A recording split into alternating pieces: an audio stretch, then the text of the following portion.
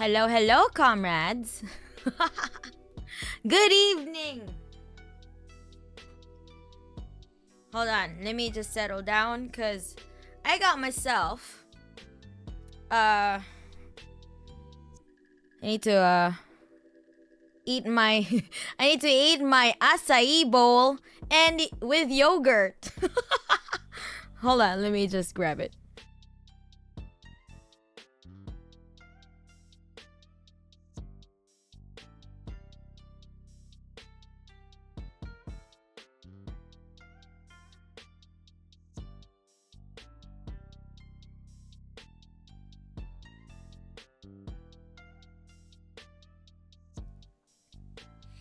Acai bowl while discussing the collapse of the economy. Gotta do it with style. Yeah, I'm actually enjoying Greek yogurt, y'all.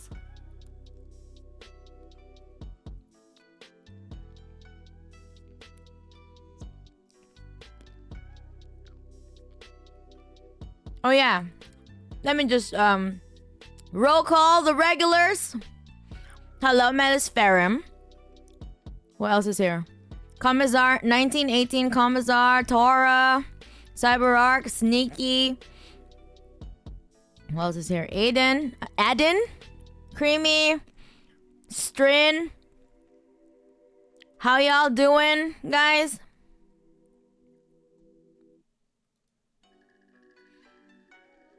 Wait, there's a yeah.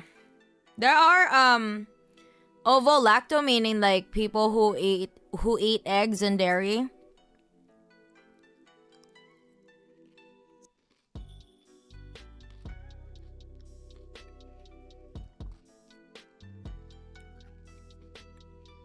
Okay. Hello, Melis. But as far as I know, there's only two though. Like strict vegan, and then there's like ovo-lacto vegetarian. That's it.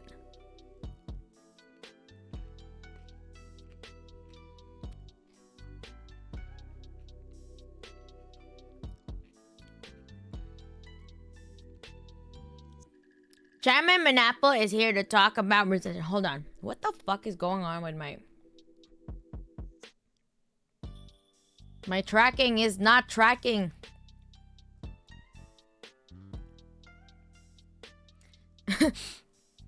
Today is about the Great Depression 2.0. I think it's even worse than the Great Repression. Great Depression.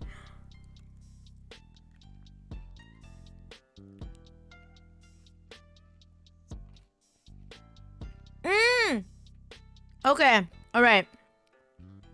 Yeah, Sneaky. Those people who just eat dairy but not eggs, they're just lacto vegetarian. And those people who only eat eggs but not dairy are like ovo vegetarian. I guess there's four, I guess. I don't know.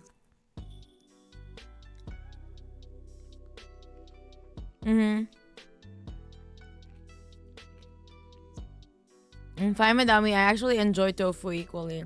Just incredible. Yeah. I mean, you know what? Like, I'm not...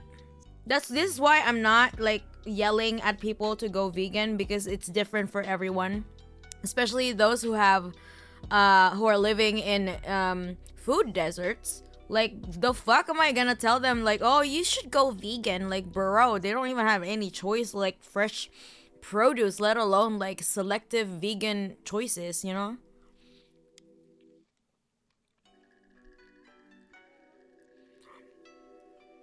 Oh my god, Sneaky, yes. I know about the Jains. They don't eat any root vegetables either. Okay, alright. I guess there are a lot of vegetarians. My bad. My bad. Now going without umami, savory flavors give me death. You can take my cheese from my cold dead hands. Yeah, nobody's gonna take it away from you. It's okay. Live your best life. I mean, you know what? Like, over time, as I've like grown into like learning theory and expanding my praxis. It's being vegan is like, telling people to go vegan. Being a militant vegan is very liberal. It's it's some lib shit, brain rot.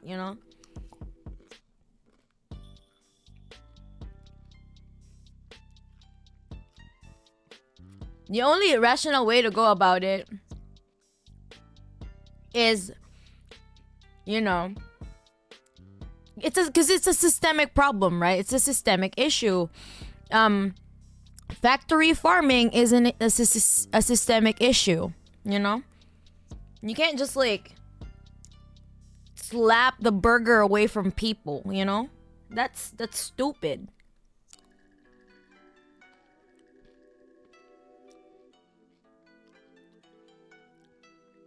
It's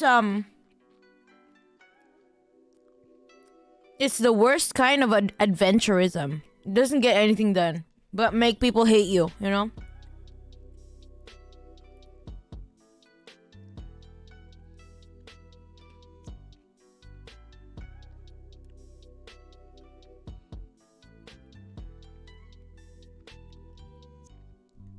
Yeah, I mean, meat alternatives are very expensive now, but hopefully in the future it won't be.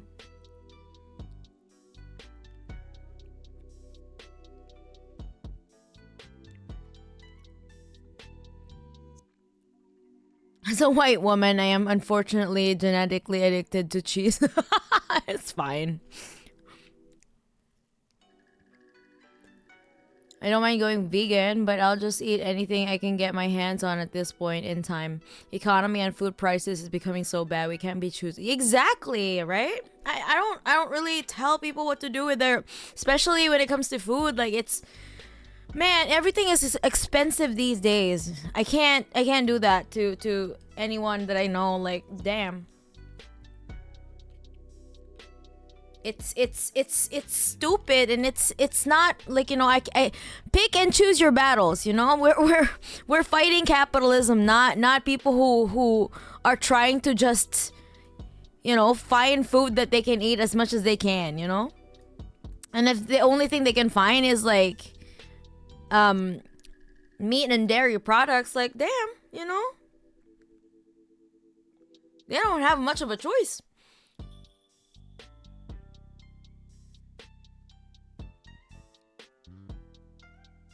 Ovum is egg in Latin, yes.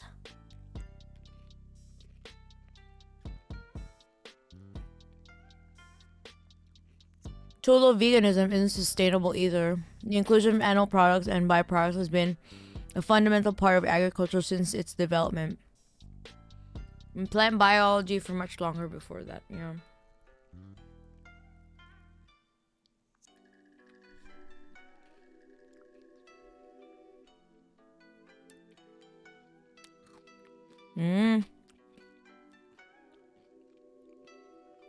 That said, sustainable definitely also include less meat than the Western diet. Yeah, definitely. Like, it's just overconsumption of meat that like kind of tips over the scale of meat production,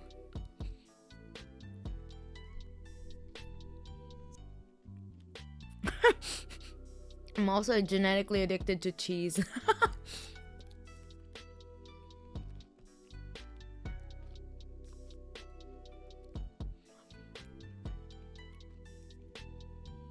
You'll never make me part from my mozzarella. What kind of... Now, how do you like to eat your mozzarella, Tora?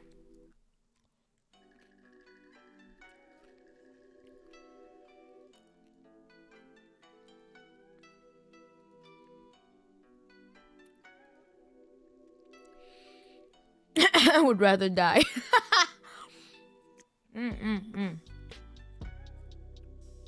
Hello, Mara here. Yeah, I'm eating my acai bowl.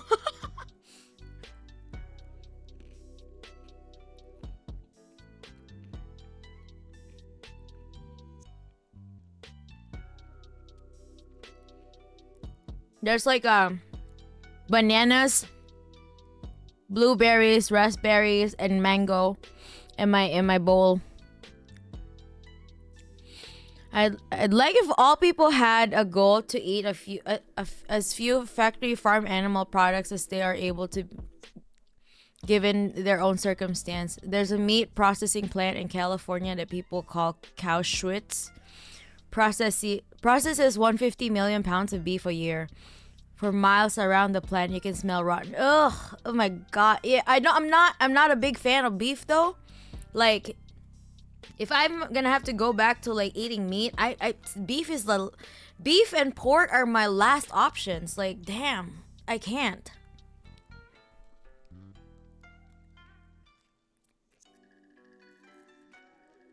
I just red meat is just so gross to me. Like, it's not even because I want even if I'm not vegan anymore, I still wouldn't eat like beef and pork. Ew.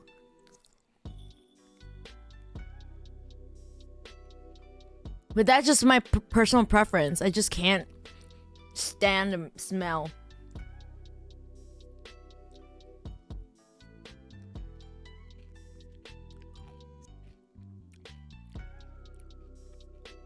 There are vegans who eat fish. I don't think they are vegans. We call them pescatarians. The ones who eat fish are pescatarians. They're not vegans or vegetarians. They're pescatarians.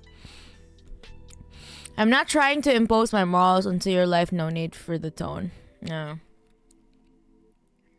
Yeah, let's not fight about food. Oh my god, please do not tell people what to do. Okay, like in chat, let's just discuss like how you eat stuff and whatever, but let's not tell each other what to do, okay? How about that? I feel like food is such a personal choice. And also, it depends on your circumstance that we can't really impose that to each other.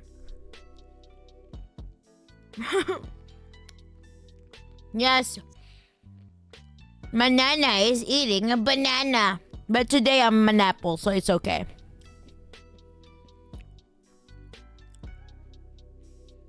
I know. The fruit bowl sounds phenomenal. Yes, it is phenomenal. I love it. It's a banger.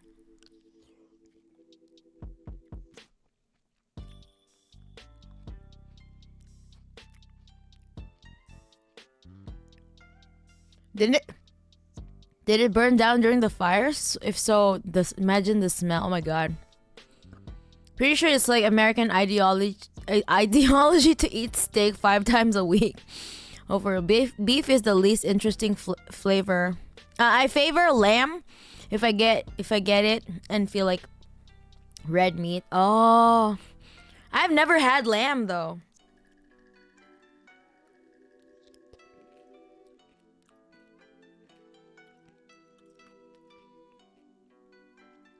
I don't know why I'm very attracted to lean meat like chicken, a fuck ton of fish, and seafood, and I am white as hell. Alright, I guess you have like Mediterranean ancestors. Maybe. Who knows, you know? Maybe you're not as white as you think you are.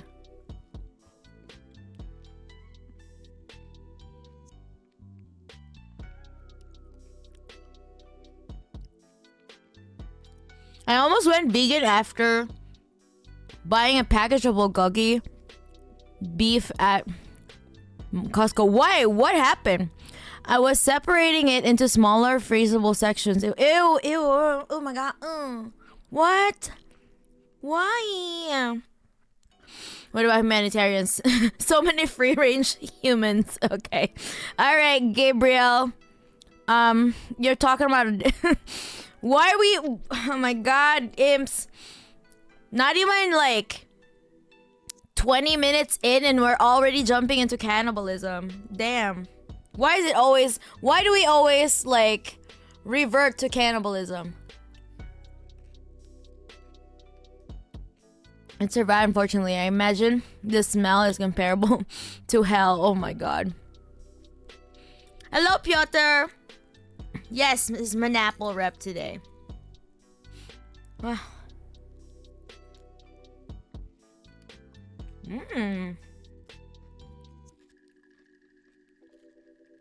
I'm enjoying this bowl very much. I cured salmon chilled with onions in the fridge. Oh, I've never had cured salmon though. I'm not really a big fish fan either because I have a lot, and I also have a lot of seafood allergies. So I was never a fan of seafood. Maybe I can eat tuna and salmon. That's like the extent of my like seafood. Because the rest, like the crustaceans and the octopus and squid, I'm also allergic. Shellfish, I'm allergic. So we eat them with a big spoon. Father of my brother's ex-wife cooked the best lamb I ever tasted. The shashlik. How do you call it? Kebab. Oh, it was so great. I still remember the taste. Armenians somehow cook the best lamb. Ooh, that's what I was thinking. All that high class mutton. I do recommend trying lamb mutton. It's a much better red meat alternative. Enjoy it more from a taste standpoint, and it's objectively better from a sustainability standpoint too. Doesn't it like smell like strong though? Yeah, I mean, I don't really care because ever since I was young, I really don't care about seafood. So, I really don't care. I don't feel like I'm missing out because I don't care.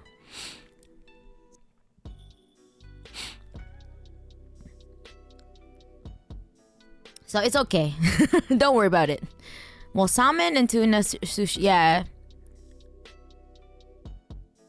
When I still ate meat, we'll say Armenian shashlik was probably the best meat I've had.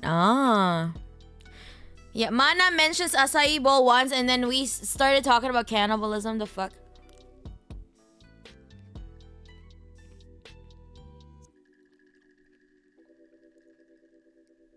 Okay, imps. Why don't we get started with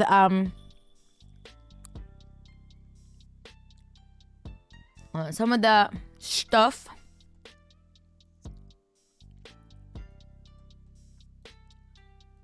Let's start with a clip, okay? Let's understand why recessions happen first, okay? Let's watch a little bit of JT. Second thought.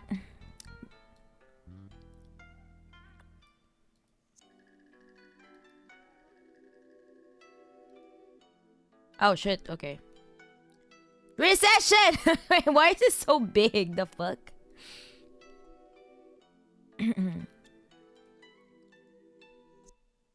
Oh, it's actually that's how it is, okay. Damn, alright. My bad, dog.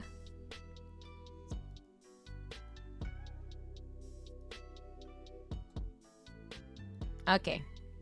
Are you ready? Are you ready, imps? Let's do this so we can have like discussions in between. Hey, we're talking about the tanking economy. Not, I mean, of course, like the imperial core, like the United States and the West, like they're tanking so hard, and it's relevant to me even if I live in Japan because you know Japan is tied with the the Japanese economy is tied with the U.S. economy, so I have to care about it too, you know. Also, Liquid Zersky, $1 Walmart bread with $250 worth of lunch meat. Yeah, is that your lunch for today?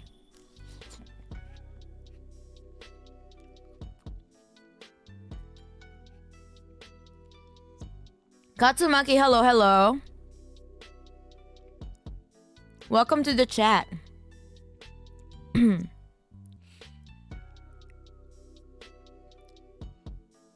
I love being in Weimar, Germany. Let's get to the terminal decline. Yeah. Do you feel like 1930s Germany imps? it's it's gonna do a fancy, except like you know, there's way too much tan.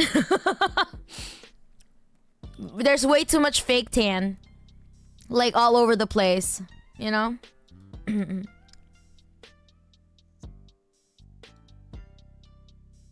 Okay, so let's first understand why recessions happen, and then we're gonna have a collective meltdown later.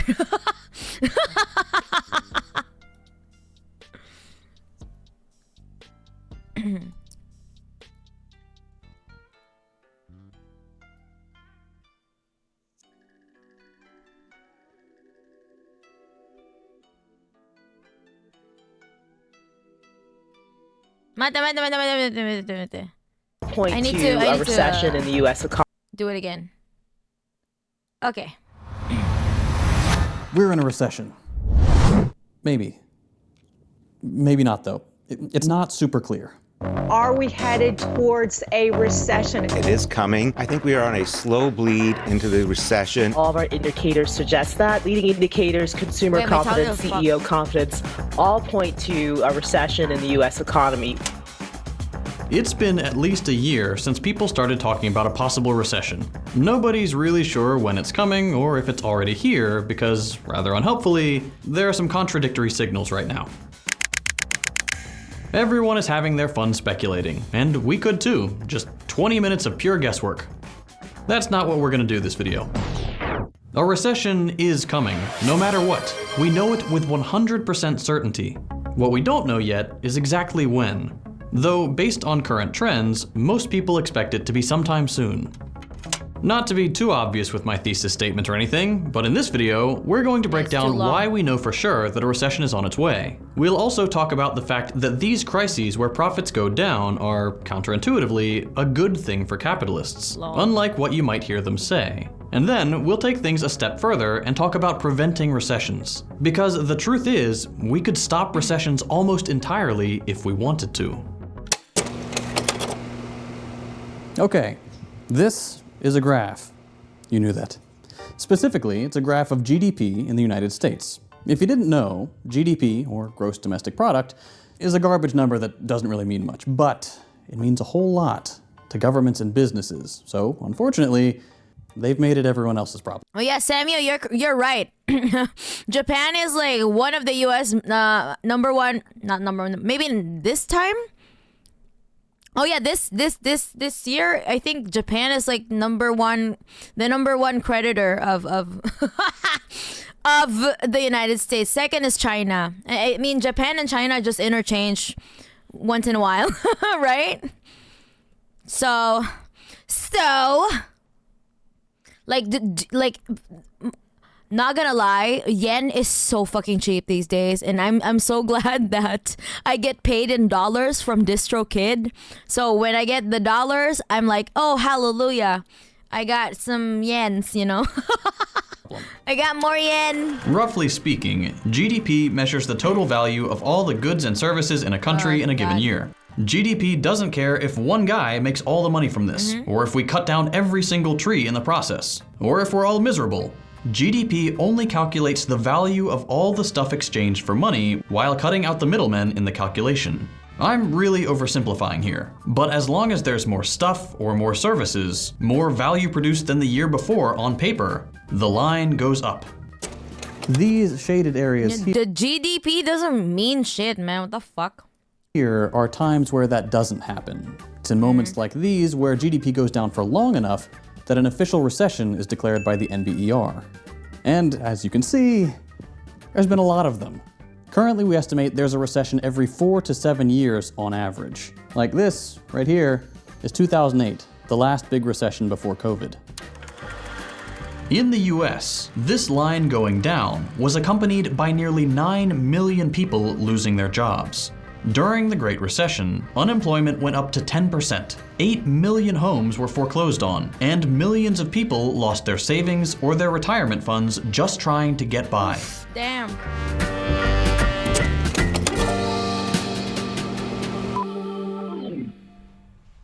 This is why recessions are a big deal. They're brutal. They're not just a few months where you need to cut down your spending on, say, $4 artisanal bread, to take a completely random example. Bread, brother. Death rates, alcoholism, suicide, all sorts of really terrible things go up during periods of economic contraction.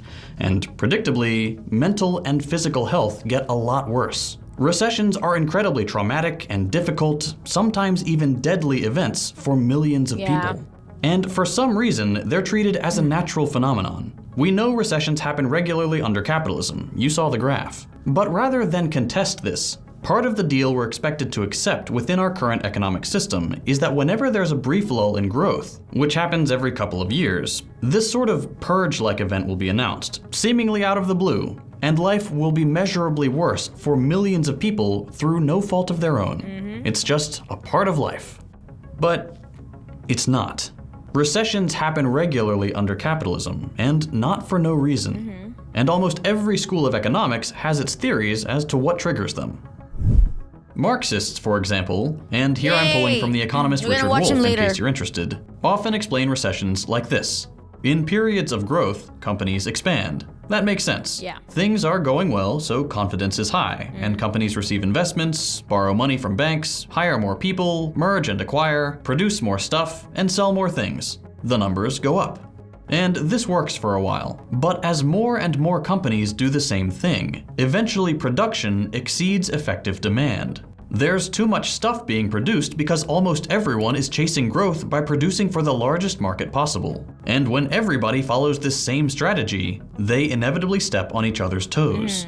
Not everyone can produce this much and reap the rewards. There's just too much stuff in the economy because we aren't producing according to our needs. Each company is producing for its own selfish bottom line. Not only is this obviously terrible for environmental reasons, faced with a lack of effective demand, many companies won't make the profits they expected to and invested their money for. So they'll lay off their workers. Investors will stop investing. And all throughout the economy, the repercussions of this failure to grow begin to bounce from business to business as everyone's inputs dry up. More people are suddenly unemployed, businesses shutter to a halt, profits take a dive, and GDP, the total amount of stuff being bought and sold, goes down. And you get a recession.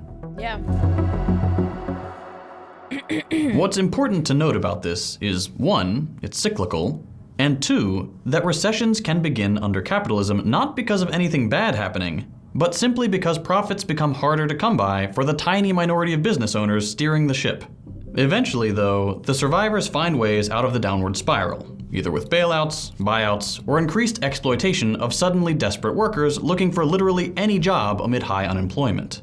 The economy starts growing again and kicks off the next boom that'll lay the foundation for the following bust. It's cyclical. And it's why we know that recessions are always on their way. The boom and bust cycle. Beyond just looking at the historical record. I don't know, for the last 10 years, was there any boom at all? It's always been bust, bro. Like we've been busting for 20 years.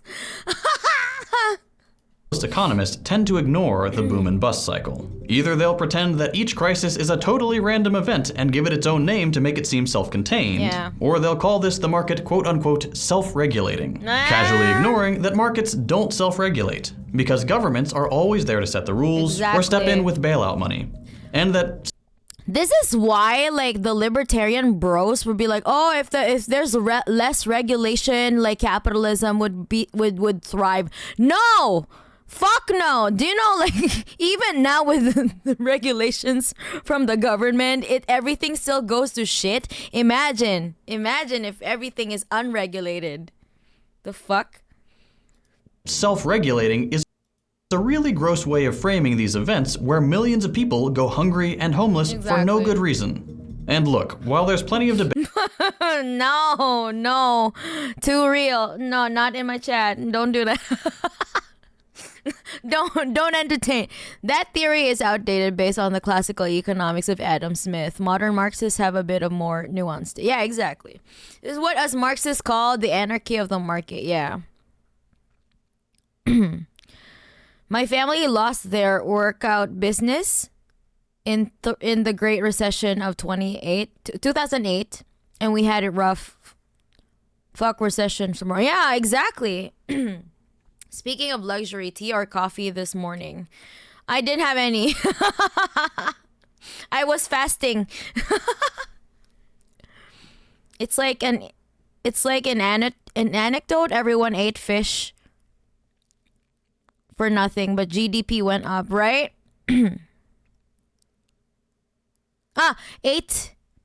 Everyone ate SH for nothing. Something for nothing? Then the government bails out the too big to fail businesses. Busted. Nah. Nah, T-Color, not you too. Okay, alright. If okay.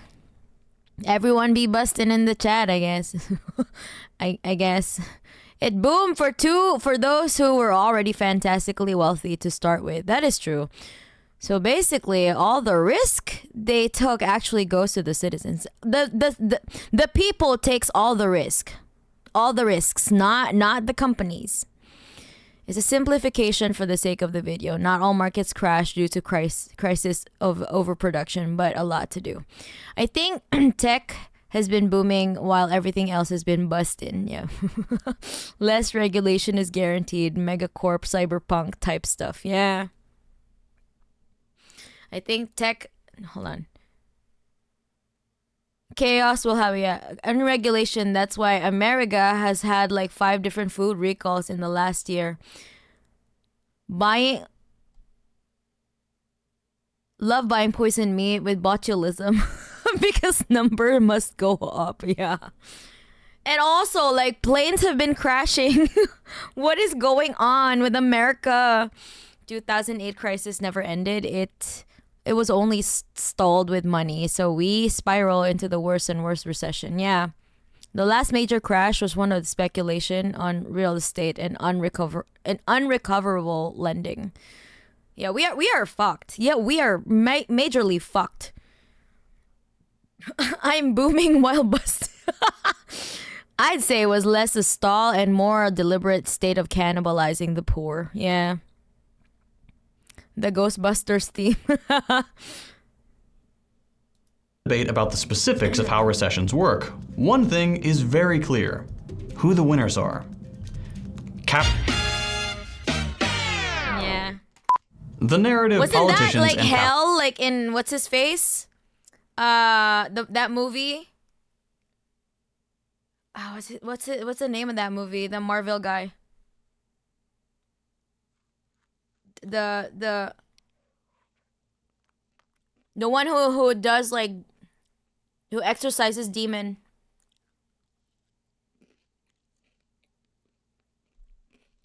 capitalists prefer makes it seem like recessions are bad for everyone, what with the numbers going down, workers losing their jobs, and businesses going under. But that's not a very honest way of telling the story of recessions. There are winners in a recession. And part of the reason why recessions happen so often is because it's always the same people who benefit from them. Yeah. Here's the data. What you're looking at is a graph of unemployment and capitalist share of income.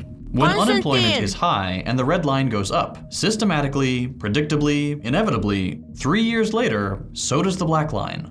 Capitalists get a larger share of the total economic pie 3 years after unemployment rises. In other words, when unemployment increases, so does inequality, and it's always the same group that benefits.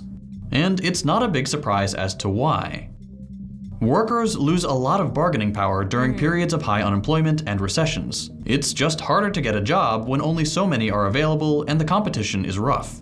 And that means that capitalists can absorb more of the total wealth. Even if that total wealth goes down, they now benefit from a more dominant position in the economy.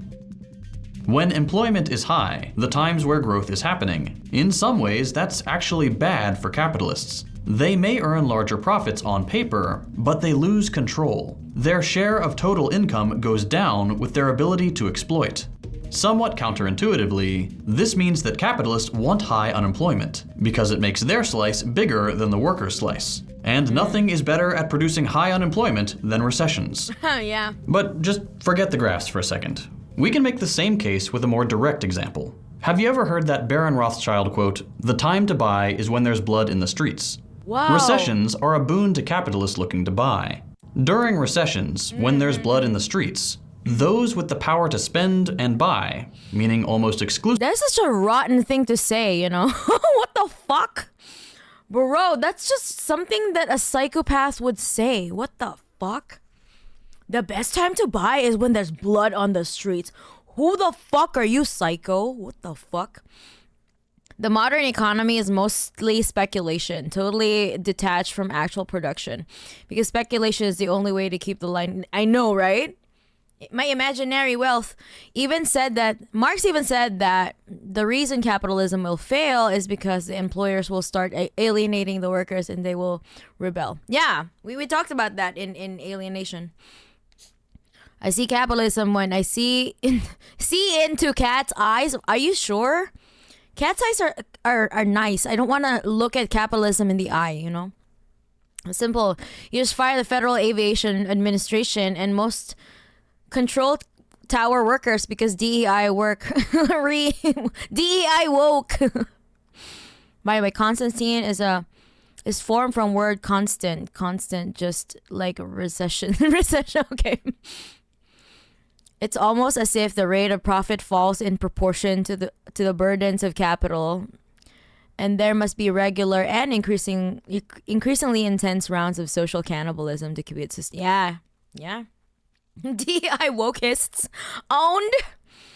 I meant specifically this crash. The helicopter had active radar. It didn't need a traffic controller if they'd just been paying attention.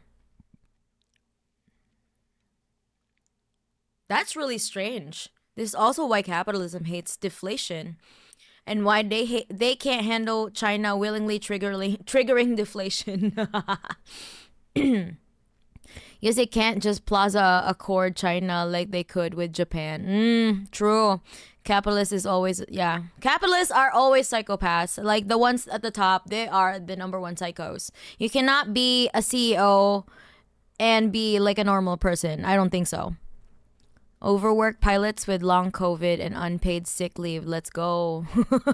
All cats, I know. All cats are beautiful. Let's not like equivocate them with capitalism or not equate them to anything related to capitalism because cats makes us happy. Capitalism doesn't make any of us happy. They're going to blame the recession on DEI and wokeness, aren't they? They are. They're going to blame anything and everything except for capitalism. And the powerful transgenders and their queering race of destruction. This can't possibly go right. How many years of HRT do you need to be on the get the queering ray powers? Yeah, I mean, you know what? If I would get a queering ray power, I would go on HRT too. Damn. Maybe it's because of the currency restriction. Yeah. The USA's economy does have a few giant bubbles, such as the AI tech bubbles, but those aren't as huge as the financial sector bubbles. And when that one pops, it will take the whole thing down with it. That's why they're so threatened by China's AI developments. You know, they're trying so hard to bring down DeepSeek. And the ones that Alibaba came up with.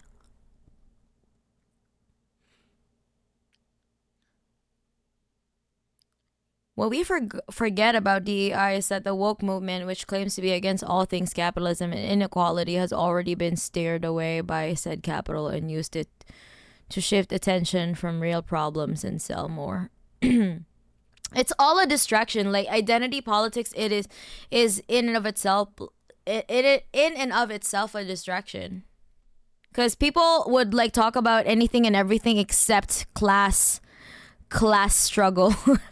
You know, as Michael Hudson explained, there are bets and bets on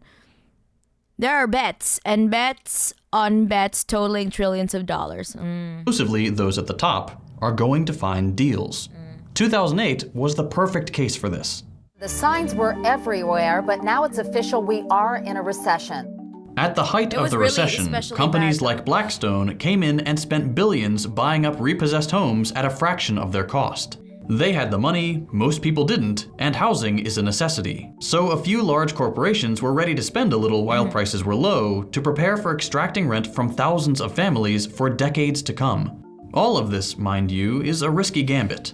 Periods of high There's no woke movement as a singular thing, though. This conspiratorial framing is a fascist spook. Yeah, there are some people who, in the left, are also bought that idea of the woke. Like, I don't understand that. I've seen a lot of Marxists that would be like a little bit of like discourse about about gender and feminism and all that stuff. That's not all woke. There's a lot of Marxist ways to go about it.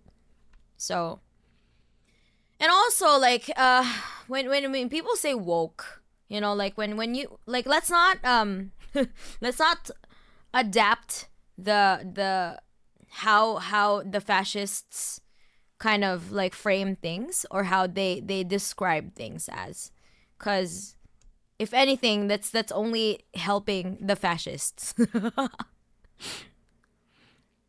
So let's try to be a bit more critical and also careful with our terminologies, I guess.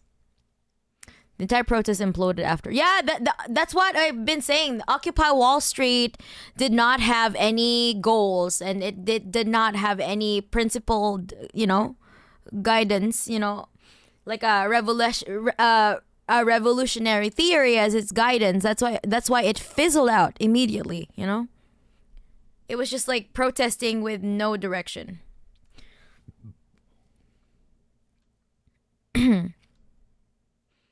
Identity reductionism, yes, there I agree with you, which is often used as a synonym for identity politics, which is incorrect.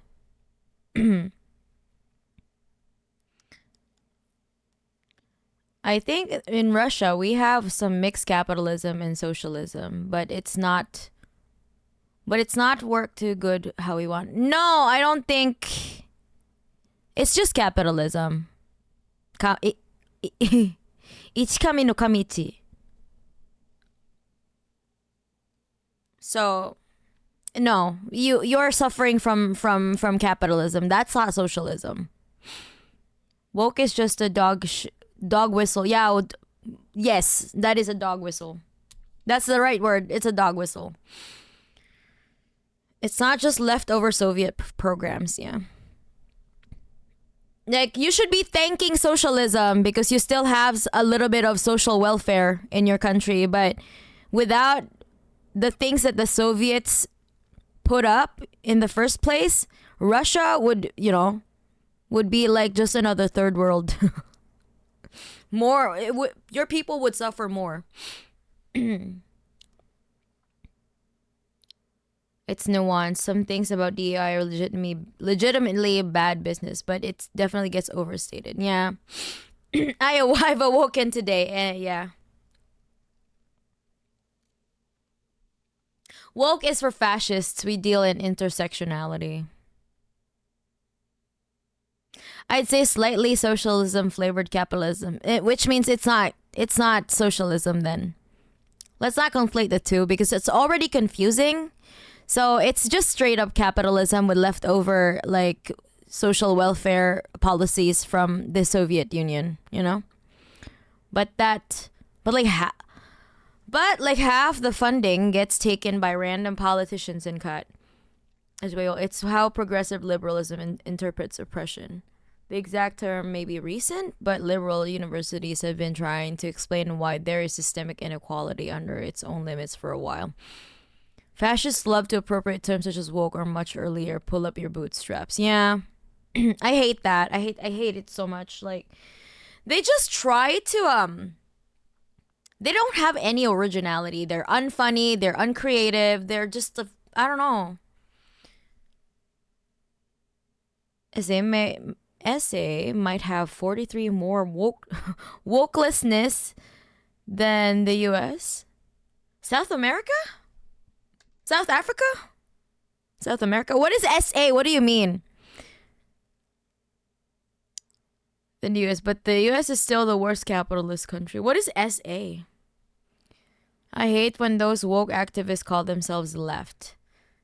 That's an insult to actual. Let's just not call them woke activists. Let's call them liberals. They are liberals. Like, I think the fascists would say like woke because they want to denigrate, you know, AAVE. That's that woke is from African American vernacular English. So they want to you know, to undermine minorities, particularly they're just anti-black, you know. They hate black people, okay? So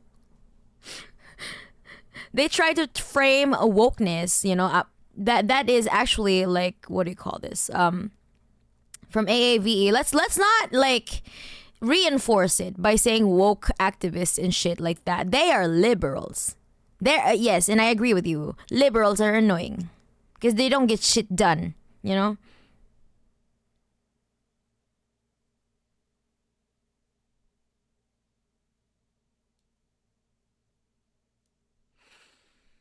There's definitely some movement to set people against each other, and the overreaction with the DEI initiative is not just like that.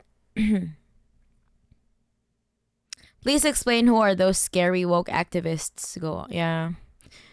Let's not talk about that.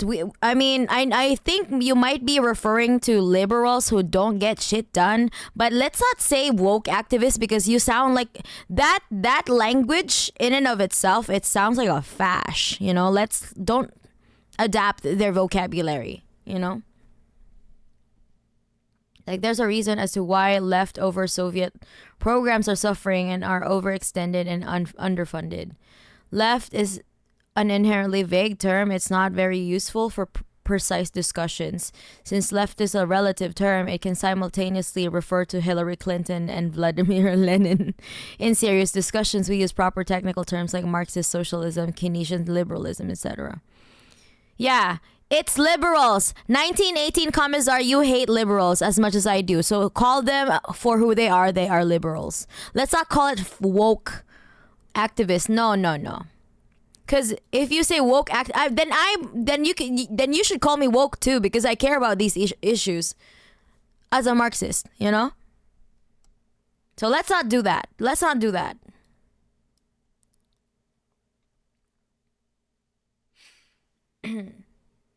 I'm convinced the concept of the left is a psyop to absorb progressive movements into the liberal omnibus. Yeah.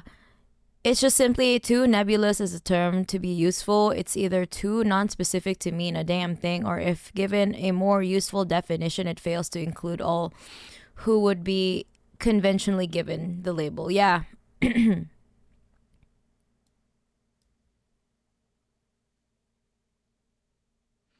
just saying you hate liberals, not whatever a woke activist is. Yeah. So can we just agree that we, as Marxists, like if you identify, you know, if you call yourself a Marxist, you hate liberals, okay? Like we just hate liberals. They're not woke activists and shit like that, because we also, as Marxists, we also need to care about feminism, right? About, you know, inequality, racial inequality issues, you know?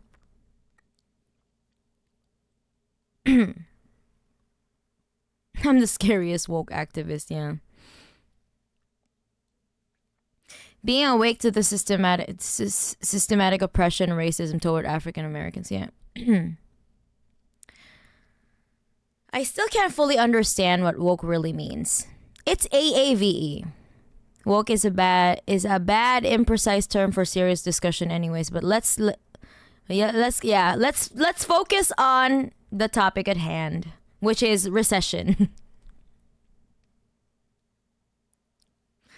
Calling libs woke is not so bad as calling them. I mean, okay.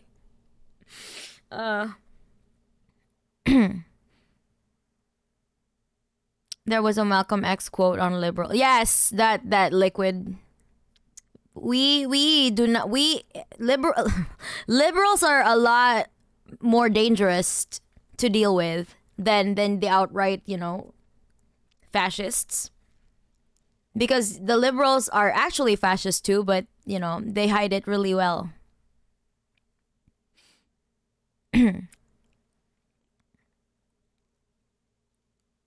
Them calling each other liberals instead of wokies would be self-destructive. I don't know if I'd call myself Marxist precisely, but I'm with you fucking liberals. Yeah.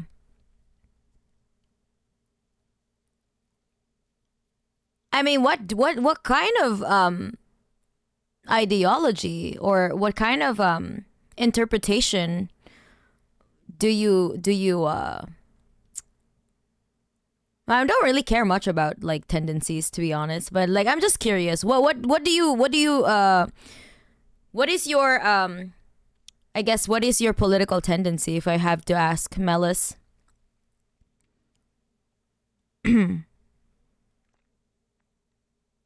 He was digitally disappeared by Twitch. Yeah, unfortunately, Comrade Larry has been banned indefinitely from Twitch, which is really stupid because it was just his bit emotes. And they said that the hammer and sickle is a symbol of hate. Like, what the fuck? They equivocated the hammer and sickle symbol with the fucking swastika. Like, that's fucking insulting, you know?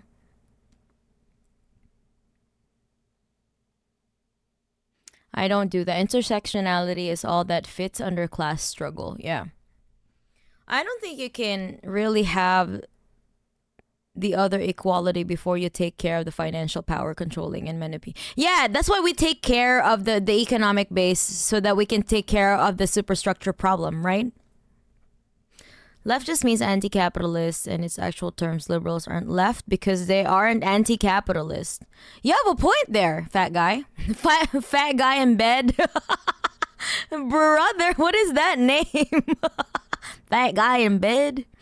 If you reduce everything to identity, then you're a lib, yeah. Like they fail to understand that Marxists care a lot about intersectionality, you know? Every social issue is related to class. But liberals would talk about social issues but class. Yeah, what do you think? Where do you think these things started, huh? Let's get down to the roots. Oh, but like that's too extreme. Okay. All right. This I guess we just had like, you know, I guess it's enough for them to like parade outside and wear pink hats. I guess for them it's like, "Oh my god. Progress, you know, girl bossing." Even MLK had some choice word for what he called the white moderate, who is more devoted to order than yeah, exactly. That's the Democrats right now. These are this is the Democratic Party. Like MLK warned everybody about the Democratic Party of today. Wait, you're not a Marxist and not a liberal? Whoa, we got a fascist over here. What? I'm not sure I have a good label for what I am. Just so vaguely call myself a commie. Okay, I guess. I mean, you know, whatever would work for the particular place you're in, you know?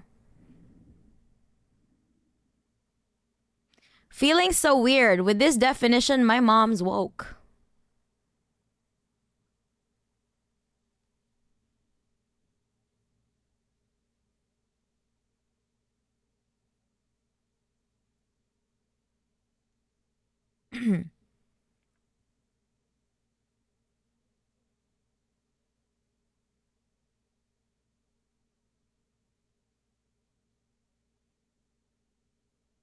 No, I think Melis said that what like how MLK described the white moderate is what liberals are today, from what I understand. I'm not sure. Like, is that what you meant, Melis? There's other options too. There's other options. Anarchists or just someone still developing the political postures. Yeah. Everyone, please, yeah. Oh yeah, everyone please go follow Comrade Larry on Kick.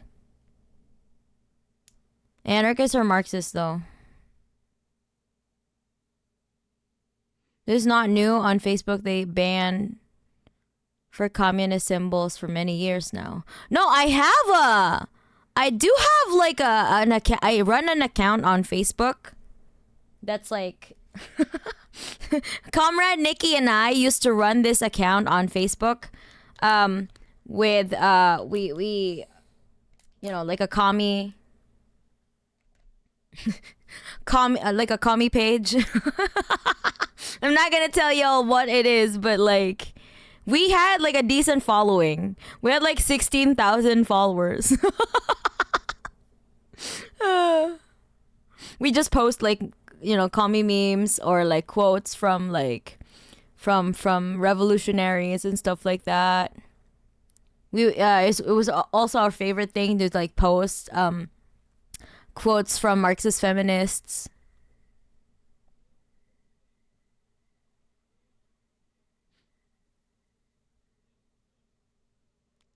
I'm saying more socialism than Marxism, but I'm fine with Marxist. They're so much more human than. No, Cruise Gamer, do you understand that socialism is like. Okay, how do you define socialism and Marxism? Like, why are you making a distinction of Marxism and socialism?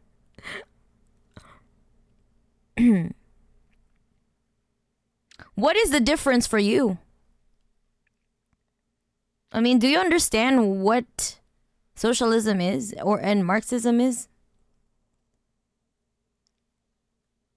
Socialism is guided by the principles of Marxism, though.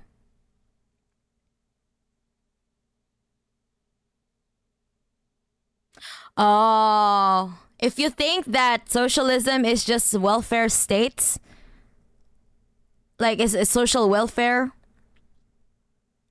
that's not socialism. How do you define socialism? What is socialism for you? How do you understand socialism? I need to know. Because there's... What? Mana can't officially link to Larry as a streamer as it is off site and this goes against Twitch rules, but you viewers can. Ah, yeah, that's true.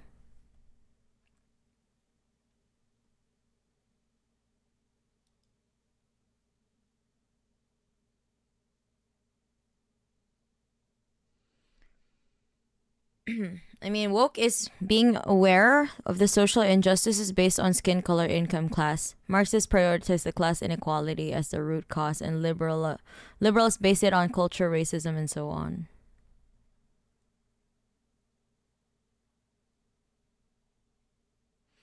I don't think there's really like a woke definition. It doesn't need any like. Liberals aren't even really that anti-racist. Liberals are literally calling ICE on migrants because they voted for it. Yeah, that is true. Liberals are so, I don't know. They're just as demonic, you know.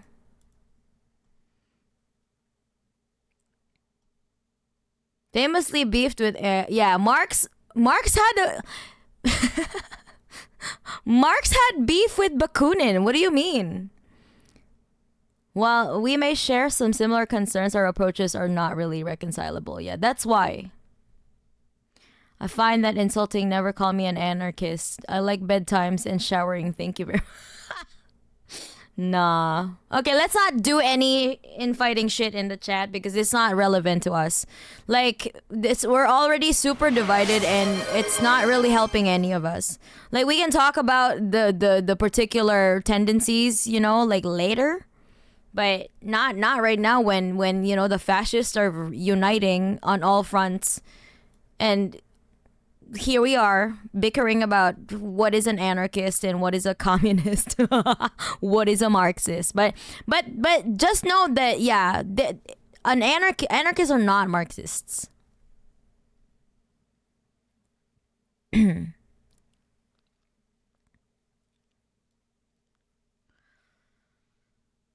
This is not new on Facebook. Yeah.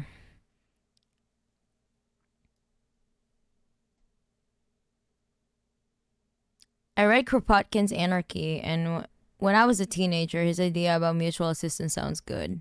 Isn't Kropotkin like an anarcho-commie? Anarcho-communism. How MLK described the white moderate is practically what I'd call a textbook definition. Yes, okay, yeah. So I read that correctly. Anarchists are Marxists, yeah. No. No, they're not.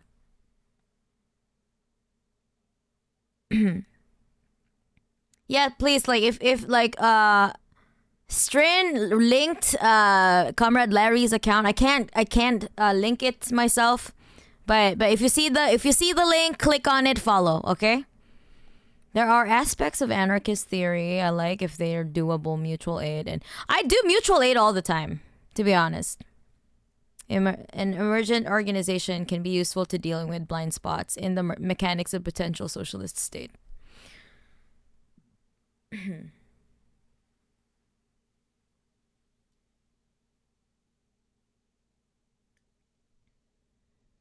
Socialism is when the government... We've already had a stream about it. Ah! Don't make me do another stream again. Oh my god. And if it does enough stuff, that's communism, right?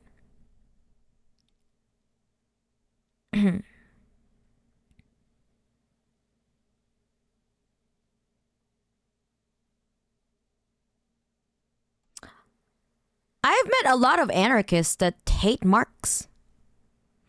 Anarchism is based on dialectical and historical materialism. It is based on Marxism. It's just not based on vanguardism or centralism. Anarchists and communists aren't really as opposed as the internet meme would lead you to believe.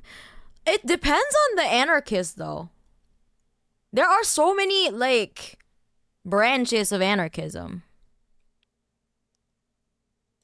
Like there's anarcho-communism. I guess they are the ones who follow Marx. And I don't know, maybe the syndicalists?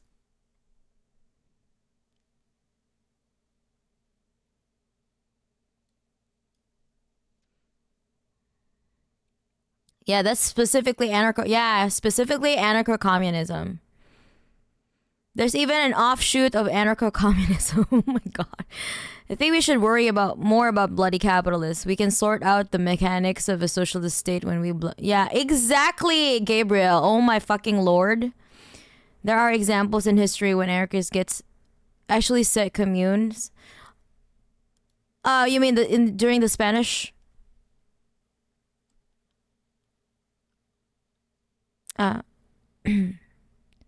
And communists were against it. But yeah, right now we have a bigger problem. Yeah. Mike Moore was in 4 years, the libs will be pushing everything the Republicans support. Yeah, they've been doing that every time. Socialism is very similar to Marxism.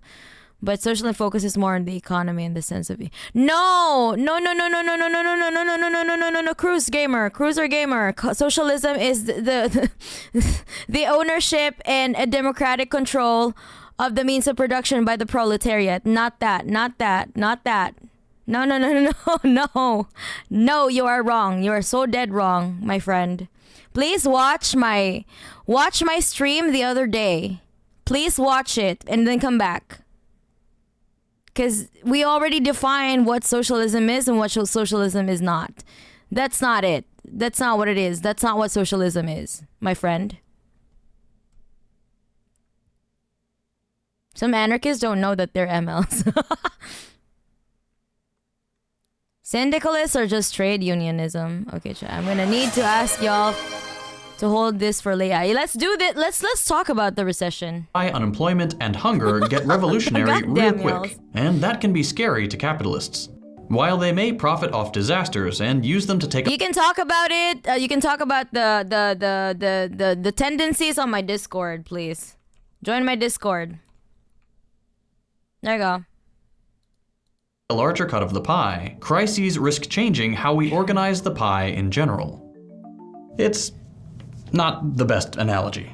But anyway, that said, so far, capitalism has survived its recessions. More than that, they've been ways to embolden the system. So when capitalists find ways to trigger recessions, by pushing markets to the edge, playing with prices and expectations and so on, taking that risk often pays off. Yeah, you're right, Morbert. When it comes to infighting, I always say this: we can absolutely decide what color rug to get for the living room once we put out the house. Yeah, once we put out the house fire, because we are fucking on fire. Our planet is on fire, so we can like leave the particular tendencies later for discussion because it's really not relevant to our time to like be picky. Like beggars can't be choosers. We are the beggars right now. The fascists are in office and we are headed for like probably the worst recession yet. And that's not all. This same story of winning in a crisis takes place not just between capitalists and the rest of society. Well, then the person who taught me what socialism and capitalism was wrong. Yes, they're wrong. Yes. If you want to know more, Cruise Gamer, you can join the Discord and ask us, you know?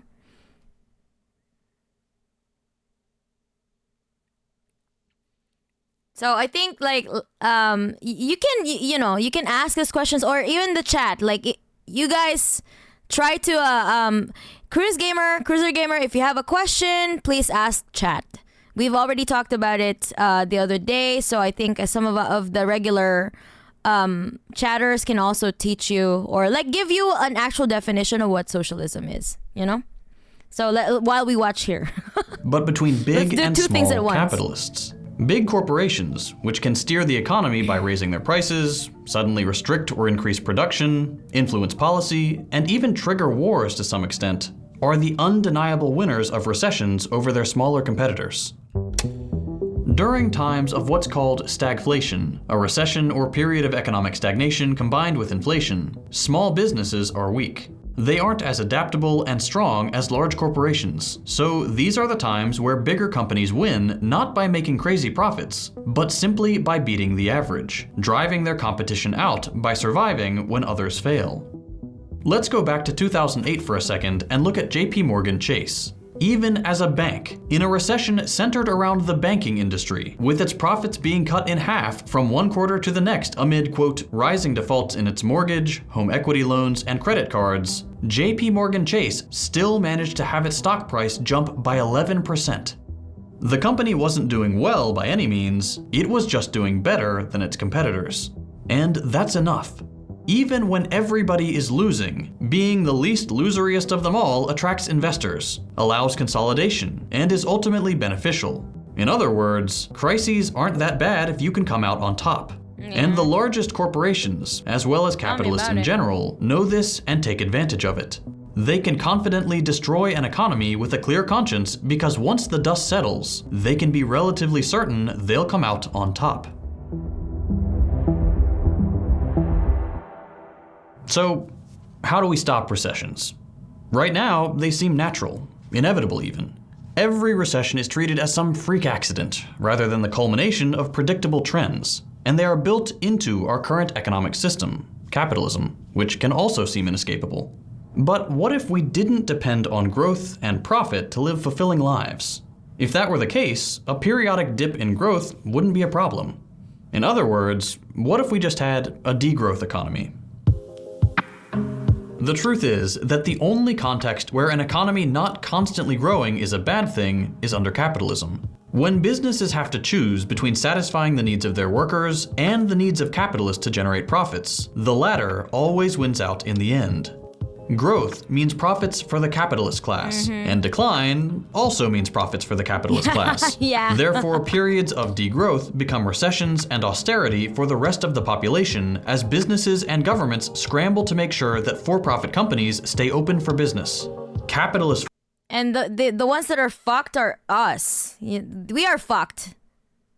The rich people are not fucked. We are. We are the only ones that get the short end of the stick. Hold on, my fucking mouse is acting up.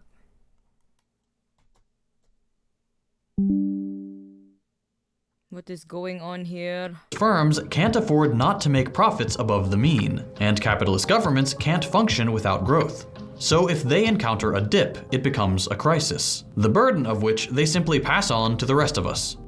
Degrowth economies don't work like that. In a socialist degrowth economy, basic services are provided on a universal basis, like housing, food, healthcare, childcare, and so on. By taking them out of market mechanisms and the hands of profit-motivated capitalists, we remove the imperative for them to grow. And with that, we get rid of the idea that if growth ever stops, that life necessarily has to become worse to make up for it. In other words, the things that make life good are guaranteed independently of profit. They are provided without being tied to the ability of a few to enrich themselves. And it doesn't have to just be basic services. We can extend this further. For example, with a more planned economy. With a planned economy, we can control more industries democratically, produce in line with our needs, not randomly having every company producing as much as possible, which not only destroys the livability of our planet, but crashes the economy when profits don't catch up.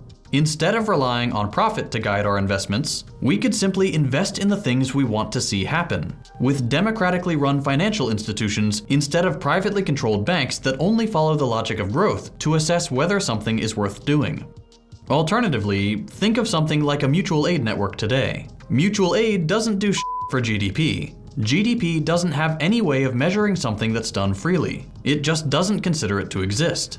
Since mutual aid networks are often just people working together to improve their lives, providing each other with services and sometimes goods, usually without money changing hands, as long as those things remain insular to the collective, life gets better without GDP moving an inch. Economies don't need growth for life to be good or for life to improve. Yeah, the GDP is really not a good indicator of development. The motivation for doing stuff is democratic will, not profit. Life gets better without some rich guy's bank account getting bigger. It's the exact opposite of austerity and recessions. It's abundance for all, even in the midst of bad numbers. And I get that this is abstract. The bottom line is that when capitalists aren't in charge, we don't need to satisfy their needs before societies, or hope that the two coincide. It's actually really simple. People before profits. Now, does this mean no more crises? No, definitely not. Another global pandemic, a massive drought, or a war can all still cause problems. Some things just can't be avoided entirely. That's the reality of life. We can prepare, but we can't always prevent. That said, within a socialist framework, the consequences don't have to be so bad, because the first priority isn't company profits. An economy that prioritizes human well-being would simply continue to do so even in the midst of a crisis, unlike a growth economy which is ready to sacrifice collective good for a small group of people's numbers to look better. A crisis can be weathered, instead of becoming an excuse to cut social services and grow the capitalist share of the pie, like what happens after every crisis in this decaying neoliberal era. I know this might sound utopian, but it's really not. It's necessary. It's common sense. We cannot keep chasing infinite growth on a planet with finite resources, and we cannot keep punishing average people for the greed of a few capitalists. We can get rid of recessions. Life can be better for all of us. We talked a lot about what recessions look like and who they benefit in this episode, so I wanted to take a second to give an example of what recession news coverage looks like using today's sponsor, Ground News.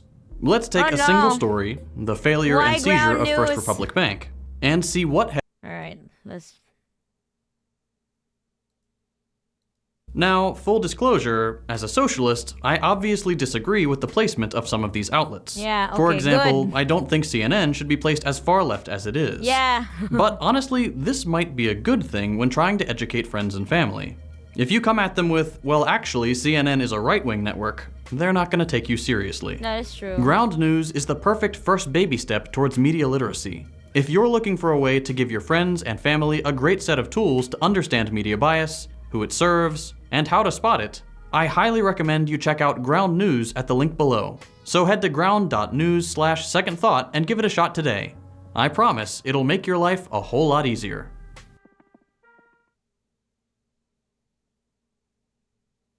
Okay. Alright, so let's move on to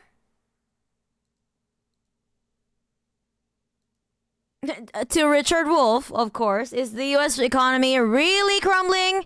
So from an economics professor.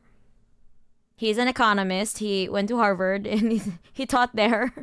To get to the core as quickly as possible, I think we are now living through the decline, the definitive decline of the American empire, along with the deepening crisis of the American capitalism that both produced that empire and depended upon it.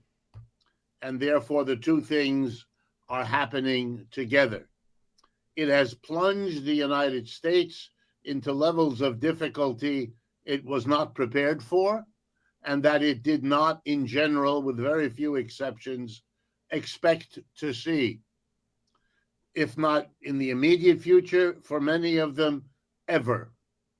What do I mean? I mean a working class, the vast majority of the American people, that finds its conditions fundamentally under attack. Real wages have not gone up in this country. And by real wages, again, I simply mean the money wage you get adjusted for the prices you have to pay. You can afford as much today with your wages as you could in the 1970s. It's extraordinary. The illusion of a rising standard of living has now been burst because it is now understood to have depended for all that time and at this minute on levels of debt that are generally recognized as unsustainable. Government debt owed by the U.S., corporate debt owed by the business sector, and personal or household debt owned by the mass of people are all at or near record levels. Therefore, no one knows how an economic downturn, when next it hits, will ramify across such a deeply indebted, crisis-ridden capitalism. And the signs of empire decline only became clearer across the year 2024. We are losing the war in Ukraine, which should have made people understand by now this is not a war between Russia and Ukraine. This is a war between Russia and its allies, mostly known as the BRICS nations, and the United States and its allies, Yeah, it's a proxy mostly war. known as the G7.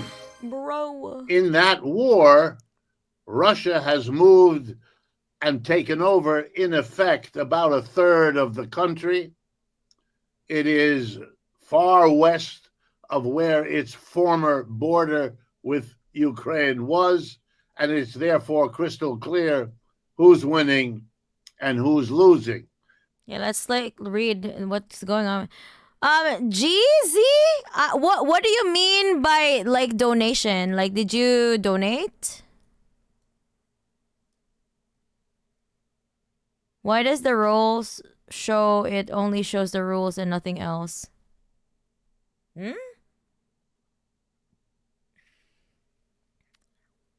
I'm not sure.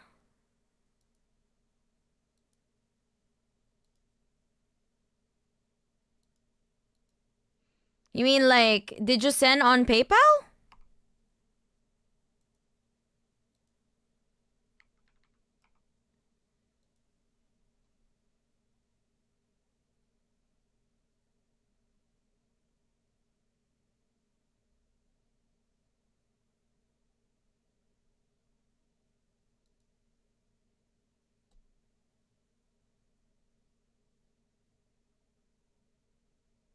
Oh, you did. Yeah, I got it. Wait, are you did you send the one from a bribe from a Chinese spy? Are you that, GZ? Are you the Chinese spy?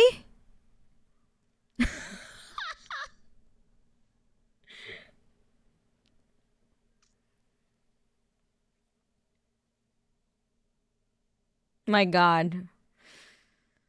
Okay, all right. Wait. Chat is going too fast. What is wrong with you guys? Okay. I'm not that I'm mad, but like I can't read everything.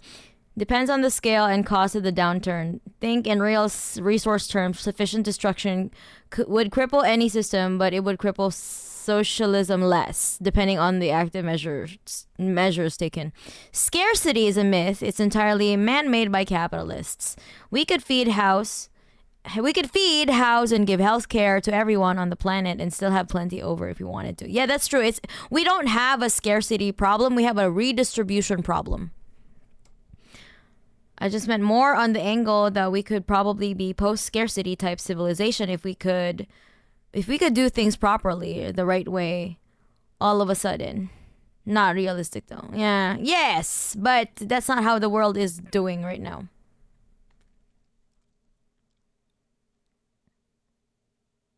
I'd like to link you to Leaping Larry's takedown on Ground News.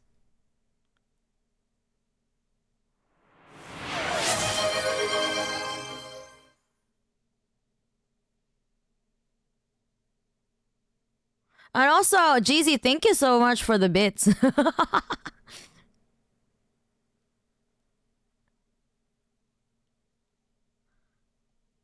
We are limited by the available resources on one planet and the productive capacity we build on it. We are on our carrying capacity max, though.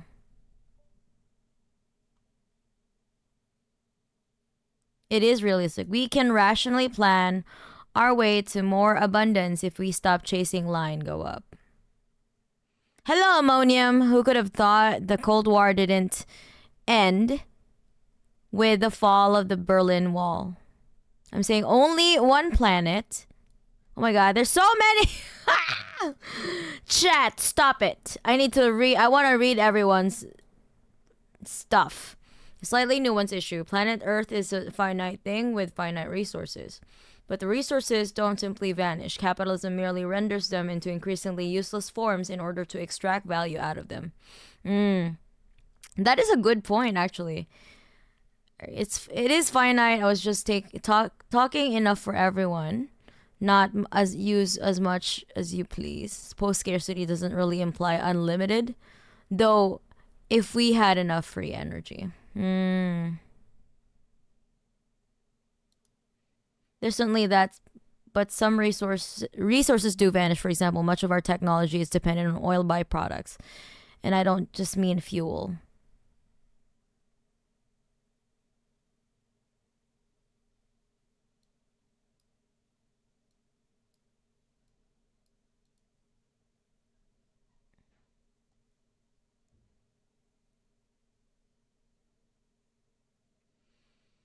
Enough free energy sounds like someone wants to disassemble Mercury to englobe the sun in solar collectors. Well, I would say that socialism actually would prevent many from wanting more. A lot of people are content with having food, housing, healthcare, and not grinding our bodies into a pulp. That's true. That's actually why, like, we need a socialist economic base so that the superstructure would be, people not wanting to like have like 15 yachts in every country, Because if you have a socialist economic base, the values that you uphold are also very socialist, which is not wanting more than you could, not wanting more than you need. Like excessive luxury that we can see with like people just burning money, People using money for stupid shit. That's like, you don't need that to survive or to thrive. In fact, you're ruining other people's lives by using a lot of your resources excessively, For what? For fun? Fuck you, bitch. Well, I would say, yeah. That's yeah, I agree with you, Nero. Like, if we have a socialist economic base, we would have a socialist superstructure. And the values that we will uphold is that of, collectivism. Which is, by the way, is not bad because it doesn't undermine individuation,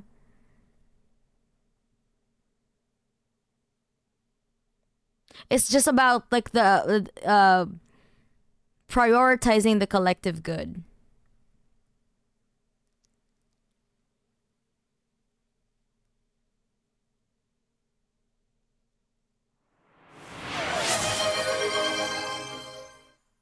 People, yeah, throw up some giant solar sails to collect power, perhaps. Even the stuff like plastic just becomes useless and hazardous rather than vanishing outright. It's also always going to be a net negative on energy if you attempt to recycle them, yeah. We building on Dyson spheres? Oh my god. I agree about the basic necessities if our population remains under our physical ability to assure them their needs. Only 15? That's poverty shit right there.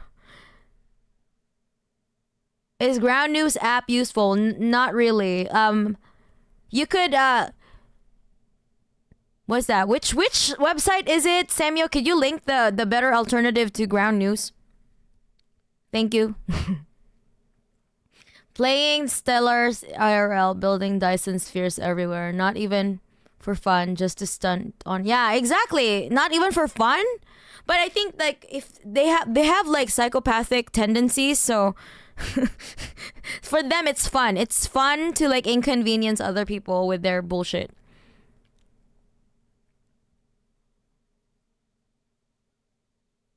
Collective good and personal freedom aren't exclusive. Exactly. Some people would like to think so though. A lot of like capitalists would like you to think that they are mutually exclusive. That the collective good is at the mercy, like, you know, like your personal freedoms are at the mercy of the collective good. Like, it's not. Stupid. Even worse than wasting resources for fun, wasting them because pee tiny. Having lived in Michigan at one point, seeing all those coal stacked smoke belching trucks. Yeah, that is gross.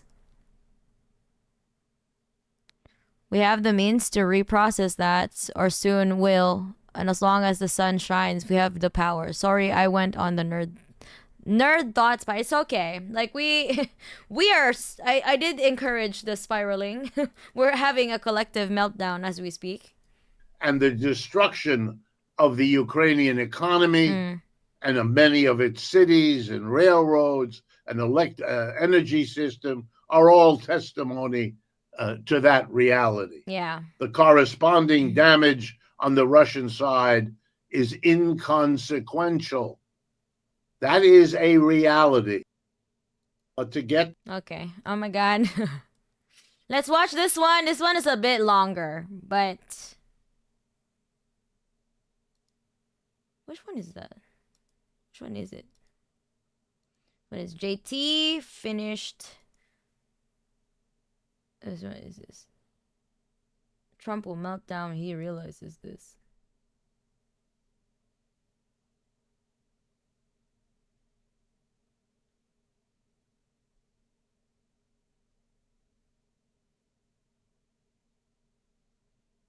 Okay, let's watch this. This one is really long. It's nearly 2 hours. Let's watch this one from Richard Wolff, which is Global Capitalism, what Trump 2.0 means.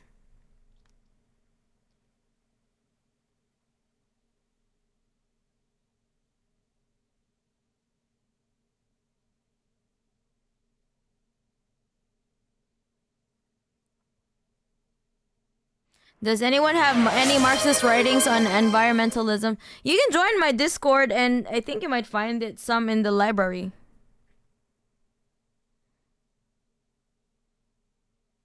No, you don't understand. A third Lamborghini is vital to a trust fund baby's continued well-being. Otherwise, how will they sustain their hedonistic lifestyle on their gated community? Can't make an intergalactic luxury gay-space communist society in those though, yeah. Depends on the type of collectivism. Japan and South Korea have bad application of collectivism because of their neo-Confucianist base. No, what I'm referring to is like a socialist kind of collectivism, you know? Of course, I'm not referring to that kind of collectivism. Like Confucian philosophy is still like patriarchy, you know. Not really available. However, there's a good docu-series made by Prolic Cult called For Land. They've made part 1, Capital Extinction, which is available on YouTube, and they're working on the second part.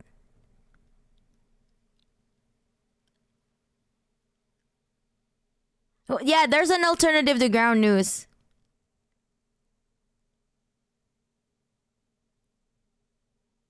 Wait, what, like, yeah, Samuel, that's not it, Piotr, but like, Samuel has recommended me before, but I forgot.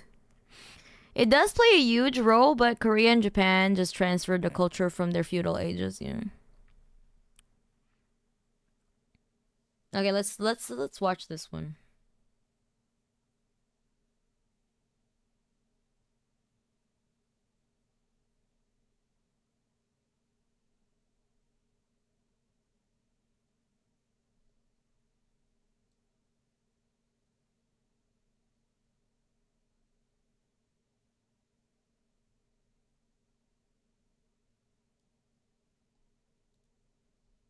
And you know who knows it? They've already done it. I'll repeat it at the end. I take as my task here to answer some questions about what the election and the I see Hasanabi Socialism I follow. Hello. Faiza liking. I'm actually very much more left than Hassan. So welcome though.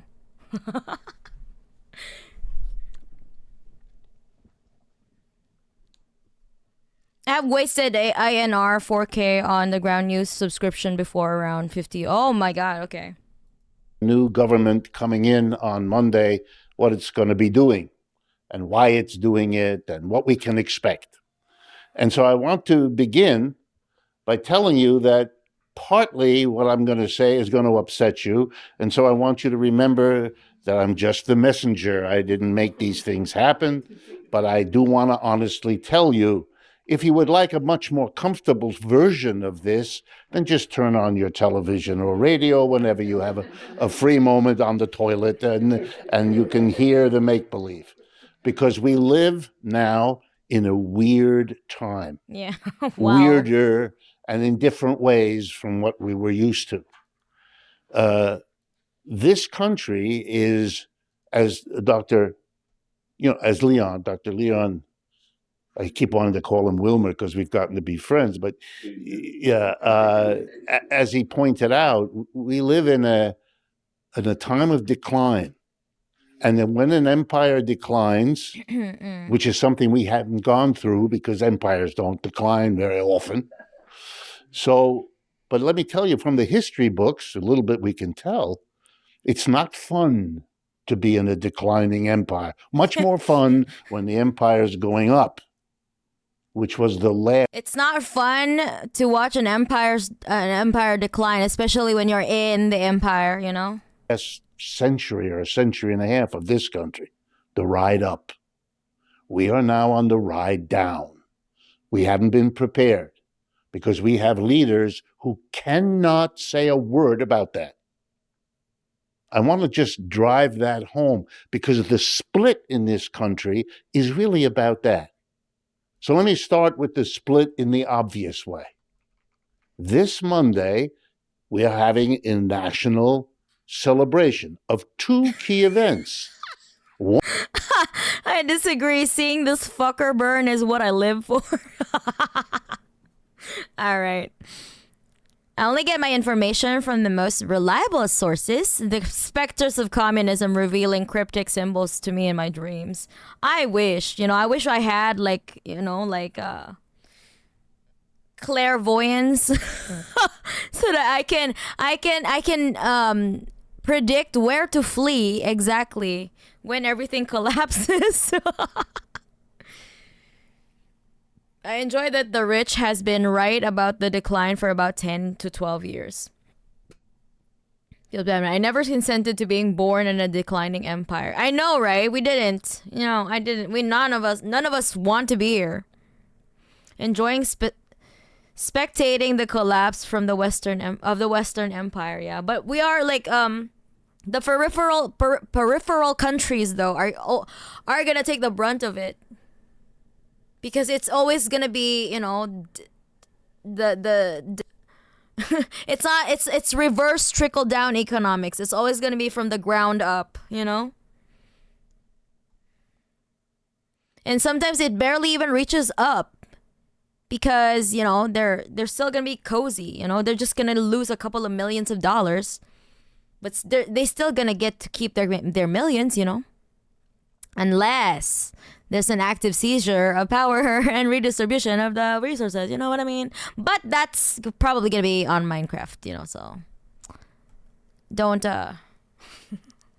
don't misconstrue my words. I would say Iceland is a pretty solid place to flee for the implosion, assuming China and its sphere doesn't work. Yeah. I don't think so, though. China is not going to collapse.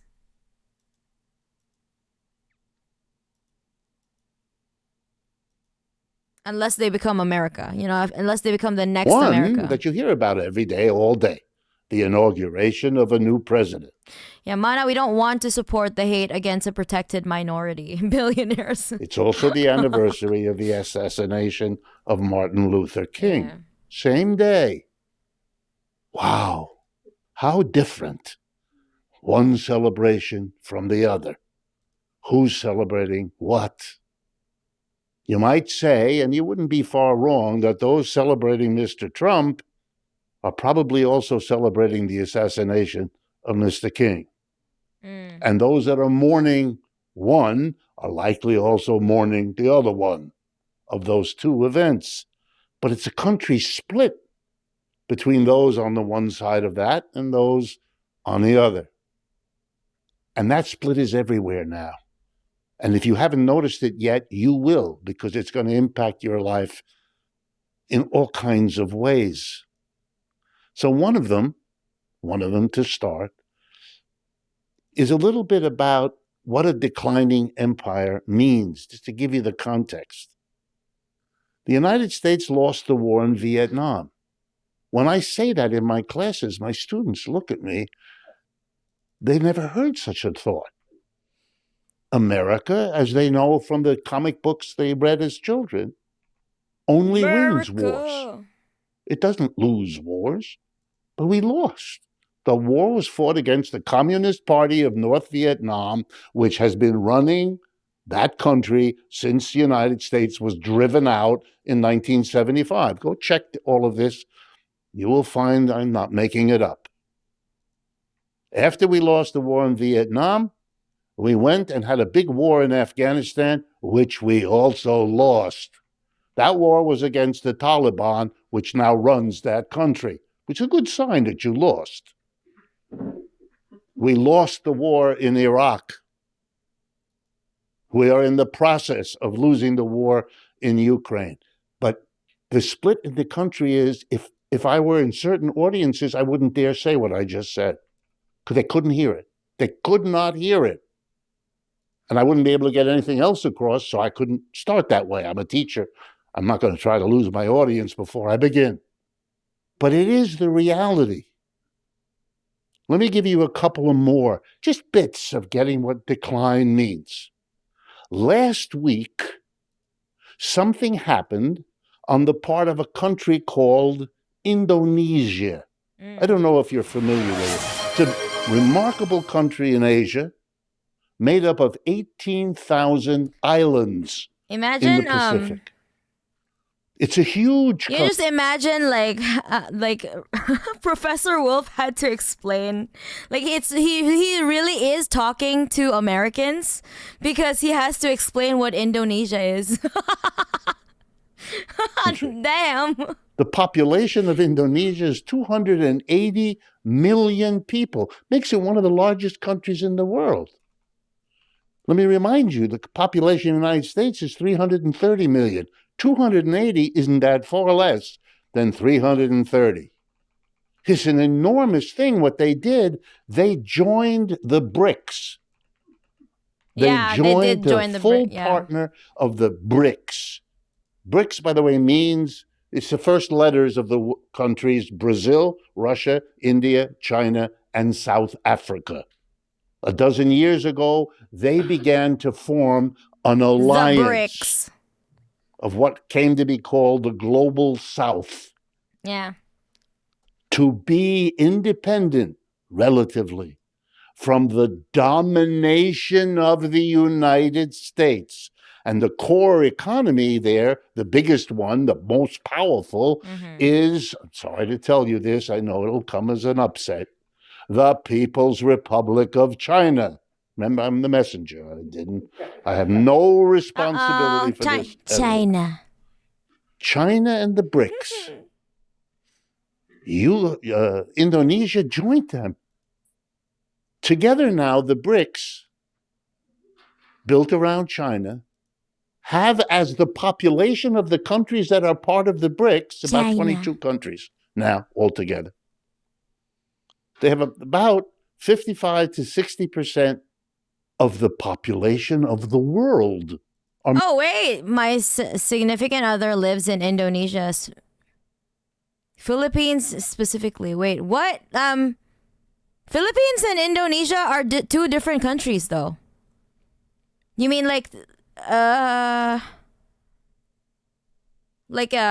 Southeast Asia?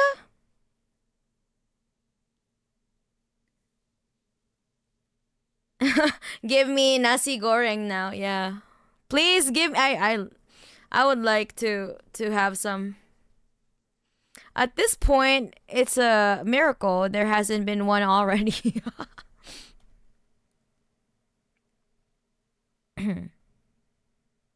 Slow down, Dick, please. Hey, don't be mean to Professor Wolf like that. I mean, I know that that's like the nickname of Richard, but like, damn. why did they come up with like the worst nickname for Richard? What the fuck? Hey, Dick. What the hell? But that country are in the brink of uprising. Yeah, the Southeast Asia. So you meant Southeast Asia, which is so your is your significant other like Filipino, or just like, you know, just living in the Philippines as a foreigner?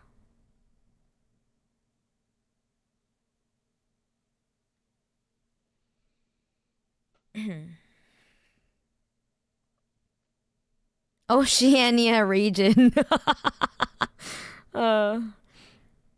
So we can say Dick Nixon, all tricky Dick. Yeah, I rip to all the Richards.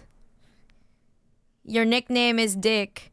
How in the hell is Dick short for Richard? White power will never make sense. What? White power? No, white people. Oh my god. Wait, I read that as white power. No way, dude. I read white people as white power. What the fuck? And I'm like, yeah, of course it will never make sense. White power will never make sense. The fuck?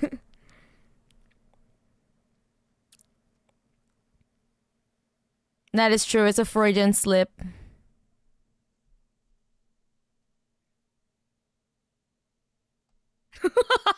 Fuck. People named Dick love referring to themselves as Dick. What the hell?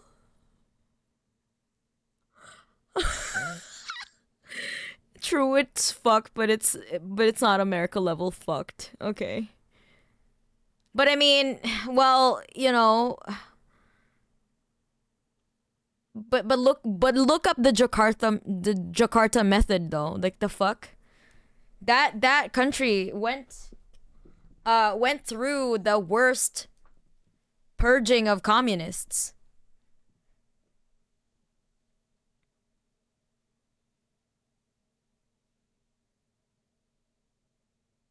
Twitch, it's a misinput. Yeah, I misread it. What the fuck? I can't read.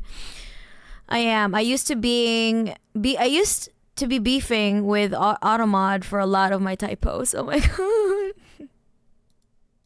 members. What is the percentage of the world's population of the United States? 4.5%. You understand?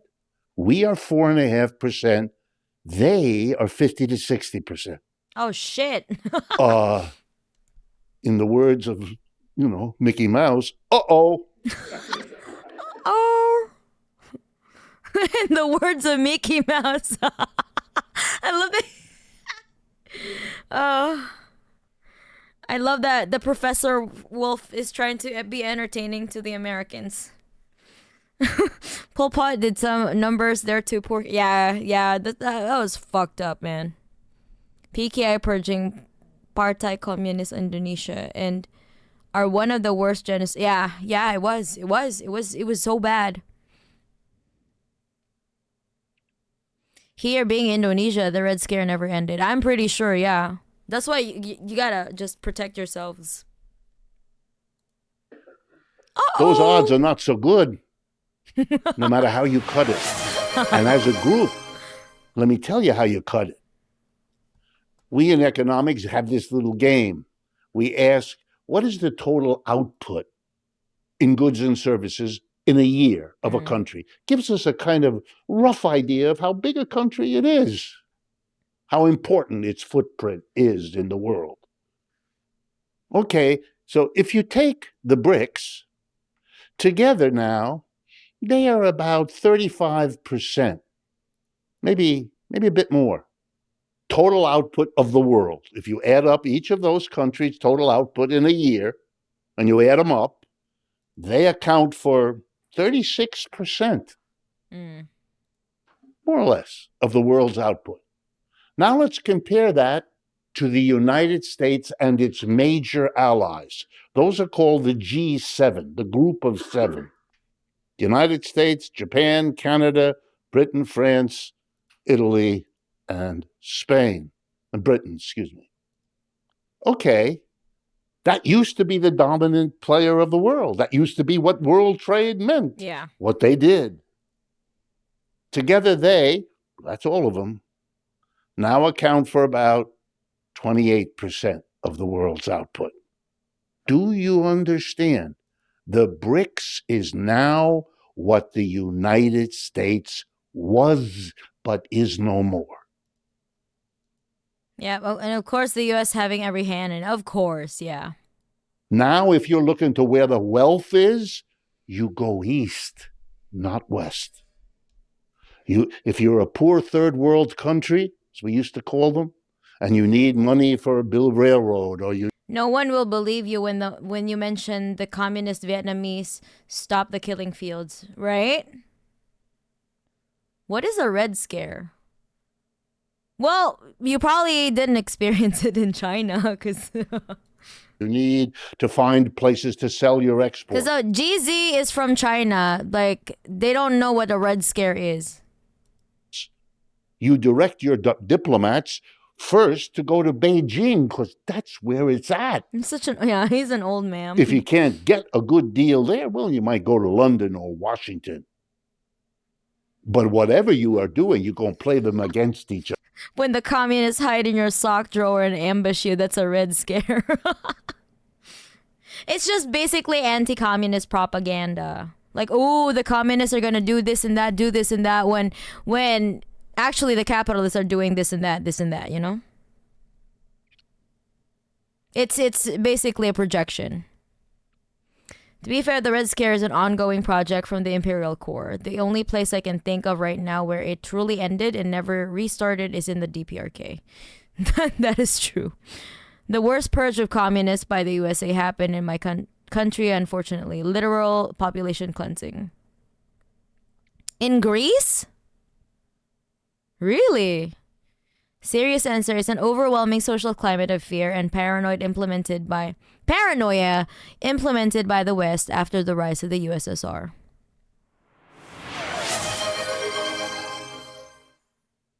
Extremely anti-communist propaganda overflowing condemnation. Yeah.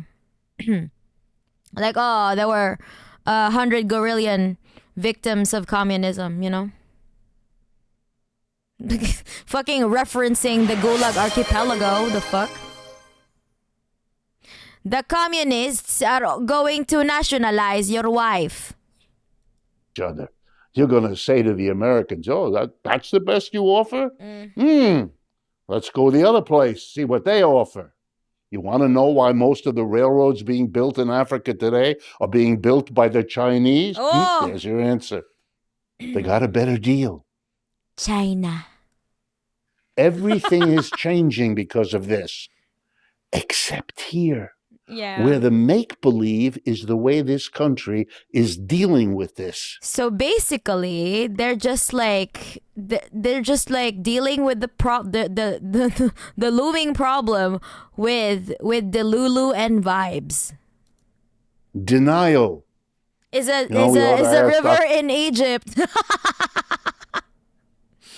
Nationalize my wife, I dare you. I'm gonna get a wife. No. You say China, yes.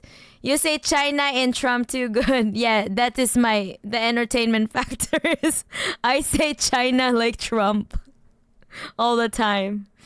Ever heard about glass of water theory? No. What is that? The only thing we're nationalizing is your mom's. What the fuck? Me, I'm the wife. Well, El Samio is the people's wife, I guess. China is stonk in the past 15 years compared to my nation. That's still thinking we still in the late 90s. Which country are you from, Noogie? I read NTR Dojins. I'm not necessarily hell no. Okay, let's get the NTR out of the chat. Let's talk about recession, shall we? Hi, wife. I don't know if people are ready for the Greek Civil War between the communists and the Allied assisted fascists. Really depressing stuff. This war was a precursor of the Marshall Plan and the Vietnam War. Oh, okay. When are you gonna invite me to dinner? I want nasi goreng. Indonesia mentioned. The cat ears stay on. Okay.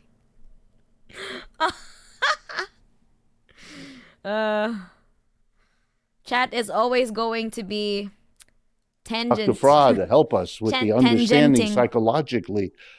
We all know it from our personal lives, right? When we've lost a friend or a lover, and we had to wait until all our friends told us what we couldn't face ourselves. Well, we are the friends in this country who are being unable to vent. That's why what Indonesia did last week is something I'm not going to ask how many of you noticed it, because nobody will raise their hand. No. How could you? Make-believe made sure that was not on the newspaper's front page or in most newspapers on Actually, I haven't read about it. Nobody talked about Indonesia joining BRICS. What the fuck? At least not the major news outlets, you know. When are you gonna invite me to dinner? So don't forget the dabu dabu for more extra spicy. Oh wait, I want a dabu dabu. What is dabu dabu? If it's spicy, I kind of want to try it. Glass of water theory appeared in RSFSR during Civil War. I bet it was created by incels. It basically states that sex should be easily available as a glass of water. Hence the... Ew, yeah, that's an incel. That's an incel talking point. Ew, what the fuck? Man, okay, now at least now I know, but what the hell? What the hell? Come over. We have nasi goreng, milk, egg, honey, ginger. And milk, egg, honey, ginger? What is that? I think I heard about it in passing, but at the time I wasn't sure if it was finalized or not. Yeah, okay. I fucking love spicy food. I should see about getting some Thai this week. Yeah. Speaking of glass of water, have you been drinking water, chat? I haven't been drinking, but I will get it in a few. Any page ever. How many of you know? But thanks, Zetter. And also, the chat, let's Chinese hydrate. are now the fast-growing dominant economy in the world. Yeah, I'm trying to finish my bowl. We haven't been for a while. Every major high-tech firm in this country has an analog. Has an analog in China.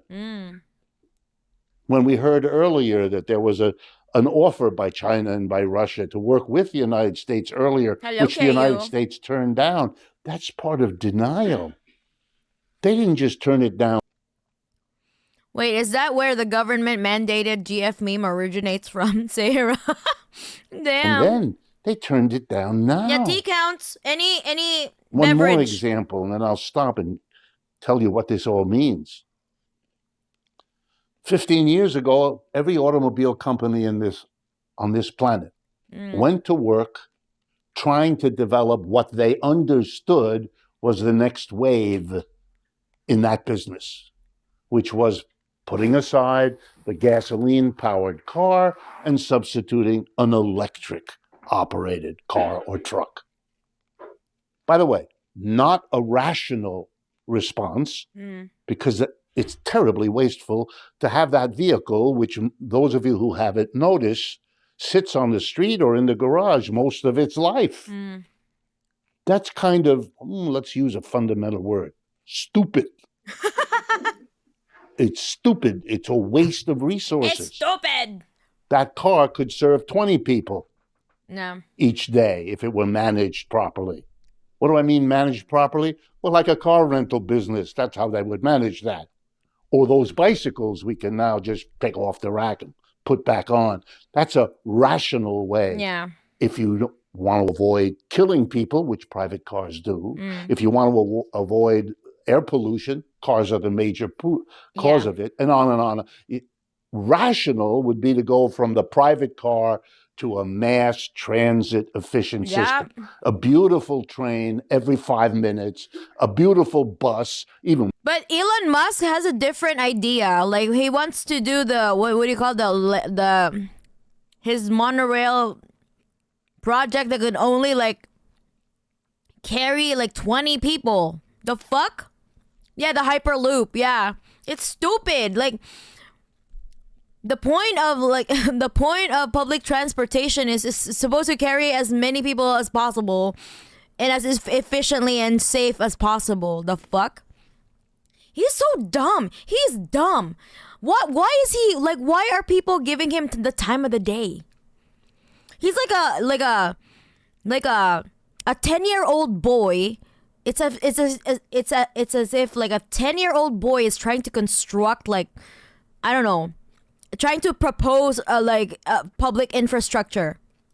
More beautiful every So 3 minutes, dumb. everywhere. That's it. Infinitely cheaper, much more efficient. And none of you have to worry about it because wherever. Must try to reinvent the train so many times I lost count. Right? RGB gay tube. Elon's magic tunnel. He would probably deny trans people from boarding the train too. Literally a fucking 1 car wide highway. Yeah. It's so dumb. It is dumb. On ketamine. His project is to have Teslas in tunnels with no fire exits, which is good for an infamously combustible car. Dumb people follow dumb people. Yeah. Only tech bros could reinvent trains and make them effectively useless. Exactly. Remember when California was talking about some mass transit they were doing? Suddenly Musk got his boring company involved and just tanked those projects. Yeah. Well, of course, we can't comprehend his mind. We don't do crack all day. Musk just makes money on 50 years old government technology. Yeah. Hyperloop is a moronic concept from a basic engineering standpoint. Something like that, especially his way of implementing it, is both absurd and outrageously dangerous. Yeah, what the fuck? And hello, Carlos. Welcome. An old man windbreaker. Hello. Welcome to the chat. What stage of capitalism and decay are we in? Having hyperloops. Useless public transportation, if you can call it that. Yeah, China's high-speed rail. Elon could never. He could never. If I recall correctly, Los Angeles has 1.5 cars per inhabitant. If I recall correctly, 4 million people and 6.1 million cars registered. Damn. Also, can we just mention how the ads for Hyperloop, which are at least a decade old by this point, literally use vibranium as explanation for how it works? The same vibranium that Captain America's shield is supposed to... Vibranium? Really? I mean, half of those reside in Beverly Hills, too. Elon Musk is the walking, talking contradiction of Ayn Rand's Atlas Shrugged. Yeah, the most useless book I've ever read in my high school days. Like, I regretted reading the Atlas Shrugged because, like, I was told, like, oh, this is so, like, groundbreaking. And when I read it, I'm like, meh, what the fuck? You know, like, I'm like, and I wasn't even a communist back then. I was just like, meh, you know? Brother. Just could take example from China's speed trains and overroad bus. That exactly. It is regression. We have tunnels. Why would one make more roads underground? It doesn't solve mass transportation. It was a very public theft of public resources by this privateer. Yeah, exactly. It's He parked just wanted to in the fucking get central money. lots, which we call car rental centers. There would be paid mechanics who make sure they're in proper condition. So the car would be in better shape, better cared for. The whole thing is nuts. Mm. And who is the person who invented this crazy bad solution to the fuel burning car? That genius who did this terrible thing, Elon Musk. Yeah. That's what he did.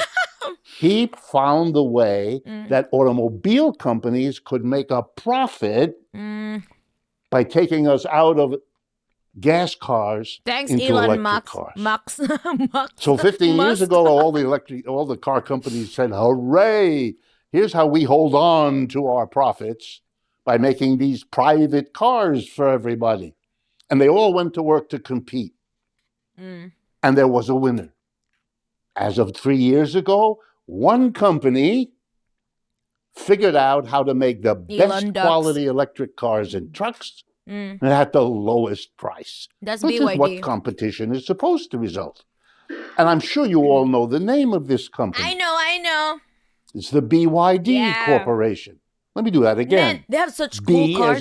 They have such cool cars, man. I wanna. I'm not even a car person, but when I saw like a BYD car, I'm like, whoa, yo. I wish like I could get it. And get my partner to drive it. I don't want to fucking drive. I'm a passenger princess. But if BYD is like self-driving, then we don't have to drive. Hell yeah, motherfucker. In boy, Y is in yellow, D is in dog, BYD. Now, your faces give you away. You never heard of this place or this thing. What is it? Well, what did I just tell you? They won the competition for the entire new wave of cars and trucks moving across this planet every day by the millions. And you never heard of them. Why? Because they move everywhere except here. Yeah. If you go to Europe right now, you'll see them all over the roads. BYD, and by the way, there's several Chinese car companies. They're not the only one. They're just the ones who did it best. Why? Here in Brazil, it is impossible to go outside and not see a BYD. Damn! I don't see any BYDs in Japan. The fuck?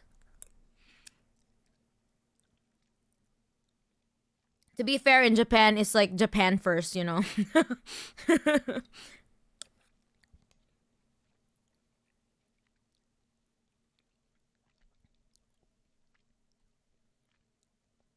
It's a grift, invalid solution, yeah. Electric cars are not a fucking solution at fucking all. The increase in manufacturing burden easily offsets the reductions in emission and user end. Yeah.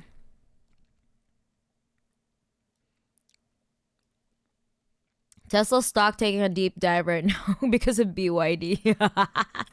Plus, we're still waiting for autonomous driving next year. Has been over a decade and a half. Yeah.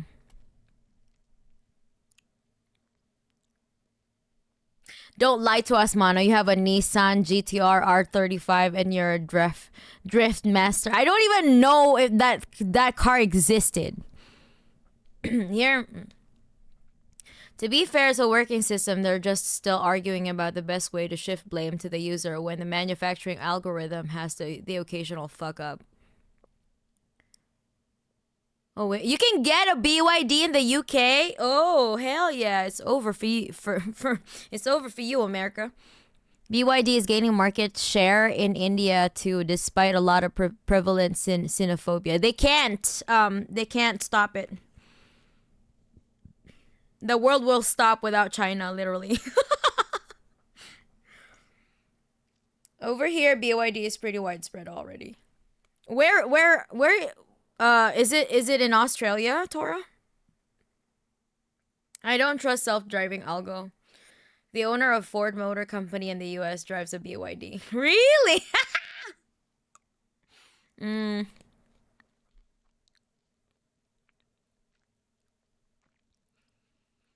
Constantly seeing people either driving them or them being advertised in malls. The US making one thing and Chiba make it many, cheaper and better for the price.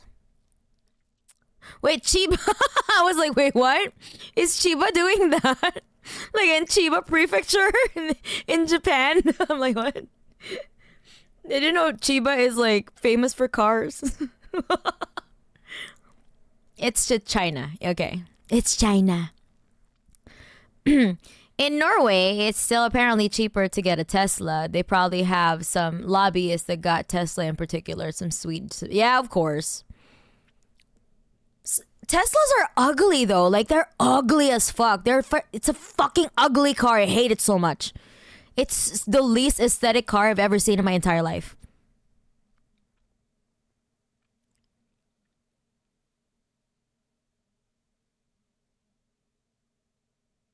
I haven't seen a single BYD. All we have are imported stolen cars.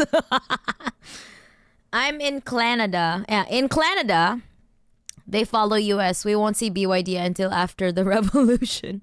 Trudeau could end the tariffs war just by removing the tariffs on BYD. That's true. Japan probably has tariffs on Chinese EVs to protect domestic production. Yeah, definitely. Because also Japan is very wary of like importation.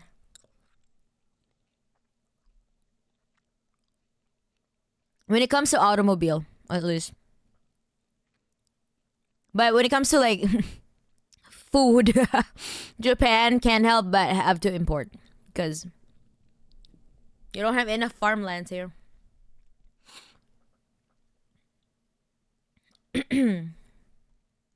We have a fairly sizable population of Chinese immigrants as well, so I imagine it helps with the adoption of BYD cars. Yeah.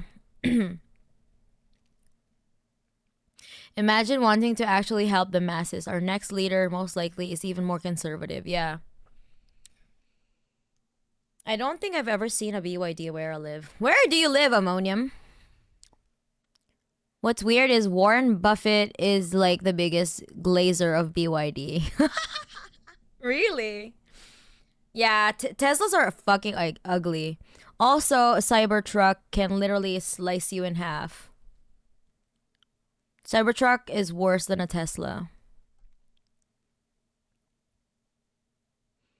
Tesla looks like poop, yeah. As a fan, of course, the Tesla is fugly as hell. And the Cybertruck is especially the fuggliest, you know? I've started calling Teslas Nazi cars. That's what Ford used to be, you know? Because Henry Ford was a fucking Nazi. Cybertruck, especially ugly coffin on wheels. I don't care about Tesla. BYD though. Yes. Oh, yo, hello, Craig Bino. Thank you so much for subscribing for 6 months. Let's go. Good morning, Ohio, fellow imps in Manapo. Hello. We are talking about Why don't you electronic see them? cars. Because we have a tariff. started by Mr. Trump, raised by Mr. Biden. The The tariff on yeah. the Chinese electric vehicles is 100%. So let me explain quickly what that means. 100%. The Chinese produce this wonderful... That is crazy. 100% tariff is insane. What the fuck? Yo. What? No wonder. No wonder. No wonder you can find any shit. You're basically paying twice the price. What the fuck? I think every time I see a Tesla out in the wild, I have to fight the deep urge to grab my keys and write bougie pig on the side of the car. I think EVs in general are ugly because everyone tries to go for max efficiency and they all end up looking like beasts from the deep crevices of the ocean. 20 years ago, everyone laughed at Chinese cars, but now Europe needs protection sanctions to compete with Chinese cars. Yeah. Do you see this Cybertruck improvement? Did you see the Cybertruck improvement? No, I've never seen it. Hold on, let me see.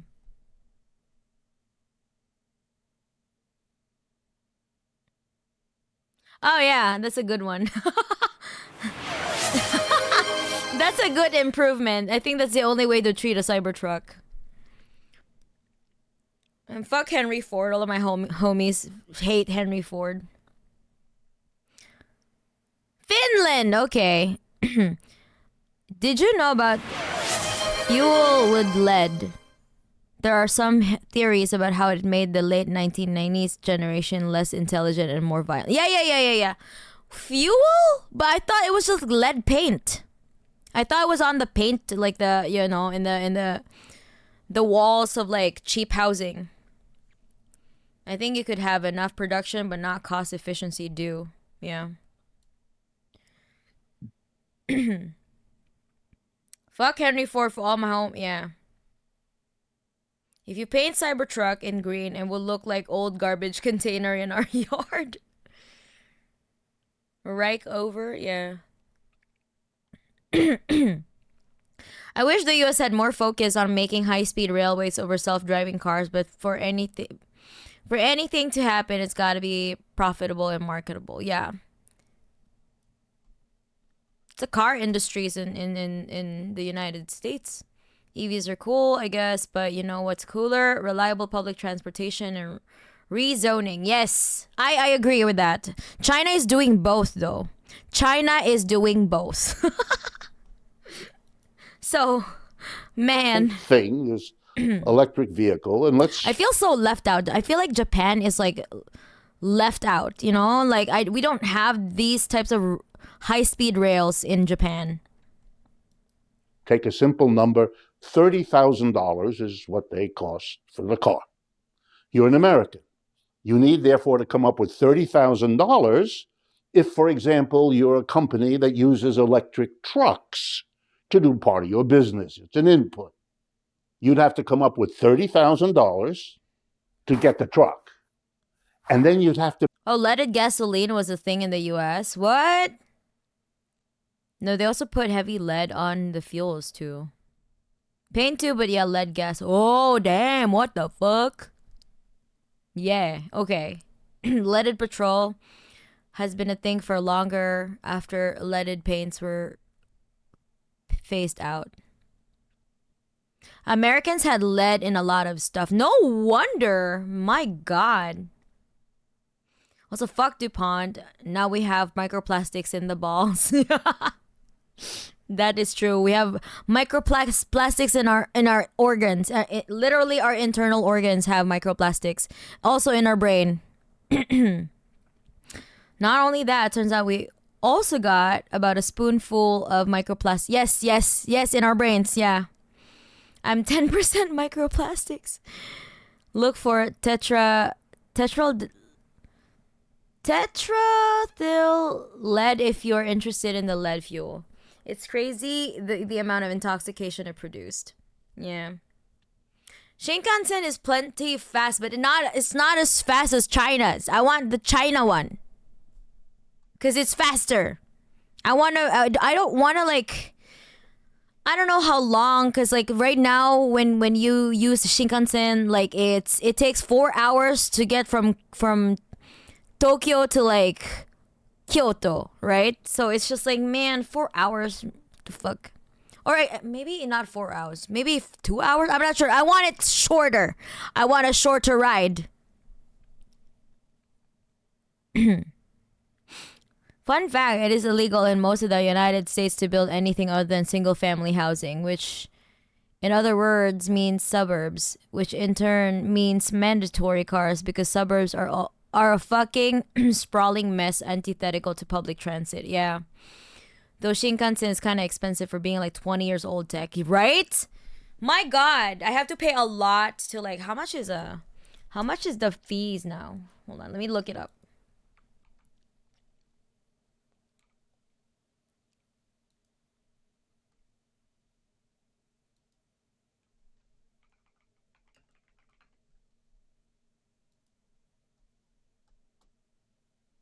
From Tokyo Station.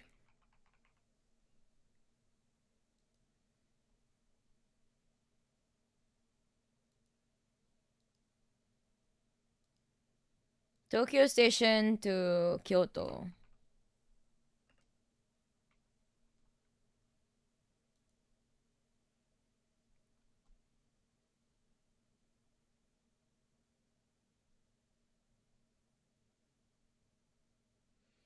Via Shinkansen, it's what? It's 13,000 yen. That's like $100 or $90 at least at the current exchange rate. It's 13,000 yen. What the fuck? One way? One way is 13,000 yen. What a fucking joke. It's so expensive. My favorite random American knickknack is like the time they had plates with uranium paint and whatnot to have them glow in the dark. No fuck. Japan has pretty cool, super fast trains. What good in terms of speed transportation, but tickets cost so much. Yeah. The man who sold the world leaded petrol, Thomas Midgley, knew how harmful it was for a long time, but did everything to continue its usage. Yeah, all in the name of profit.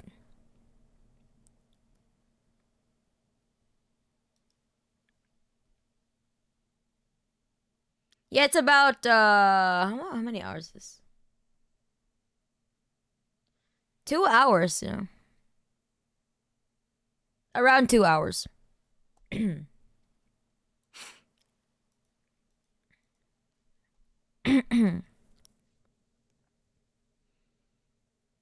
get me raging on the Ponzi scheme that is the suburbs. Mana drives a Koenigsegg to her work. Don't believe her. I don't fucking know what that is, Itter. Probably radium, not uranium, which is a good deal worse. My railway takes 2 hours to travel 80 kilometers. Shinkansen is pretty fast. Of course, Shinkansen is pretty fast, but it's so expensive. One way is like 13,000 yen. The fuck? No, fuck that. Yeah, I don't remember the exact element, but I know it was radioactive. Yikes! It looks. Yeah, it's like 90. Yeah, $90 one way. They really are a scam. They end up being a net negative in terms of local government budgets, who then build more and more in a death spiral. Yeah. No wonder a lot of people prefer to take JR Pass instead. Exactly. It's longer though. It takes a lot longer though. So, you know. To pay 100%. Another 30,000 will going to Uncle Sam. Uncle Sam. Uncle Sam. Who put the tariff. Tariff is just a word for a tax. It's a word for a tax on an imported good or service, something that produced out of the country but brought in here for sale. That's what an import is. And tariff is the name of the tax you put on imports. Yes. We have been putting taxes on imports as a nation from the beginning. Although throughout the history, there's nothing new about it.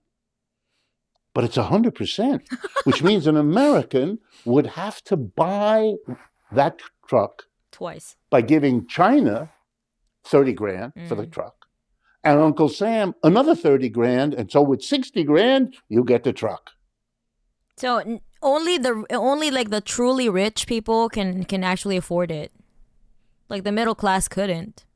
But of course, But there is no middle class anymore. Like there really isn't, even to begin with, in the first place. no one does that. Why? Yeah. Because Ford and General Motors and Tesla will Wait, sell. what the fuck is a uranium glass? Yo, what the hell? Uranium glass is glass which had uranium, usually in oxide diurenate form, added to glass, mixed before melting for coloration. Oh my god, they're glow in the dark, but it's fucking literally radioactive. What the fuck? Honestly, I'd love to have a nice slow train to relax and maybe take a snooze on without killing my heart with the dipshit antics of other drivers. People need to learn how to slow down and fucking chill a little more. The grind set is super capitalist code. No, actually, when you are in a Shinkansen, the Shinkansen is like being on a plane. Like, you can chill. You don't even know it's moving. I mean, you would know if you look outside. It's really fast. But, like, inside, it's like being on a plane. But we also have, like, we also have, like, some trains that are, like, really slow. And in the countryside, which is really nice. If you want to look around, like, especially in the fall, you can look at the falling leaves and, like, the, foliage and stuff.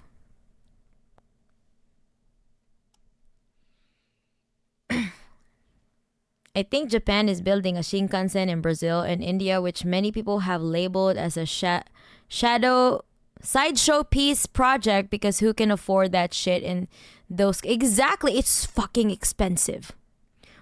A lot of us can't even afford the Shinkansen here, It's something that we do on vacations, not on a daily commute, Like, one of the reasons why I don't even go a lot to like in Kansai region is because it's so fucking expensive. Like, it's either I fly on a plane, which is more expensive, or, like, I don't think anyone flies on a plane just to go to Kyoto though. But like, you know what I mean? Like, or have to, like, manually ride trains everywhere. Like, change trains, like, manually do that. It's gonna be really hard. It's gonna take you, like, more than 2 days. I'm pretty sure.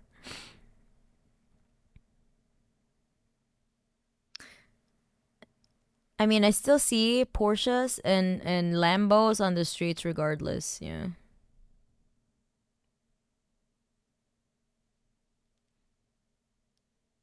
They literally do this, yeah. Uranium glass isn't illegal, by the way. You can still sometimes find them in antique stores. Why is it not, like, getting recalled? What the fuck? Kinda sus. I knew in Java have many of those. Really? You mean like the luxury cars? I suppose some CEOs might use it daily or weekly. To be fair, ordinary uranium isn't that bad. Its half-life is long enough that sleeping next to a partner in bed will give you more radiation, carbon-14 decay, than having a full uranium glass kitchen set. Even weapons grade U-235 isn't terribly spicy compared to carbon-14, though plutonium is definitely much worse than C-14. I assume telework has replaced it okay. Jesus Christ. You an electric car or truck for a mere 40 grand or 50 grand or something like that. So who's helped by this? Ford and General Motors, they wouldn't be able Yeah. to sell their crappy cars otherwise. Exactly. None of us buy a $40,000 or $50,000 electric car if we're going to do that, and give BYD $30,000 for a better car rather than $40,000 or $50,000 to General Motors, however patriotic we might feel. And you know who knows it? Ford and General Motors. So they went to the president and they said, put that tariff there. It'll protect But is us. it worm? Of course, they didn't say our profits, which is the truth. It'll protect jobs. Fun fact, it's apparently perfectly safe to swim in the pool of water over a reactor as long as you don't swim near the bottom. It was being considered to link Rio and Sao Paulo, which is where the Brazilian rich live. It will not be built though, yeah. More likely you'll have an issue with the pressure most such reactors are kept at, and the radiation in its own right. That is true. What if I use a screwdriver to lift the cap on the demon core? But it accidentally slips asking for a friend. Whenever you hear a capitalist tell you about what they're doing to protect jobs, hold on. Let's go back to Ford Motors being dipshits. To your wallet. Let's go back to Dr. Wolf. Someone's reaching. Why is it false? Because this is a terrible act for most American producers.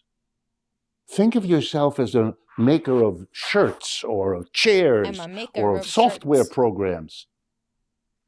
You would like to buy the trucks you need to bring in your inputs, to sell and distribute your outputs.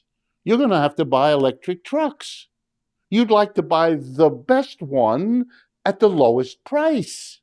Of course, you're competing with enterprises in France and in Germany and in Brazil and in Nigeria and fill in the blank. They're all buying BYD cars at 30 grand. Bro. You have to pay 40 or 50 to General Motors. You know what that means? They're going to defeat you economically. You're going to be loser. And when you lose, you're going to lay off your workers, because you can't compete with the companies that can buy the biggest, the best, and the cheapest electric vehicle. Yes. Now multiply this by dozens of other commodities. China is winning. China. We are losing. Don't tell anyone. Because you live in a country which is pretending to itself that none of this is going on. The U.S. do be doing, like, covering its ears and going la la la, you know? Like, what the fuck? Chad Shi, GPG, yeah.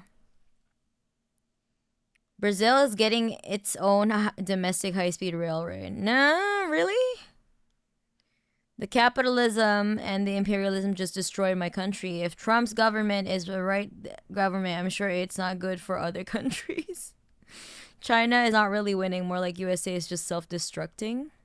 No, I think China is winning in some aspects though. Like, just look around you, man. That's exactly the delusion that Richard Wolff is trying to point out here. America is covering its ears while the economy bomb is ticking. That is true. Literally every American boomer has been putting their fingers in their ears going la la la. That is true.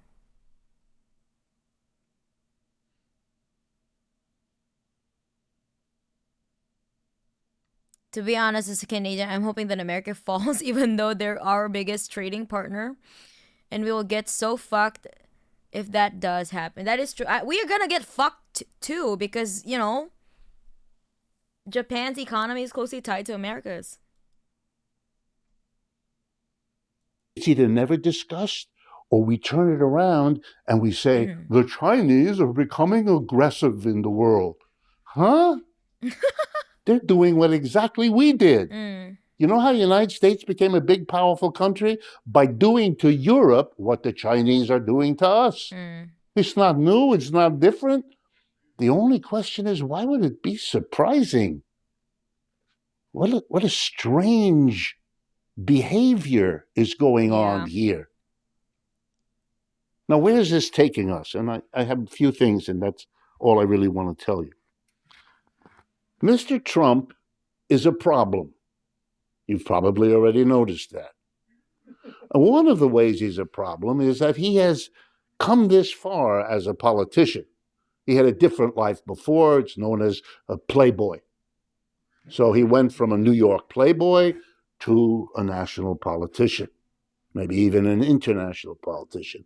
And he did it in one basic way. He understood, maybe it's not clear, he understood that America was in such trouble that the mass of people here were remarkably alienated from the conventional Republican and Democratic parties. They didn't feel those parties were doing much for them, which is true. That those parties weren't protecting them from a decline they couldn't quite pinpoint, but they felt, particularly over the last 30 years. Their budgets were squeezed. You might have noticed that 40 years ago, the level of household debt in this country was small. Nowadays, everybody is loaded with debt. I can add, if you're interested, that corporate debt is at a higher level than it's ever been in our country, and government debt. In other words, we are a country in debt on a scale we didn't imagine 10 years ago, let alone think we would have now. There's a name for companies that have been for several years so deeply in debt that they don't make enough profit, ready, to service their debt. That is, to pay the interest and the portion they have to repay. Now, we have a special name in economics for them. I kid you not, I didn't make this up. Zombie corporations, because they're dead. They're economically defunct. You know how they manage to survive when their profits aren't enough to cover their debts? They take on more debt to pay the debt they couldn't otherwise cover. That makes them more zombie-ish next year than they were this year, which is what's happening. You might wonder, who lends money to all these indebted people, businesses, and government? Well, let me start with the government, because if you thought the world was crazy before, wait till we get this. The two biggest creditors of the United States government are Japan and China. Japan. That's why I have to care. I have to care about what happens to America, because we are gonna get fucked too.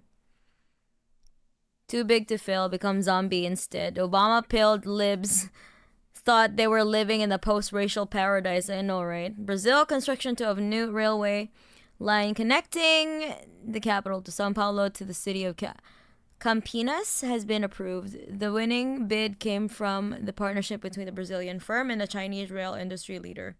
Brazil might get high-speed rail thanks to China. Ooh, okay, that's a win.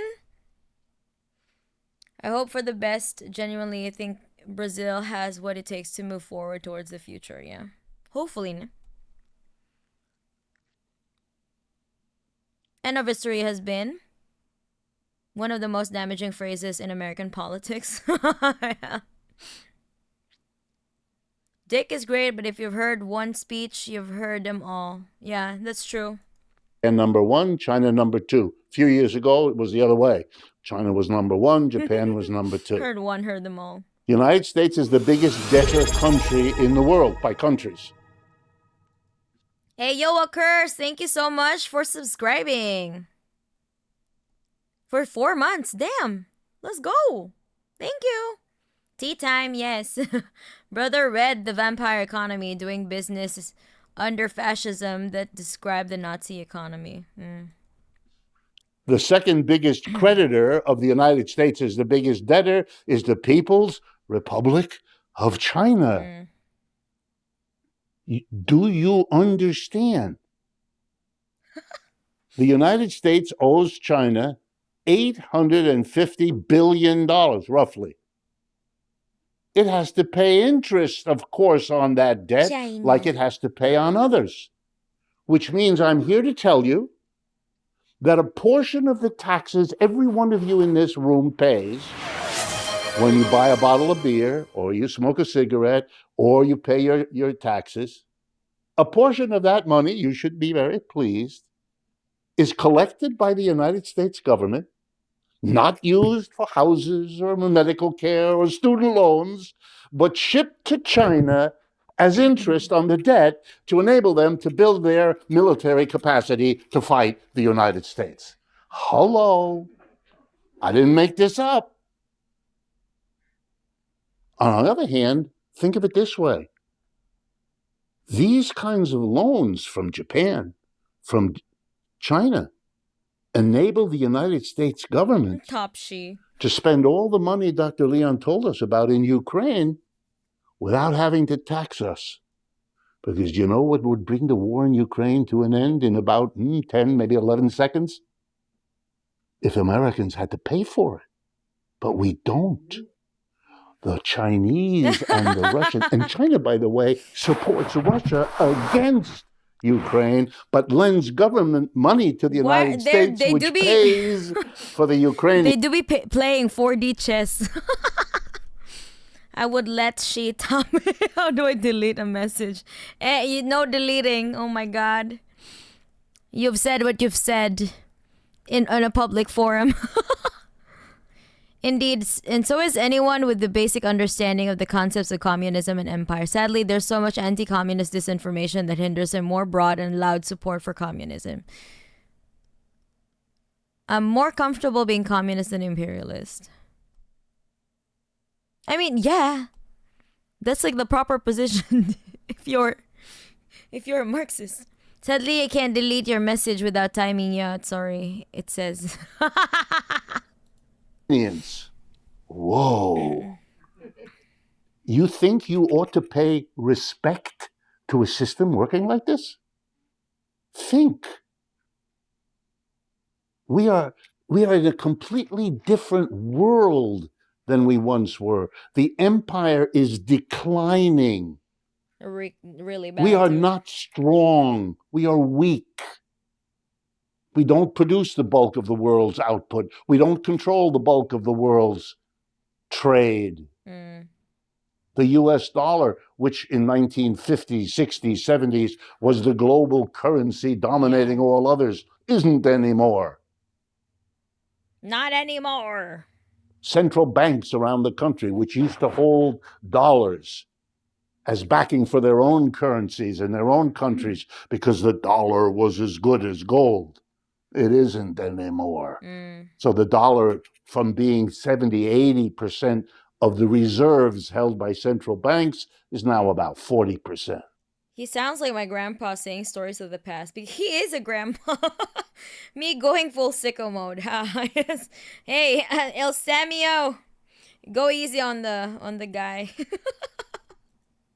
Still important. We're still in a big industrial power. He just wants to be nothing like we were. He just wants to be a locally sourced bottom, you know?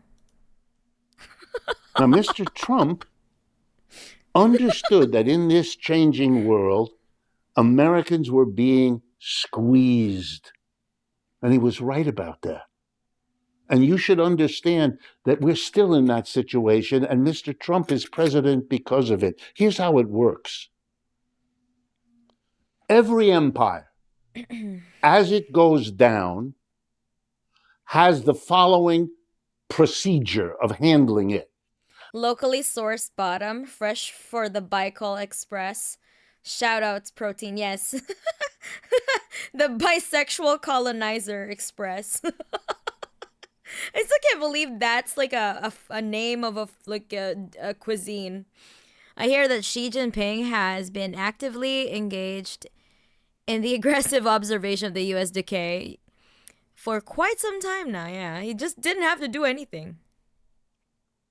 CIA uncovers sinister Chinese plot to just sit back and watch. Exactly. The people at the top, The Americans are shooting themselves in the foot.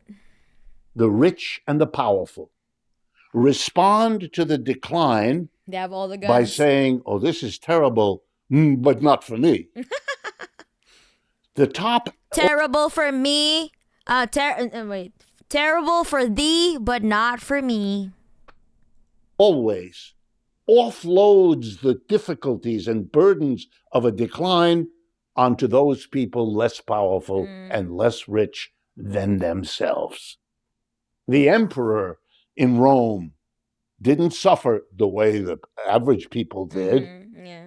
The emperor in Persia or the emperor in Greece, it doesn't matter. All the empires show the same phenomena. Those at the top hold on, work harder than they used to hold on because they know damn well it's going down. Yeah. And who can't do that are the people who don't have much power and the people who don't have much wealth. And so the working class has to be, one way or another, squeezed as you go down. And we, you, me, we're all being squeezed. And in our naivete, we turn to the Republican and Democratic Party. Protect us. They're not going to help can't. us. Americans, Oh, they're not going they'll to help tell you. you whatever you want to hear. You know that. We live in that. But they can't do anything. Because the only real thing to do would be to say honestly to the people, Nothing wrong with those at the top holding on hard and giving a little squeeze, but just not in politics. No, chat is extra spicy today. Even my mods are extra spicy. And it's just a disgrace for the countries like South African countries and for Middle East countries, I think. And the principle is the whole Latin American community. I have to go for lunch in a bit. Bye, ammonium. So have a good lunch. So squeezing. We gonna have manapple juice. Leave manapple out of your squeezing, chat. Go squeeze yourselves. oh, our empire's squeeze going each down. other. It's going to be a hard thing. And maybe we all Hello, ought to Sai. get together to try to get through this difficulty together. Oh, that would be an interesting idea. Would have a name I like know, right? Like chat is just they saw top and bottom, and then chat it went crazy, y'all's. It's like you're some Victorians that saw an ankle. What the fuck is wrong with y'all? Victor, show me some of those ankles, baby. Bought some dumpling back again. Hello, Jeezy. What kind of dumpling are you having? It's when the government does stuff. Yes, it's him. Ankle know, on socialism. stream. One That'd of my be mods' rational. ankles. But we don't live rational. How do you squeeze the mass of people? A lot of ways. Guys, socialism is when men get topped by she. Big government. It's a little bit like that famous poem, you know, how do I love thee? Let me count the ways. How am I going to Glimpse of screw the working stalking class? on Let me stream. count. Yeah, you could ask maybe like Samuel or Piotr. I volunteer them because they in the middle of the fight capitalism. Yeah. Ways. So for 40 or 50 years, we make sure that unions can't function. They can't do what they were can't do invented to shit. do, help the workers get a better deal. Not going to get that. We're going to demonize unions. We're going to make every union look like it's, you know, that movie On the Waterfront, a bunch of crooks that are grabbing your dues every week, et cetera, et cetera. You've been living your life in that kind of an environment. Today I learned the imps are Today I learned the imps are actually Victorians. Sexually repressed Victorians in the chat. Changed the last few years as working people begin to get it. And they Chat, when will we get Piotr or Samuel in maid outfits on stream? Show us your muscle, Samuel. Corn pork fried dumpling. Ooh. I'm not really a big fan of pork, but I hope that it tastes good, and I hope you like it. They surely need to get the left way. I will die before I join the commie polycule. Show me your ankle, wench. Who are you calling? Piotr or Samuel? They are. That's part of what this meeting is My a God. sign of. Beginning. The Starbucks workers are beginning, and the Amazon workers are beginning. The labor movement is kind of coming back to life. But it's coming late in the process of squeezing the working class. Here's another way you squeeze the working class. You have this thing which you say is some kind of mystery. Gonna show ankle, but not anymore since I got called wench. Oh, boo. Boo, chat. It's called... You had your chance, but now Samuel is revoking that privilege. A VTuber political stream definitely wasn't expecting, but I'm here for it. Hello, Vilmorgiar. Yeah, I'm a communist. Hello, welcome to the chat. At least they don't call you trot. Yeah, I think that's better that they don't call you a trot. So you'll show us something else. Wait, yeah, okay. What are you gonna show us? Hold a message for okay. Trot thought. Oh my God, chat is spicy. And inflation. Okay, let's focus. Let's focus. What? Worry about Victorian ankles later. I'm gonna show you my fist if you call me a trot. Slotsky. Okay, all right. Chat is extra spicy. Come on, focus. Let's focus on the communism when the government does stuff.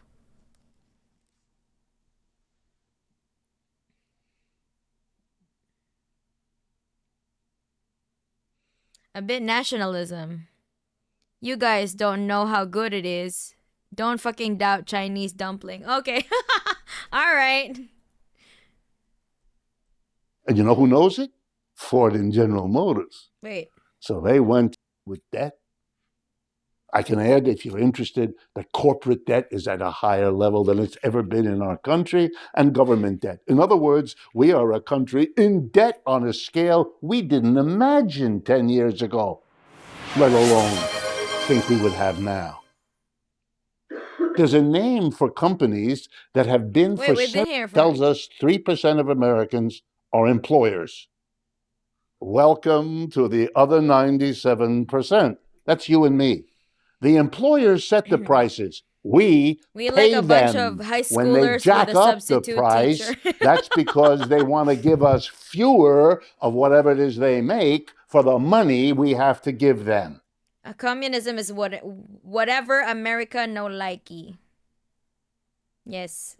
Focus on grandpa. I'm offended. I'm a dropout. Okay. It's a way of screwing the working class. And that's how it's been used in the last... Have you seen the YouTuber who reads Juche theory? I think I've seen them, but I haven't, I don't see them anywhere else. I've only seen them on YouTube. Few years. And all these economics professors, including many of mine, and people I know, sit around debating, how are we going to control the inflation? What is it? And how does it happen? I sit there, I'm one of their students, and I want to run up there and hit them over the head with a ping pong paddle. What are you doing? What is this noise coming out of your mouth? And then their decision, which really, at this point, I hope I'm getting to you, you're getting upset. Their decision is we're going to deal with it by raising interest rates. Oh, wow, this is wonderful. Who gets screwed when you raise an interest rate? In case you're not rich yourself, I'm going to tell you. Okay. It's not rich people. They don't lock in. None of us are rich here. Okay, let's go. Flying. Whether the interest rate is 2%, 6%, well, they're rich. That's what it means to be rich. You don't care. But you Yeah. have to care because it's going to mean that little bit of money at the end of the month that you have to pay on your credit card is going to be bigger than it was before. And everything works like that. The rich don't care. You know what that's like? Time to mew. It's like, I'm going to Mewing. stick it to you now for a moment. Congestion pricing. Oh, good. We have a problem in New York with traffic. This should come as hot news. It's only been true for a century. And we're going to finally do something. Oh, really? Yeah, what? We're going to tax everybody the same. What? What? The same. That's A rich idiotic, person yeah. who will not give a damn, and the poor person for whom this adds up as an extra buck or two every time you do something, if you have to come in and out of Manhattan, etc., etc. Only an American politician who's just seen what inflation has done to people would come up with that solution. And by the way, raising interest rates, because I can see it perked some of your interest, is that the only way to deal with an inflation? Of course not. Why did you ever think it? Answer, because that's what you were fed all the time in all the media. The last time the United States had an inflation as bad as the one a couple of years ago, right, was back in the late 70s and 80s. We had funded the war in Vietnam by printing a lot of money because otherwise the people would have revolted against it. If you'd said to everybody, we're having a war in Vietnam, it's going to cost every family a couple of $1,000 a year. Just printing Whip, money. end of war. Fuck yeah. So we borrowed. We printed money and we borrowed. And then we had the terrible inflation. And then a conservative Republican president, Richard Nixon, went on the television. Speaking of Nixon, August 15th, the other dick. 1971. The other dick has entered the chat. And said, yeah, tricky dick foreshadowed. Exactly. Oh, a key thing to know: China has a market economy, but the key strategic sectors are under government control, like railways and high-speed rail, and billionaires are routinely crushed, so they can't challenge the CCP. That is good, yeah. Being rich means having enough money to make poor people do anything while still being rich. That is true. Some of you may die type shit. He admitted that there may be a little bit of pain, yeah. At the cost of, the working class. And as an example, that my family and their friends remembers that I'm a socialist and I defend trans LGBTQIA and I'm anti-racism. They all get more quiet because it's me, a very intelligent in my region. Okay. Because by other socialism promotes people, they all get quiet by the front, but by the back, they're enemies. Oh. What country is this? Brazil? Some of them collect money and run out of America. Oh, run to America. Run to America. Okay. The biggest banks in the world are Chinese government banks, right? Yeah, they're the biggest creditors of one of the biggest creditors of the United States. They're literally giving loans to Chinese government. China is giving loans to the United States. I'm going to do something about this terrible inflation. Oh, good. There was tremendous suffering in the country and a lot of pressure. And put that together with the problems with the war, he had to do something. So he declared a wage price freeze that day, 15th of August. As of tomorrow morning, he said, this conservative Republican president who became president by becoming the champion of anti-communism. China owns the As of US. tomorrow morning, he said, any business that raises its prices, we will come for you, we will arrest you, and you go to jail. Guess what? The next morning, inflation vanished. Yeah. Amazing. He had a... Are you surprised? Shouldn't be. Like if he could do, if Nixon could do that, like, you know, that might be not such a bad idea. You Is know? a story about how you control an inflation? Yeah, yeah. Did it work? Yeah. Yeah. Did it happen in the United States? Yeah. Mm-hmm. Do you know about it? No.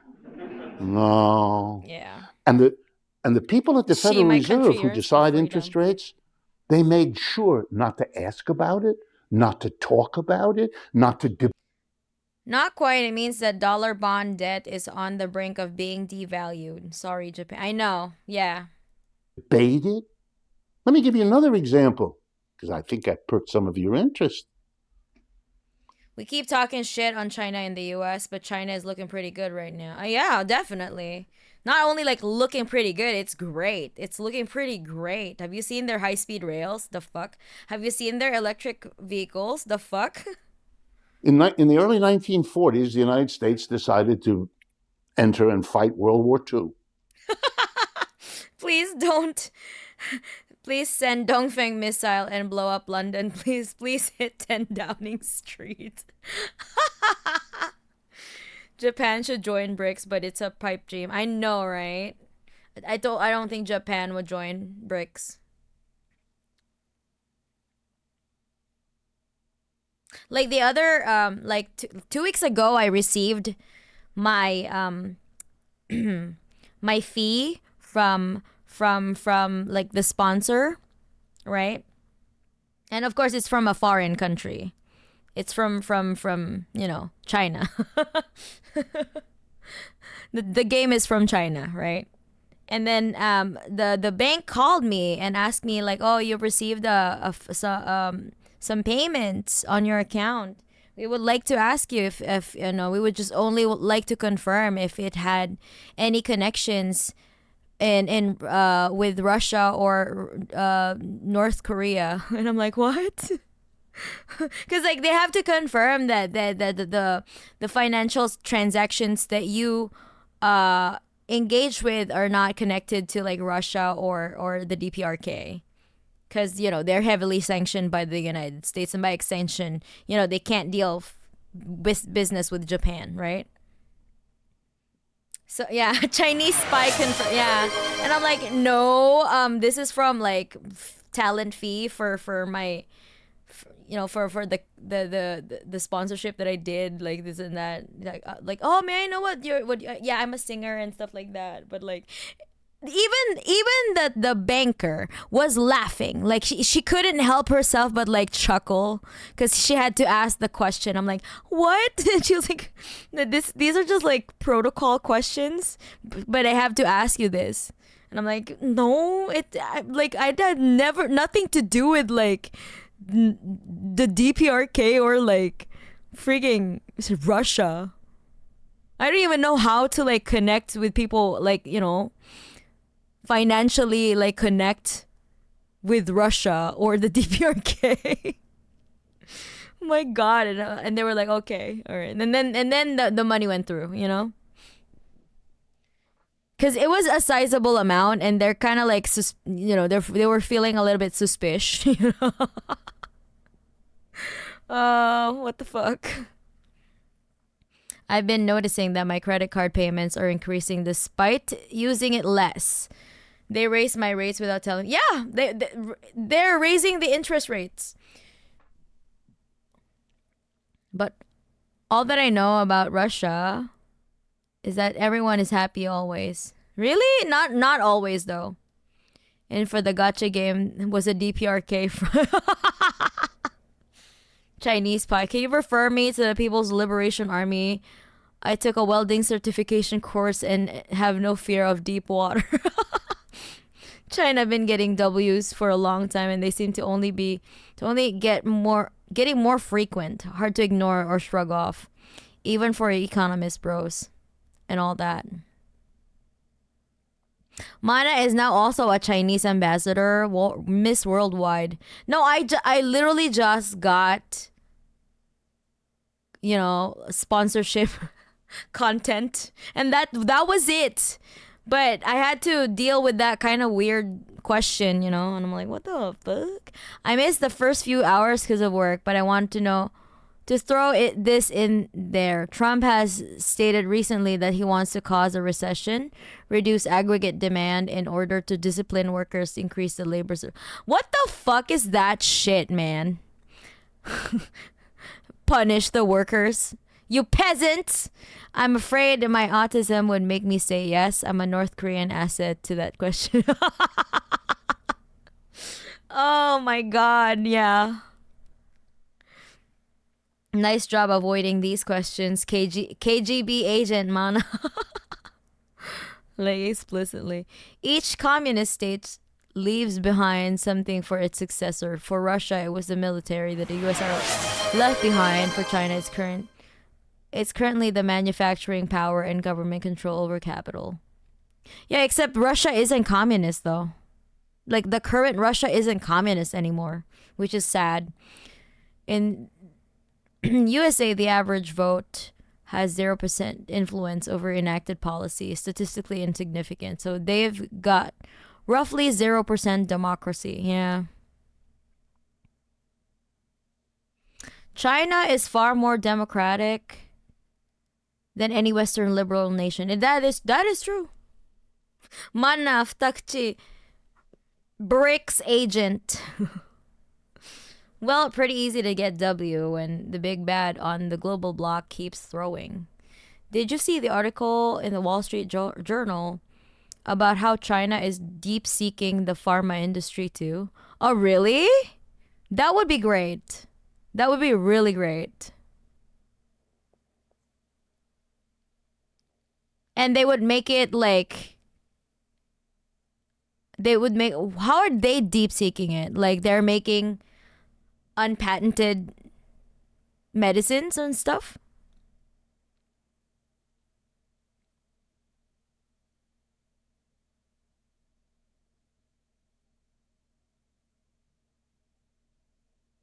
Punish me, please. I've been a bad peasant. In the fuck. Yeah, this is very explicitly contractionary policy to reduce inflation. What did communist Romania leave behind? And China hasn't left anything behind to a successor. China is still there. Yeah, that is true. Zhugasvilian. Oh, is that the Zhugasvili? The Zhugasvili that we're talking about? Zhugasvili? Yosef Zhugasvili? Yeah, okay, alright, cool. Cool. Good to know.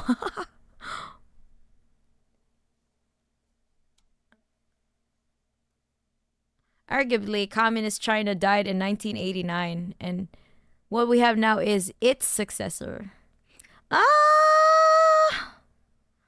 Chad, you're feeling lonely because of Valentine's or what?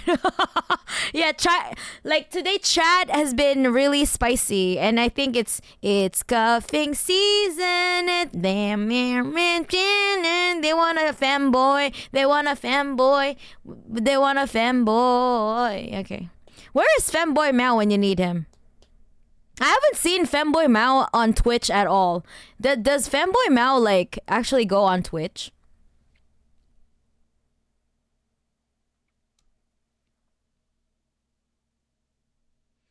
The West got so mad when China deflated their housing market while the West's bubbled and popped.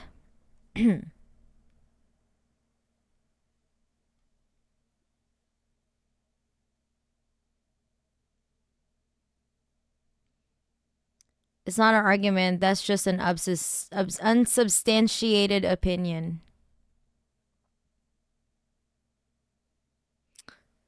Yeah, like... What do you mean it died in 1989? Well, the US just fired all government medicine research. I assume the biomedical researchers are looking for a job. But it all comes down today. It's been for a while. I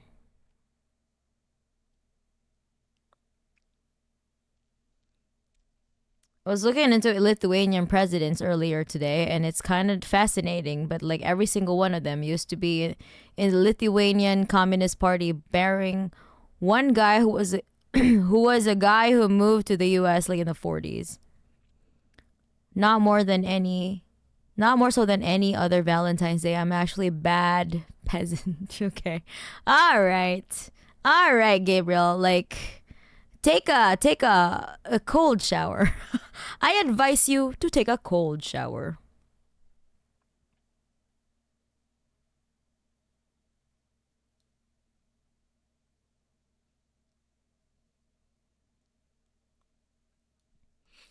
Fiscal austerity is a contractionary policy. Yes. Communist Romania left us a big ugly building. Yeah, Femboy Mao is like one of my chatters on YouTube. I wonder if they're on Twitch as well. They want a femboy. They want a femboy. They want a femboy. Not true. It left behind that one quote about how dialectical materialism is like cocaine. What? What the fuck? Wait, what? The Romanian Communist Party said that? Communism is when femboy for Valentine's. Yeah, exactly. You get your state assigned femboy.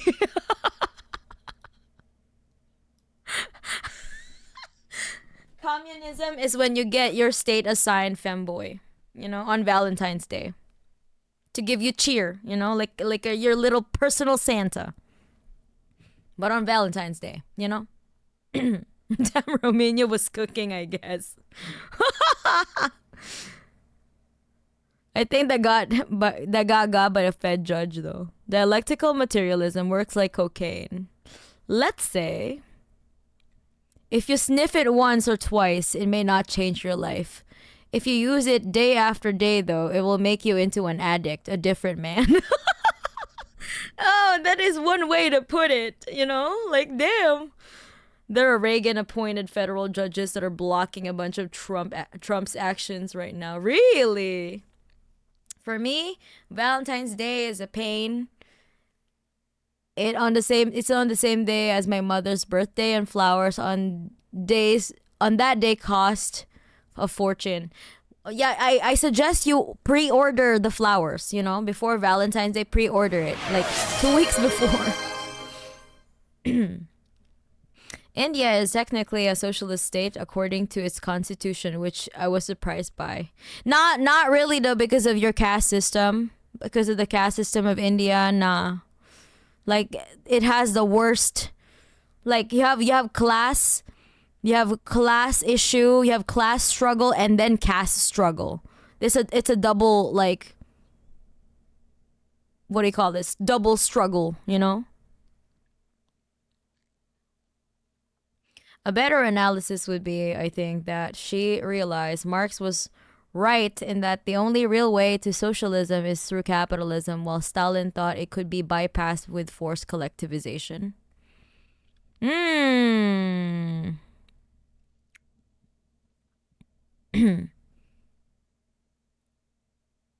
We get a mono-stream for Valentine's.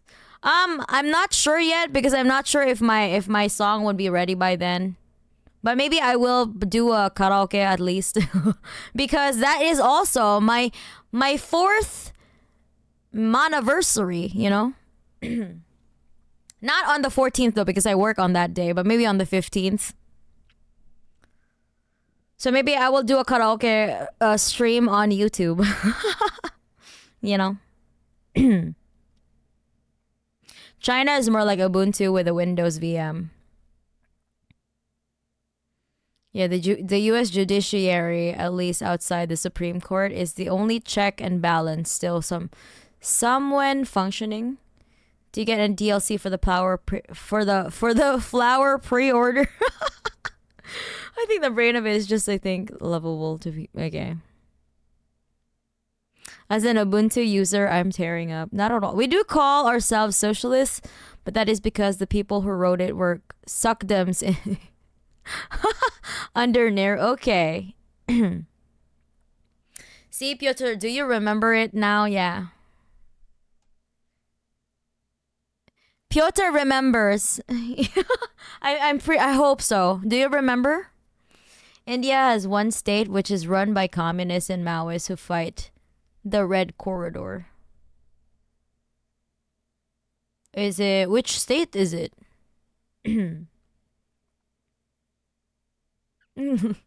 Dialectical materialism is just observing reality with a scientific lens, though. I've been doing that since just before I started elementary school, which is also as long as I've been a communist. So that is cool, though. But I feel like, yeah, I was able to understand dialectics too, because science, you know, it's science. It's how exactly how you do science, though. So it's not hard to understand, as like, if you have a little bit of science literacy, you know, scientific literacy, that is.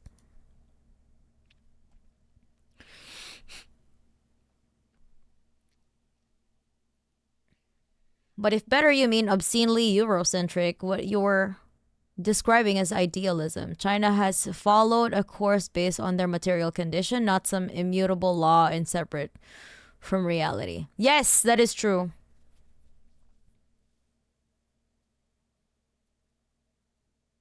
The 21st night of September. Do you remember? 21st night of September. Chairman Mana, does the state provide new brains? I require. What the fuck? I require a new one. Okay, all right. Something with zero microplastics in it. I used to really love Debian. I don't know what you guys are talking about. I do not own a Linux. I mean, your airspace, your railways, your military, your food supply, all is controlled by the Indian government, just like China, and the rest is market economy. Just like China, I feel like it's pretty government interventionist. Of course, I remember I gaslit myself into associating February 14th with your anniversary instead of Valentine's. That's good. Hell yeah. I really appreciate this approach. Keeps one's head out of one. Yeah. The US helped murder all their communists. Also, 200 to 500,000 of them that didn't help. What the fuck? Oh, yeah, in Indonesia.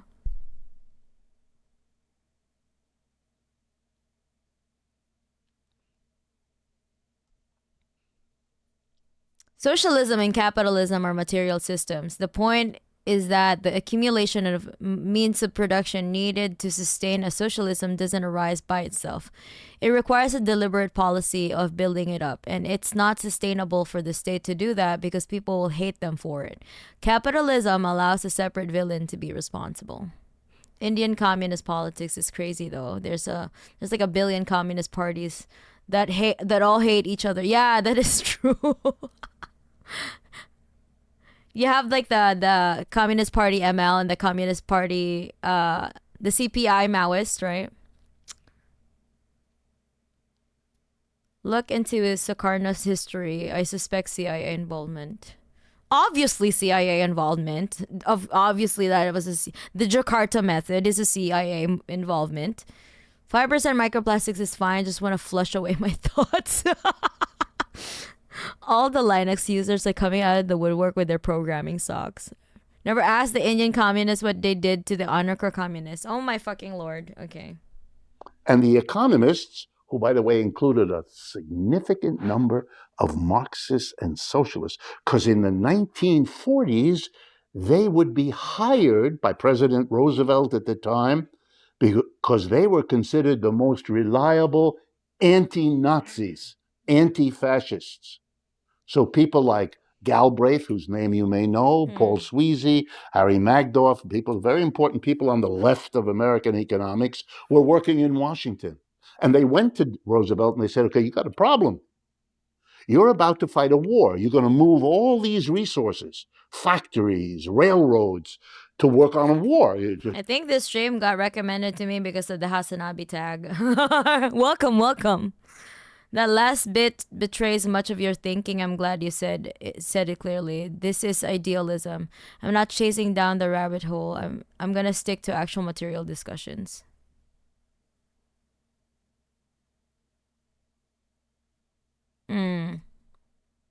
Supply the army, supply the navy, and fight a war. And those resources are therefore not going to be available to. It's a truth that more people's lives improved in communism than capitalism. Mana's evil plan worked. I recently watched a documentary called The Act of Killing, which follows a couple of the death squad leaders who took part in the genocide of communists in the Chinese and Indonesia. Let's just say they used the same arguments that the certain fake state yeah. They probably that fake state probably had a hand in it too. They have all their grabby little hands in every genocide that's going on in modern history. Like ever since they declared themselves as the occupiers in that land, they've had a hand in a lot of G-sides in a lot of countries, you know, in South America, even the Armenian genocide, you know. Wait, the G-side. Fuck, I don't want to get TOS. Theoretically, yes. In practice, concentrating capital in the hands of a small group makes them very hard to dislodge without another round of revolution. A fake state with a certain jizz salvaging brigade. Yes, that exact fake state. The act of killing is well done. This also invoke religion scare by saying the communists are god. Yeah. By saying the communists are godless. Yeah. Like also like the the typical Satanist satanic communists. Anarcho-communists and Maoists, any group of party that took step towards actual change will be shut down by the state. CPI and CPIM are still allowed because they're hijacked by suckdems and the Savarna and will never challenge the status quo. Although credit where credit is due, CPI Marxist has done a lot of good in Kerala. Okay. I suppose there is consensus about recession maxing in chat and we moved on. Yeah. To produce. Yeah, we did. Like we in fact agreed that there is recession maxing. Food, clothing, shelter, consumer goods. So we're going to have a shortage of consumer goods since we're using these resources, a large number of them, to fight a war. And here's the problem with that, President. If there's a shortage of goods for the mass of people, who presumably will still want to buy underpants and shoes and coasters and all the other things of life. With a shortage, we got a problem. And the president said, well, what's our problem? He said, sounds like there are some commies in this chat. This is a commie chat.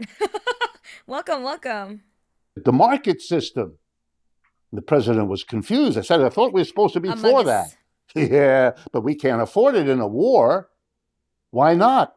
They had to explain to him, just like I'm doing now with you. If there's a sudden shortage, then there won't be enough toasters or ice cream cones or fill in the blank.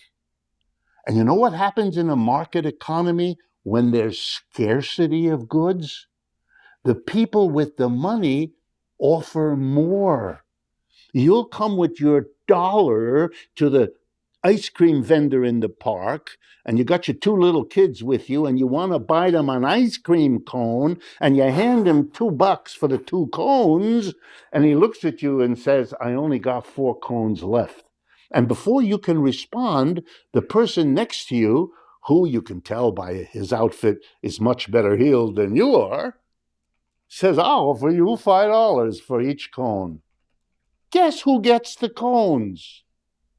If you have a shortage, a market system is a system that allocates whatever is scarce to the people with the most money. Those of you who think of yourself as moral or ethical ought to think about why you support a market system that does what I just said. Yeah. It's really? dumb. That's what you want? You want to live in an economy that distributes whatever is scarce to people with the most money? You know what that means? It means that the little bit of milk will be purchased at a high price by the nice rich couple who gives it to their cat. But it will not be affordable to the poor couple who needs it for their children. That's how the market works. Jack. Yes, no ice cream, You're Jeremiah. supposed to love the market. You're supposed to believe it's efficient. It never was. That kind of argument is what we in academia call bullshit. But it works. Mr. Trump has become president because he knew that the mass of the American people were being squeezed and that the conventional Republicans and Democrats weren't doing squat about it. Cats are children. That's your takeaway, Zitter. Cats are children. Well, yes. If you're a fur mom, you know. A fur mommy. Scarcity allocates precious needed resources to people with the most money? Nah, no way. Anyways, chat, I just went bankrupt because someone called an ambulance. That's literally every American ever. I am a great supporter of the production of ice cream. Certain comrades believe to this day that ice cream is merely a children's treat. The production of ice cream needs to be expanded as much as possible because it is a very delicious and nourishing food. Anastas Ivanovich Mikoyan. No ice cream? Fidel would be mad. Yes, it is Richard Wolf. When the government does stuff. Unless you're a rich cat, in which case you are the bourgeoisie. The strength of capitalism is such that it automatically works to resolve shortages by increasing the allocation of capital to producing whatever is scarce. It's not just a rationing system. Socialism must do the same consciously. For now, post-1991's market liberalization, India is moving rapidly toward the American idea of free market capitalism. And he said, I'm different. Which is visible. Watch me. I'm different. I'm going to call all Mexicans rapists. I'm not like other politicians. I'm going to be outrageous. all Mexicans rapists. The fuck? I'm going to say the things that were quoted earlier. I'm going to be a misogynist. This is Richard Wolf. This Dr. Not Richard quietly Wolf. And under the table, the way it's usually done, but big and loud and open. All about it. Watch me. I'll say all those racist and other things that other politicians believe, but have learned. Don't say that, or at least don't say it in public. And he convinced Americans, a lot of them, not all, but a lot of them. He's different.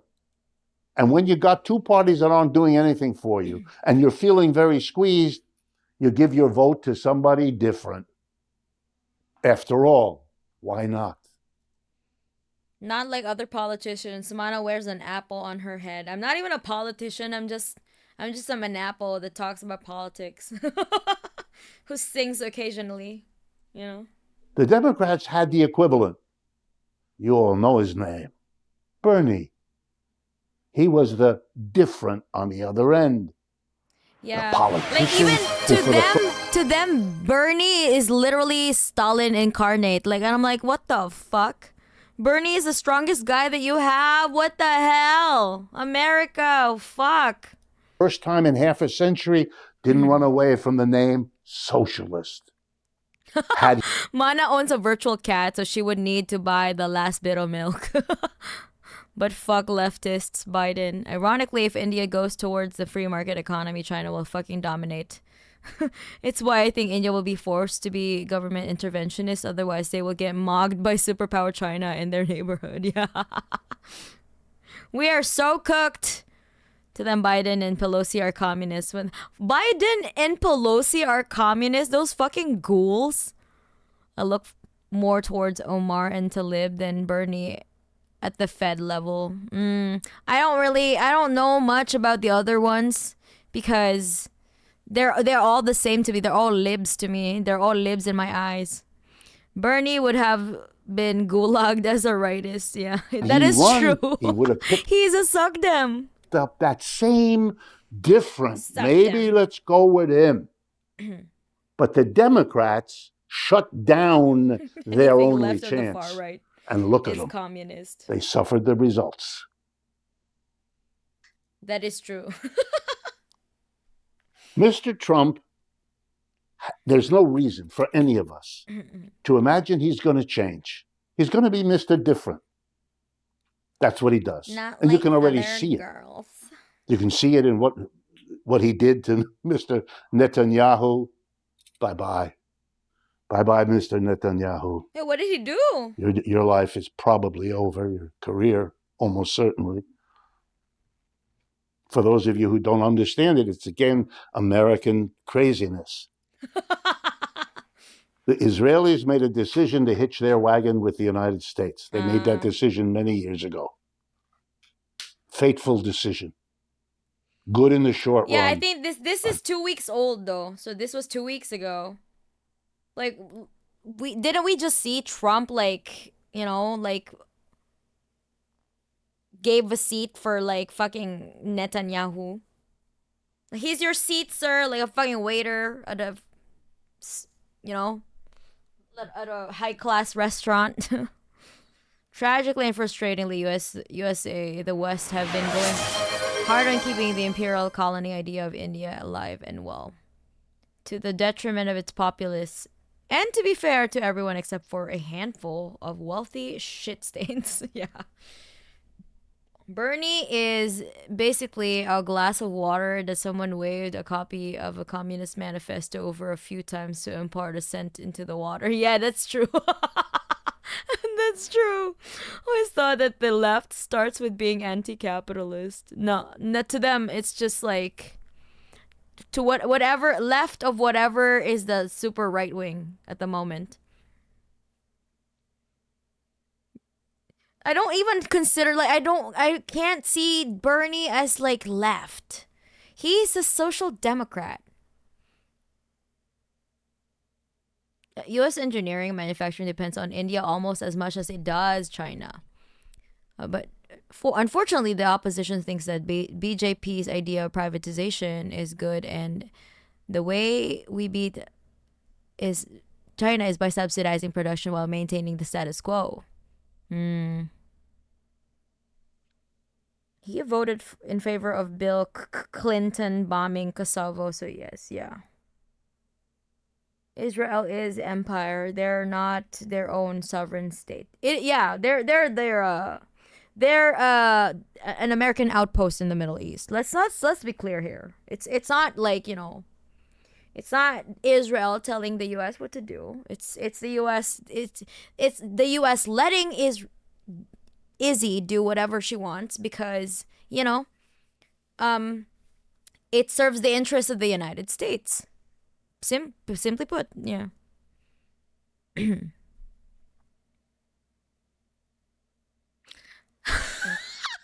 Trump gave Bibi the Gok 3000. Oh, okay, I can't get that imagination out of my head, but I guess that is very. Ooh, time out for 1 second. It will delete their message.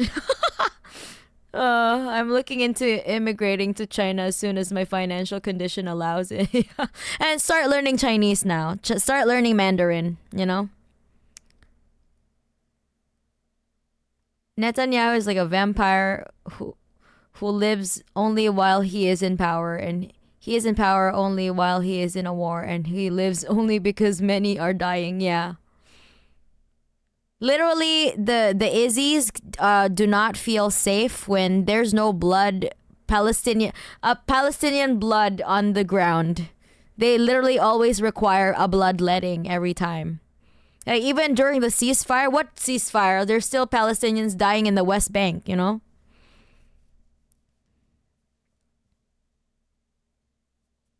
Not dying, being killed, okay? That's like, yeah. Even my own language is getting, yeah, what do you call this? Reprogrammed by the fucking headlines. They're not just dying by themselves, they're being murdered, okay? They're being murdered by Izzy.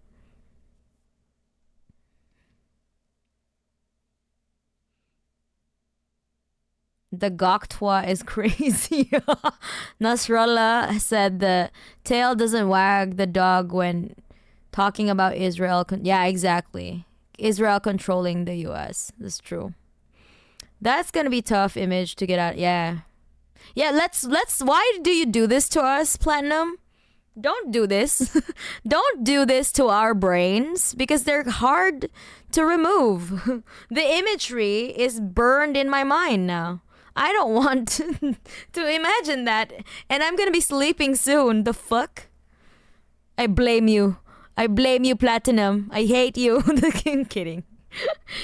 Jizzy definitely has their own policy, which is sometimes at odds with the U.S. But Washington ultimately gives the kids, gives the kids their allowance. Exactly. It's like that spoiled brat that's like, Daddy, I want to use your credit card now. Daddy, I want to use this. You know. Microplastics are enough. That was a throwaway joke. Yeah, it's your fault now. It is your fault. Now everyone in the chat is remembering what you said and imagining what you said. Some of us won't be able to fucking sleep tonight. Disaster in the long run. And I that hope you're disaster happy. has now come full circle. They're identified in the whole Yes, world as a it's complicit Jizzy. partner. That's why sometimes you say Izzy, Jizzy, so just not to make variations, you know. So In what was done in Gaza. yeah, The Israelis went into Gaza to defeat and destroy Hamas. Didn't work. To defeat or eject the Palestinian people. Didn't work. And all that happened 2 days ago was a decision by the United States upon which it depends to cut its relationship with a losing proposition. It's ugly all around. It will not save the United States from being identified as complicit with all that happened there. And the books and articles and documentaries about it will be with us for the next generation. And Hamas, it will inherit the rage and the fury of 2.5 million residents of Gaza who have watched their mother, their father, their children. The young people that are coming are going to be a much greater danger to Israel than the old Hamas ever was. Oh damn! You guys foreshadowed the Izzy talk. This is a disaster. And most of the world sees it. That's why the votes in the UN are lopsided. 150 countries on the side of the Palestinians, 25 abstentions of the United States, Israel, and the Canary Islands. I mean, this is silly. It's a silly spectacle. But that's another sign of a country going down. Last example. Ukraine. The problems in Ukraine begin with the dissolution of the Soviet Union back in 1989, 1990. Ukraine, a major part of what used to be the Soviet Union, particularly important in grain growing, very, very rich soil, so forth. A lot of finagling of the countries of the West, NATO moving eastward, threatening Russia, and all that. I won't bore you with the rehistory. And then to stop what was happening, after NATO took over in Poland, Czechoslovakia, and all the rest, Mr. Putin and the Russians said, no, not Ukraine, not the eastern part of Ukraine, which is majority Russian and is a Russian-speaking, Russian language, Russian culture, and so on. And the United States says, oh, good, you invaded. That's a bad thing. We can mobilize the whole world around the bad thing of a big country invading a little country. That sounds good. That was already a mistake, because what was Afghanistan? A big country invading a little poor country. What was Vietnam? A big country invading a... The position of the United States as going to war around the principle of a big country shouldn't invade a little country sounds a little hollow coming from the United States, except, of course, here, where the denial is the governing spirit of the country. Just like we're going to be denying on Monday the Martin Luther King Association, while we talk endlessly about the Donald Trump Association. So the war. And the United States decides to go in for, and round up the usual Europeans to go with you. Okay, how do you fight the war? And this goes to something said before, and I want to conclude with. The United States is caught in the decline, discovering that the decline trumps everything else. And I don't mean to be clever by using the word trumps. The nuclear weapons of the United States are useless. The enormity of them, There's useless. so many. Why? Because if you dared use them in Ukraine, the other side has them too. Yeah. And will Mutually use them. assured destruction. And they've made that quite clear. So you can't. Yeah. Because it's self-destructive. So that's out. Well, what do you have? Conventional warfare. But then you got another problem. The Russians are better equipped for that than you are. The Russians also have a history, in case you're not familiar with it. Napoleon thought he could defeat Russia. He couldn't. Hitler thought he could defeat Russia. He couldn't. Invading Russia has turned out to be, or fighting Russia, a really bad idea. But the United States, used to fighting such powerhouses as the poorest countries on earth, Vietnam, Afghanistan, didn't make the adjustment. So it can't fight. It realized that within months. So it came up with the great plan, the genius of Mr. Blinken or Jake Sullivan or other people who I hope whose names mean nothing to you, because they sure mean nothing historically. Here's what their great strategy was. A war of sanctions. Oh, we will get the Russians. We will, I'm now quoting President Biden, reduce the ruble to rubble. Somebody with poetic genius gave him that one. The ruble will become rubble and Russia will fall to its knees. Wonderful images right up there with Mickey and other mouses in the American consciousness. And they did. They stopped. The Europeans, if you know the story, stopped buying oil and gas from Russia, which is a major export of the Russian economy. And that would cripple Russia. It was the idea. Problem. Russia is part of the BRICS. And the Russians went to the Chinese and the Indians and said, they won't buy our oil and gas. We need to sell the oil and gas. How about you buy our oil and gas? Done, said Mr. Modi. Oh, yeah. Done, said Xi Jinping. And India thereby and China. the American strategy went, along with everything else, into the toilet. Didn't work. Total fail. Russian rubles, fine. Russian economy, in case you don't know, has grown faster over the last 2 years than the American economy has. Oh, damn. Okay. Which should surprise no one. Because remember how we as a nation got out of difficult economic times known as the Great Depression? We went to war in World War II. We took half our unemployed people and put them in uniform, and we took the other half of the unemployed and gave them jobs making the uniform. And that's how we that's how we did it. Turns out war can help solve economic problems. We should have known, because that's what we did. But we couldn't imagine it. These failures of imagination, these are the signs of economic, powerful decline. So if you really want to understand where we are, it doesn't depend on anything, Mr. Trump. I refuse to do Putin apology. I think Putin... Of course, nobody here think Putin is a fucking socialist. Where are you getting this from? He is not a socialist. He is a traitor to the people. Trump what does. The fuck? That's the important. Do you think we think here in this chat, in this stream, that we think Putin is a fucking socialist? No. He's part of the 1%. I don't really care how nations came to be since they're all artificial anyway. If the Taiwanese people relinquish the claims to the mainland, they have the same right of self-determination as anyone else. But that's for the Taiwanese people to decide. We can all speculate here, but it's all up to, those people to decide.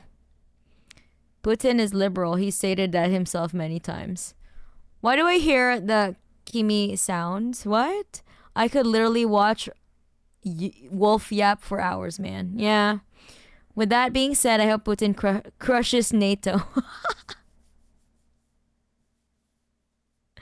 Lenin, Stalin, Putin, it all checks out. Putin, a socialist? I can't. Yeah, I know, right? No. Please, let's not do that. Putin helped revive NATO. Yeah. And NATO is eating his ass right now. Important thing to understand. Don't get caught up in that. Mr. Biden's influence on the economic conditions of our society are marginal. Mr. Trump's in his first presidency were marginal. Ukraine-Russia war is literally neo-Nazis fighting neo-Nazis. Old man windbreaker. Hello. Thank you so much for subscribing. Most of the things he boasted about, he couldn't do. He built a wall, along the Mexican border. More Mexicans came, not fewer. That was 100% bust. Right? Now he's proposing, as you probably know, and I've heard as I was coming over here today, that ICE is going to be raiding cities across America and throwing people into Mexico. Yeah, he may do some of that. Maybe he'll do a lot of it. Who knows? He doesn't know. He talks. He doesn't have any however plan, he feels, really, though. moment to moment, like certain jerks we all know, right? So, what difference does it make? If he actually does it, if he actually takes the 10 to 15 It sounds like you're confusing a contributing point with a conclusion. I didn't say what I think it should happen.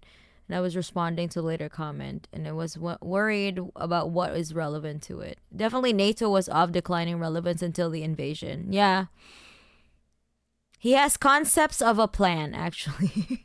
It's a concept of a plan is not a plan, though. documented immigrants in the United States and puts them into Mexico. We're going to have meetings like this, only it's going to be about Mexico. Mexico lives off the remittances. The money earned. Jesus Christ. Ukraine released footage of Russians striking one of their drone battalions, literally named Luftwaffe, with Nazi insignia. What? Sorry, I can't answer direct comments. A real big problem now is roving gangs of thugs dressed up as ICE are harassing and even kidnapping anyone they even suspect of being illegal. That is so... what the fuck? By Mexican people here that they're sending back to their mother, their father, their children back home. And that flow of money is an absolute blessing to Mexico. It doesn't have to sell anything. It doesn't have to export anything. It just gets the money shipped by its expatriates here. Imagine that suddenly gets stopped because they're not here anymore. They lost their job and they were deported back to Mexico. But it gets worse. They're arriving in Mexico at a time when Mr. Trump is threatening them or hitting them with tariffs, which is killing the market Mexico had in the United States, its biggest buyer of its output, including... I will give credit to Putin for one thing, destroying the facade of liberalism in the so-called fake Western left and helping China accelerate its ascension even more. Okay.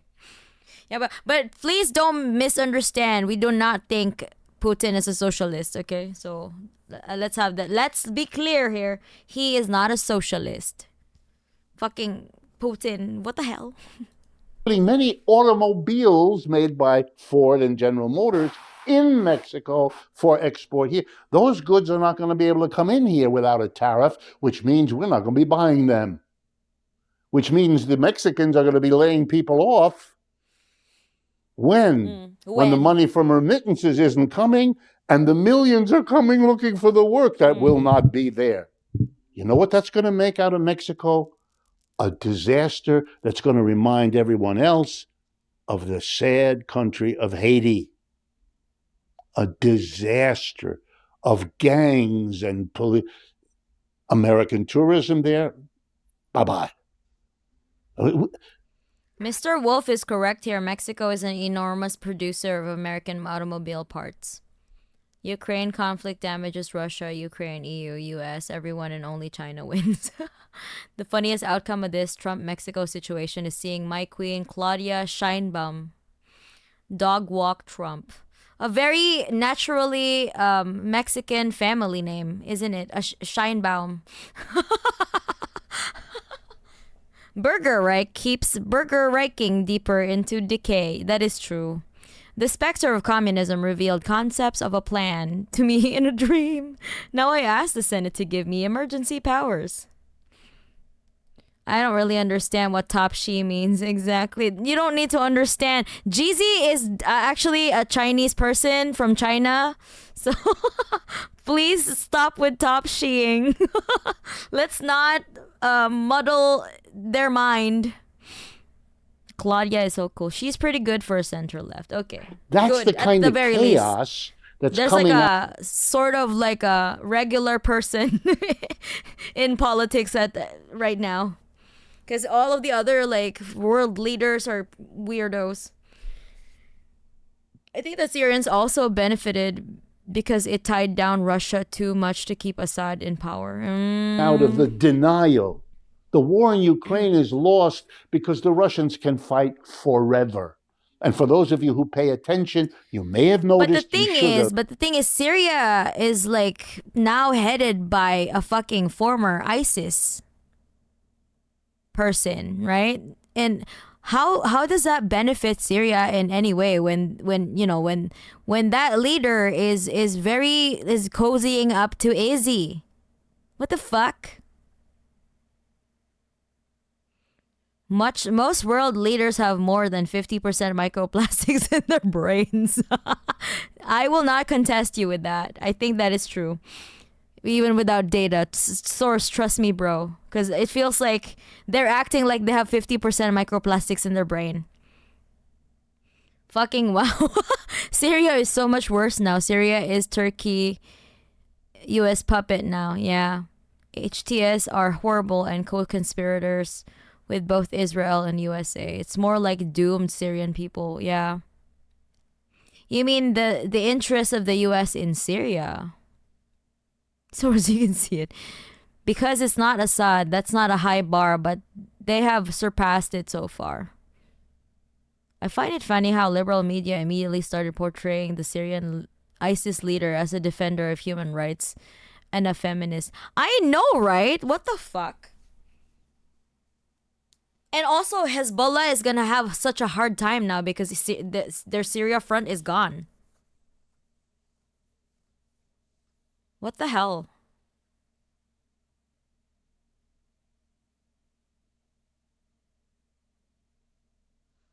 Don't forget, the Izzies have seized a lot of Syria's water supply. Yes, that too. Zionists love HTS and HTS loves Zionists. That kind of says a lot. Exactly. The Syrian people are not benefiting from anything. They're much better off with Assad, to be honest.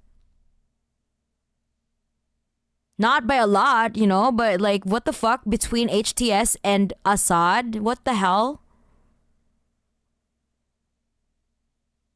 Hell nah. Did you know that 50% of microplastics gets in your body from US media propaganda?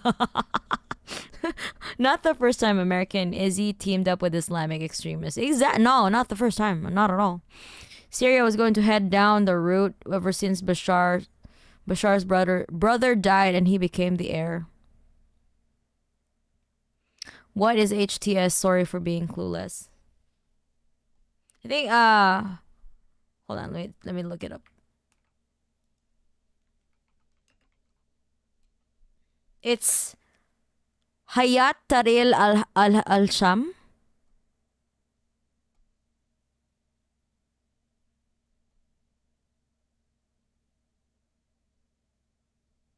They're a fucking terrorist group.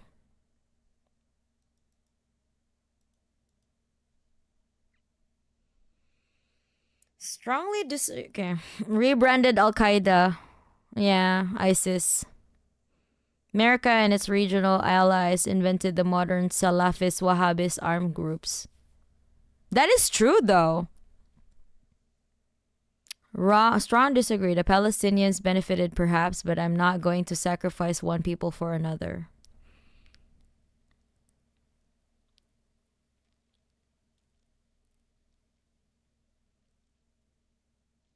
So do you think that Thelonious, do you think that Syria is much better now? I don't fucking think so, dog. They will suffer more than they suffered under Assad.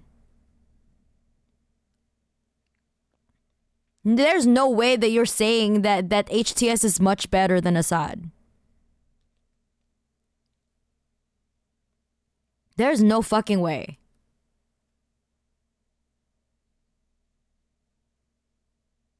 You realize that the new administration in Syria is literally ISIS and Al Qaeda. Yeah. No way, dog. No way, dog. No way you just said that. Another 50% is made in China, to be honest. Some folks will just say anything on the internet unsupported. We're arguing about who's better between a devil and a demon. Well, it's not maybe. How do you mean leftovers is the same people? Not a high bar. They're beheading people in the streets. Women's rights stripped away. What the fuck are you talking about? You really think people would do that? Just go on the internet and tell lies? You know what? Like, I had a Syrian co-worker and she had a bypass gastric surgery in Syria. And she, like, under Assad, she was able to get, like, free healthcare. And I'm like, what the fuck? You can get, like, subsidized by the government for like a bypass for like a gastric bypass surgery. You know? And she did. I met her mom too. And she was actually, like, she said, like, it's like people, like, the Americans are painting Assad as, like, this demon, but he's not great, but he's not like how the Americans portray him to be, you know?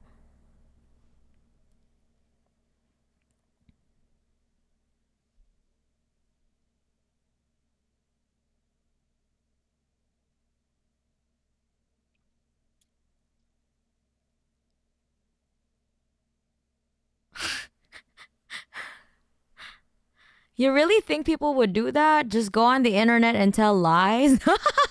Melis. I think it's a little better, much better, but the Syrians I've spoken with have indicated it's an improvement. Name a character that can defeat Captain America. Captain Vietnam. That's Afghanistan. Note that. There's videos of that in Syria.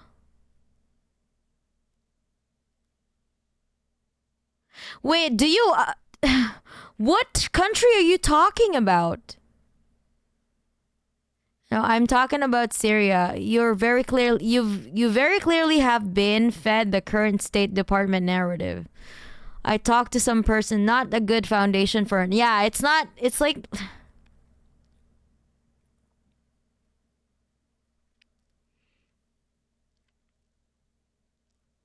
Okay, so what kind of improvements are they seeing then? Trump asked if he sees JD Vance as his successor. No. Trump. JD Vance found... No. JD Vance found on Suicide Watch. And believe it, hook line. Yeah, to be fair, the public hospitals here charge you a total of $2 to fix a broken bone. So, yeah. You spend too much time in one space and you forget what it's like outside of it, I guess. One people over another neglects the minority group within these countries. Say what you will about Assad or Saddam Hussein, but they were secular. Now HTS are in power and they're actively persecuting minority groups, Kurds, Alawites, etc. Secular or not, Actively is the most important term here. That is true. Yeah. That is true. So what do you think is better, Thaddelonius? Where do you get this information?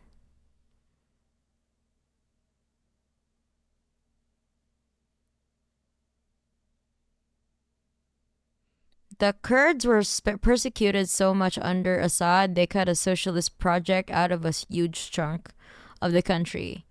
Okay, and so you think it's gonna be much better now? Syria is just Baghdad between 2003 and 2006 at the moment, yeah. They did, but their greater enemy was always the Sultan in Turkey. Man, fucking Turkish people. Not the people, fucking Turkish government. Russian army is many, many miles into Ukraine. It's very clear who's winning and very clear who's losing, except here. The biggest threat to Kurds are Turks. Yeah. So my parting final words, most of what's about to happen is not about Mr. Trump or what he does or doesn't do. His capacity for saying one thing and doing another. SDF are not socialist. Turkey, man. Are you from Turkey, Craig Bino? Oh my God. Another is already legendary. You don't need me to remind you of it. But whatever he in fact does is marginal. Most of what is going to happen to you and me is going to depend on two things. Turkey wants Kurds to relocate to One, Syria, probably. what the rest of the world does as it watches and navigates the decline of the American empire. Their arguments have been mostly been typical left-com trot talking points. Topple all the states, demonize all the successful socialist projects. The biggest threat to Kurds is everyone. No one wants to give their lands to them. And also, Zetter, didn't you say you have like a Kurdish heritage? Zetter is partly Kurdish, right? You are partly Kurdish. But you're from Iraq. Yeah, okay. No, there's something similar, and I've read David Graeber's work on them. You will be denied hair transplants now. The power the Turks have over balding men is extreme. What? What about some turkey sandwich instead? Rojava is a successful socialist project. Was it? I'm attempting to make Turkish Delight candy right now. Yo, I want Turkish Delight, bro. Give me some. Every 5 minutes. Every 5 minutes for some reason. I blame the British. Blaming the British is almost always at least half right in any situation. That is true. There's always a reason to blame the British. Yeah. The Palestine, the problem with Palestine is it started with the British. It's legitimate to blame the British in that way. India, blame the British. Australia, blame the British.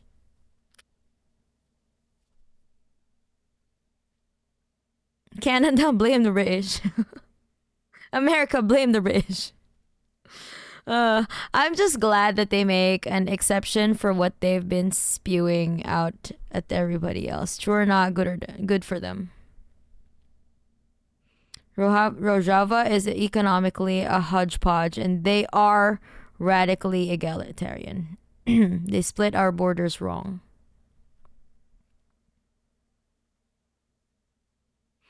The half is blaming the French. That is also true. And the Dutch.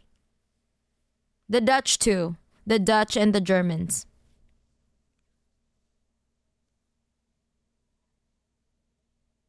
Pearl Harbor, blame the British.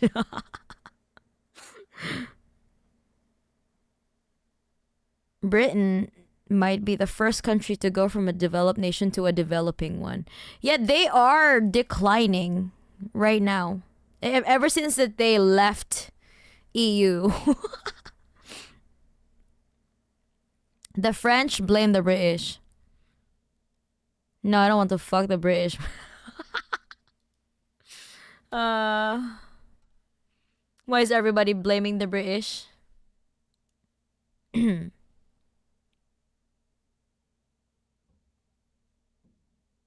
teeth are crazy. The fuck? Hey, hey.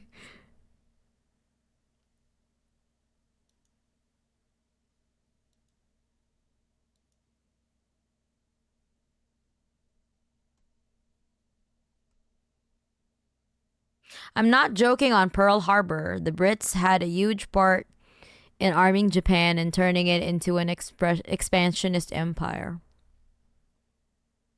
I haven't read about that yet. Maybe I should.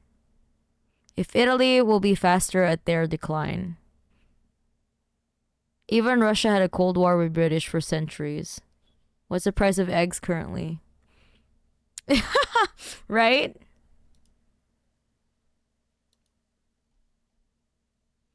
Hell no, my internet is doing it again. Yo! Not as horrible as the US, and eggs are at least least of our worries. And you know who knows it? Ford and General Motors. It is. So it's the outside that's going to affect us more than our own political leaders, because we don't have the power and they don't anymore. Plus, we are so lost in denial that we don't know what we're doing. That's why we miscalculated in Ukraine. That's why they're out of touch, not just with the American people, but with the world reality. Watch them. This morning, I read a story in a major American Apple financial girls rise newspaper up. about the International Monetary Fund saying that the United States would grow 2.7% in the year 2024, and thereby I'm living lead. I'm living the American dream. My partner lost 20% of their income this month, and the well died this morning, so I got no water. Freedom ain't free, y'all. Wait, where do you live, Jugasville? Ah, internet! How could you do this to me? Oh, US Deep South. Oh my god. From Trump booby fan fiction to getting freaky with a British man. We have yeah. The chat is really hurting. Everybody in the chat has a lot of pent up energy. But best believe nobody is going to read that nobody is going to read that fan fiction, right? Nobody is going to read it, right? Please say no. And you know who knows it? Ford and General Motors. So they went to collapsed over the last century. Whether women building up or formerly incarcerated people, will they get together? Will they make movements? Will they make demands? Will they make coalitions with one another to realize those demands? That's the wild card everywhere. By the way, there are think tanks all over America that are asking the same question. They're worried. Is the labor movement waking up in a way that could change all of this? People were being worked at unbelievable stress in Amazon warehouse for years, or in Starbucks coffee shops for years. But in the last 2 or 3 years, enough is enough, no more, we're gonna. That remarkable group, Chris Smalls and the folks out there in Staten Island, that's a remarkable and has had effects everywhere else. The Boeing workers on the West Coast rejected 3 contracts before they accepted the one that they found, which was better than the ones that they had rejected. The labor movement, that's the question. That's why this meeting, and that's why this building, and that's why these efforts, and that's why the speakers are really very, very important. If this gives you a swell head, that's my point. It is more in your hands than you think of, because in addition to saving yourselves, if it's a time of decline, if the people who run this society are so busy denying it, refusing to face it, as I've tried to show you, then we are stronger than we might suspect, and they are weaker than they might feel confident about. And that's a good time for us to act. The conditions are pretty good, not terrible, as some of my fellow leftists are worrying about. Of course, we have problems and difficulty. I'm not pretending otherwise. But we also have an historical moment. I was having a conversation with one of you in the audience just before I made my speech, and she pointed out quite rightly that the old Cold War mentality, that everything to the left is evil, bad, won't work, is dead. That generation died and took it with him. Young people today they don't have that mentality. They're much more open to what it is. If anything that I have said strikes you as reasonable and logical and linked together and makes a point, America would rather talk about this diss track by Kendrick. Yeah. then you might take some comfort in knowing I mean, that this is what I say. I do radio, television, appearances. not gonna lie, as someone who has someone who's Marxist, I mean, it was very entertaining. Revolutionary, not really, Like the revolution will be televised, but you picked the wrong guy. They picked the right guy. It was very profitable. Like, let's be real here. Kendrick, you're a millionaire. It's okay. It's okay to celebrate your wealth.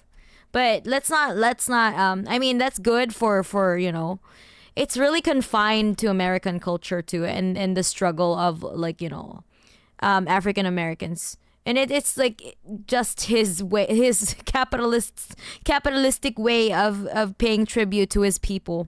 But yeah, like, we don't need more, like representation in capitalism, basically.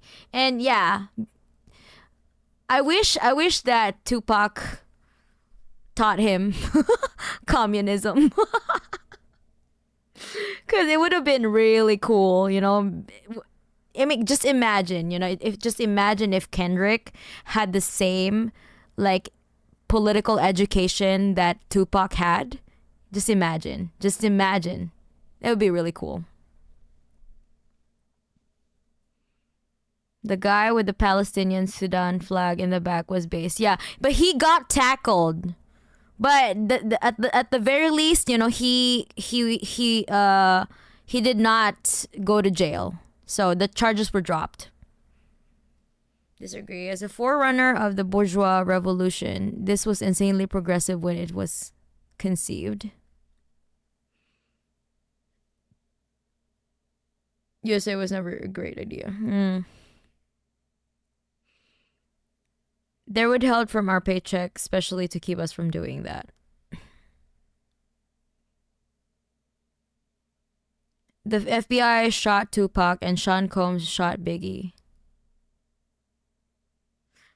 Like, what's the deal with I'm really kind of suspicious about Tupac's death. My water in Atlanta or Birmingham was somehow worse than what I got in West LA or New Orleans area. East from there along the coast ain't bad, at least into the panhandle from my experience. But yeah, they wouldn't allow him to do anything revolutionary. They love to use black people cosplaying as revolutionary, just as long as it doesn't actually upset. Yeah, it doesn't actually hurt the status quo. It's basically just an entertainment showcase. So it's nothing. Like, everybody moves on. All the millionaires were there to watch. It was entertaining for everyone, and then everybody moves on.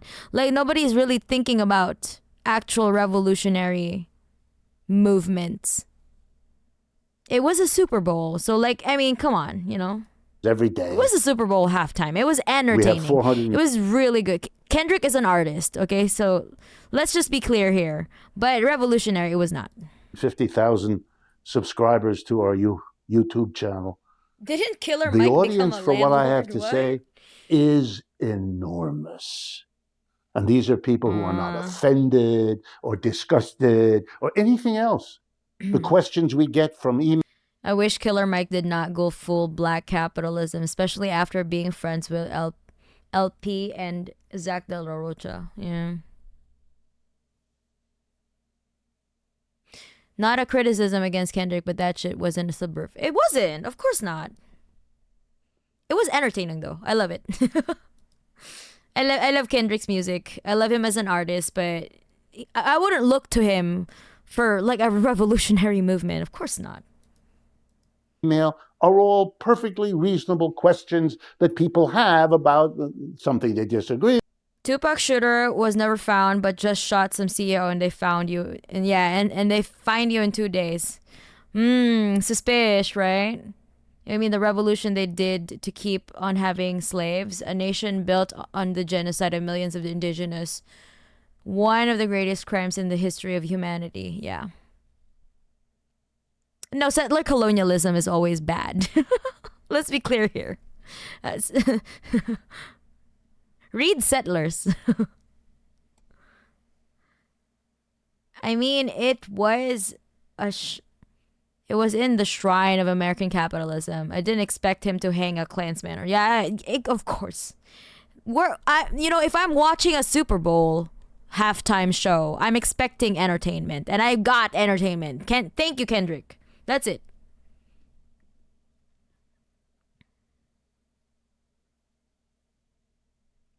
That would have been extremely based, yeah. Yeah, but he wouldn't have his sponsors, he wouldn't have as much visibility if Kendrick was actually a threat to the status quo. He is very, very, very profitable for the labels, So, of course. I've learned to separate the art from the artist after Kanye's original Nazi crash out. Nah, let's not even support like the artists if they're actually Nazis. Like, I get it if you listen to a liberal and like don't like them as a person but listen to their music, I guess that's fine. But an actual Nazi though, hell, sneaky. You know better than this. You know better than this. I'm disappointed in you, Sneaky.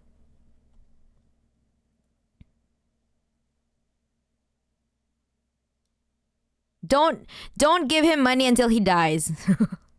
Maybe when Kanye dies and when he's dead, like that's probably like better like to listen to his music again because he's not profiting off of it anymore.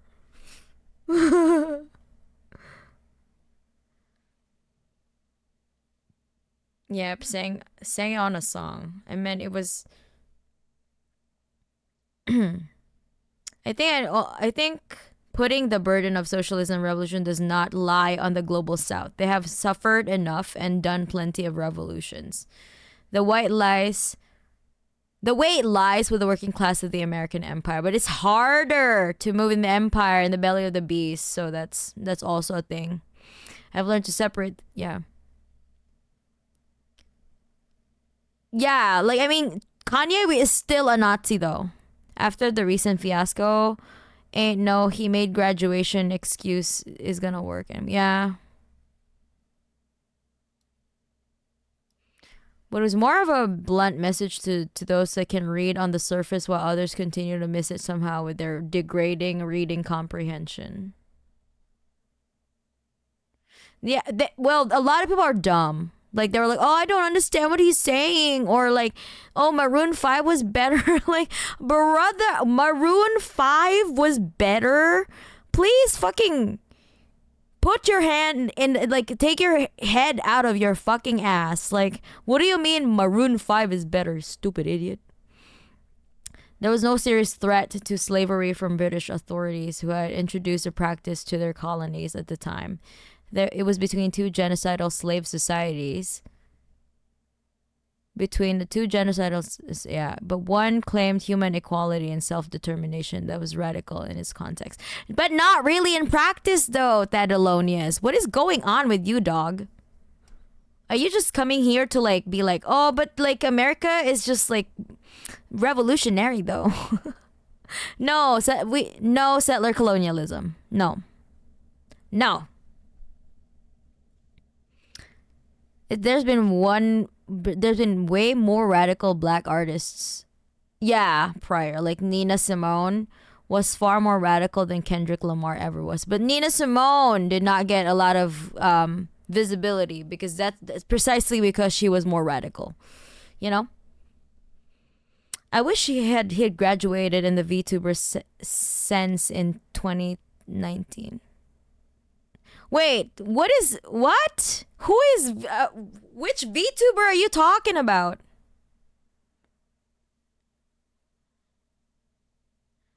Not even joking. Fuck Varg, Vikir.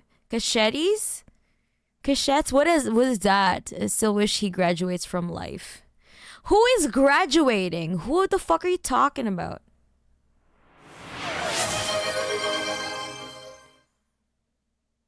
It's a good thing Spotify only gives artists like 0.3 cents per stream, so I'm basically not giving him money.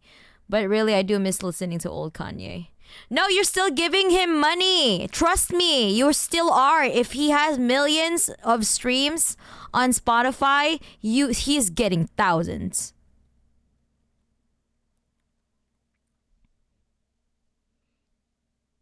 Also, even graduation was dripping with misogyny in places.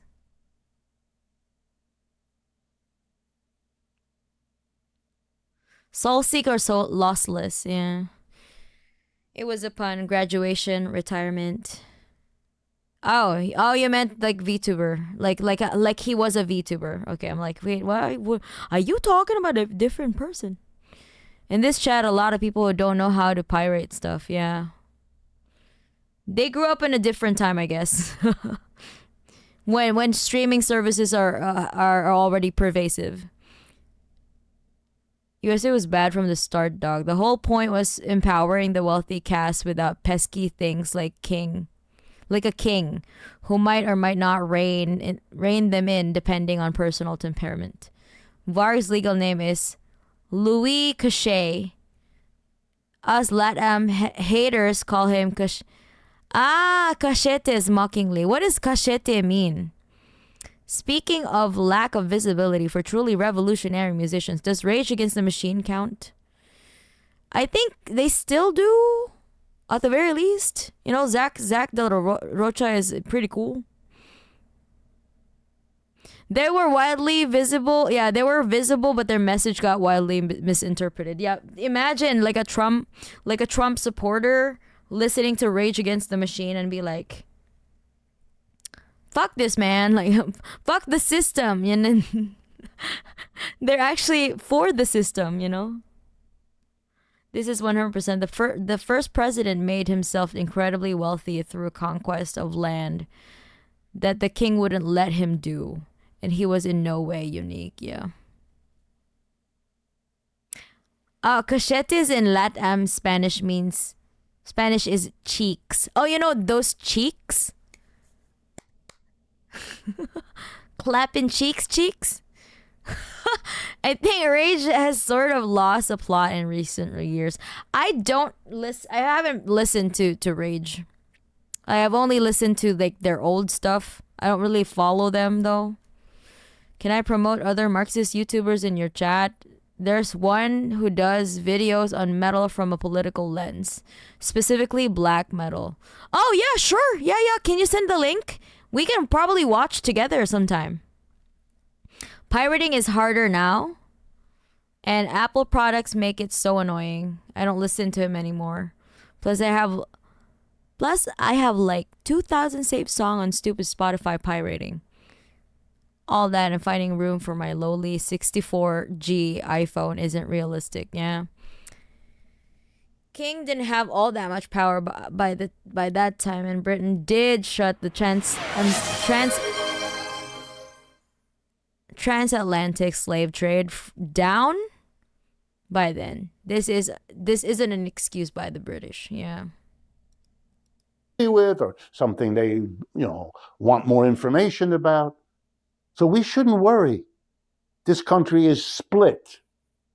This is not a Trump country. This is a country is split. And when the leaders recognize it and they come up with plans and gimmicks to make us think we're all together, like suggesting that we suddenly reverse course and reacquaint ourselves with colonialism. We are going to snatch Greenland, and we're going to take back the Panama Canal, and we're going to make Canada the 50. But careful, Yeah. this is Mr. Trump articulating the tough guy in charge. That's what His that's plans in what's his gone. head. So since you can't do it, bullshit about it. Yeah. And that's his plan. But that's not much. So thank you for your attention. But the most important Brutus Bathory is solid. He just needs a little more philosophical training. Wolf hasn't gone at Democrats hard enough for my liking. I mean, I don't like to. I go to him for like economic stuff. I don't go to him for like actual things. Like actual critiques. He's good at explaining the economy.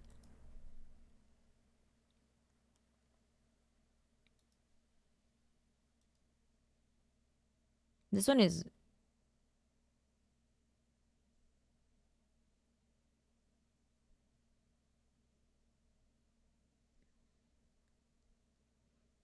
True,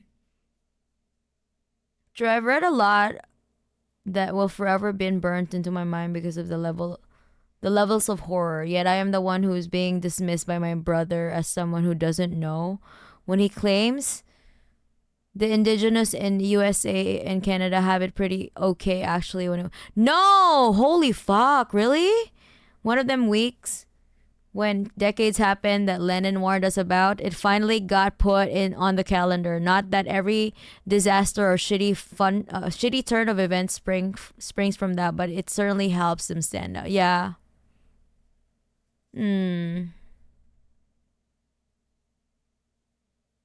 I don't trust the source, but there was another plane crash in America on the first. What is actually happening? Yeah, okay.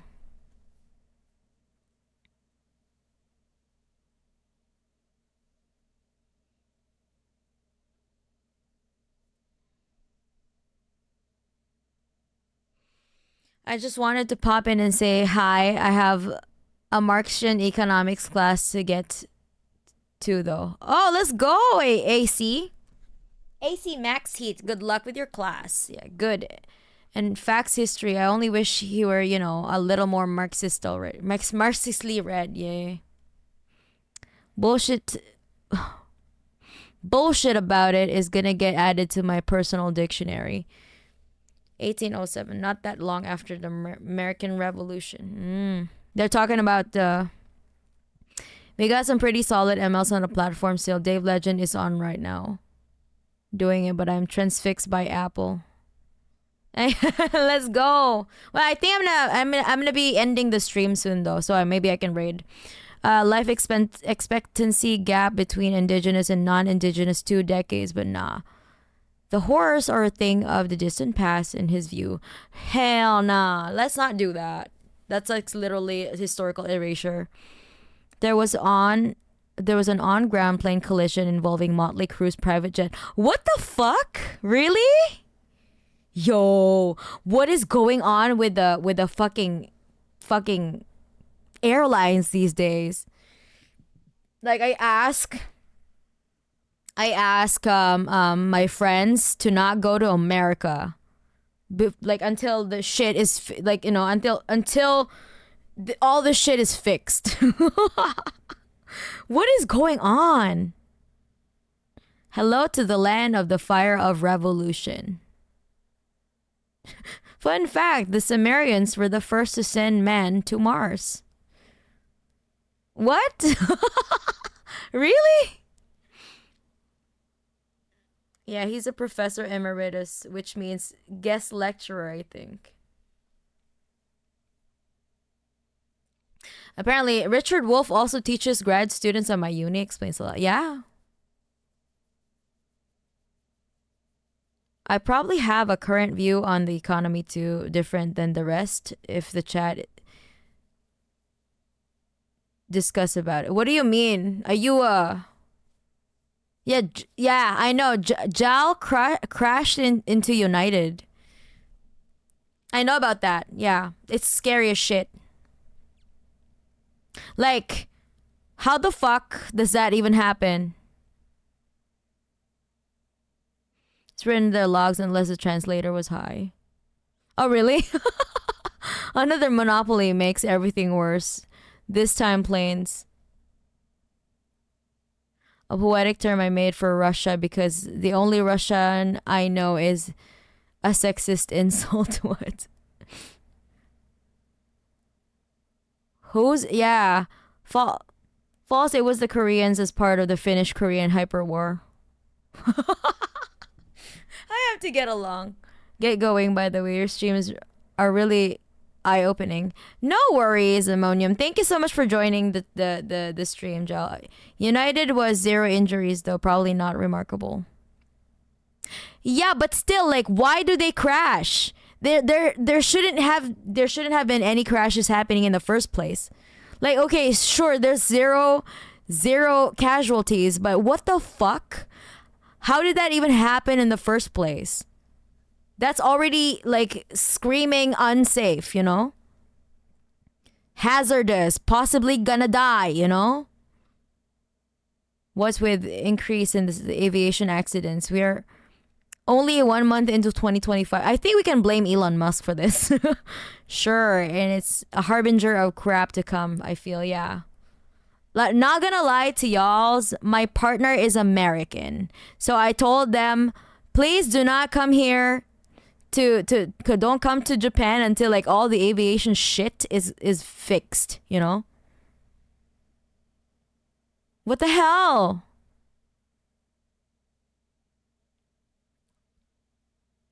DEI, too many white people.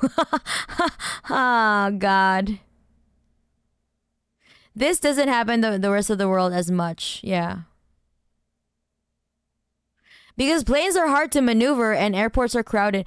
Dog, what is going on with your reasoning? Why are you always defending the wrong side of things? Why are you always trying to justify what is wrong, like, with the world? Like, this is not normal.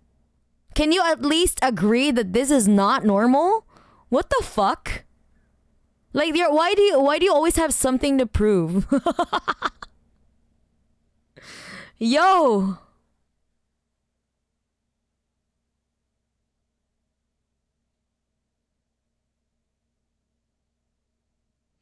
Who will think of the villains? The simulation is falling apart. We need Amana take your pills emote. Yeah.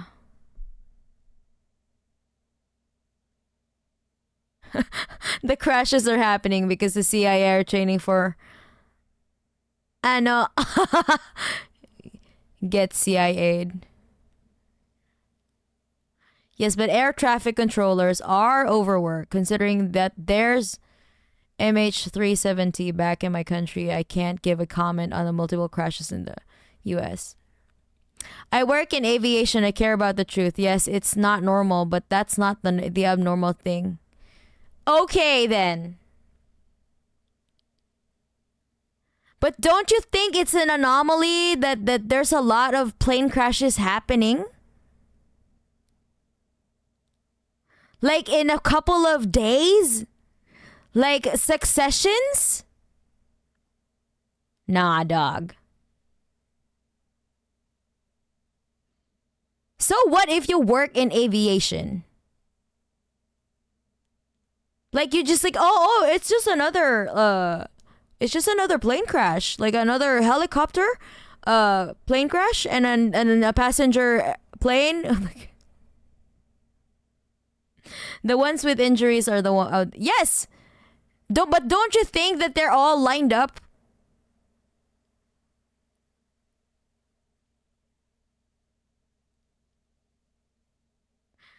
What we're wondering of is what we're wondering about is that why is it happening all too much, you know? All too often. Some folks are a little too pleased with themselves for their own intellectual prowess. Individualism is a cancer. When your coincidences show a pattern, well, maybe it's time to use another word.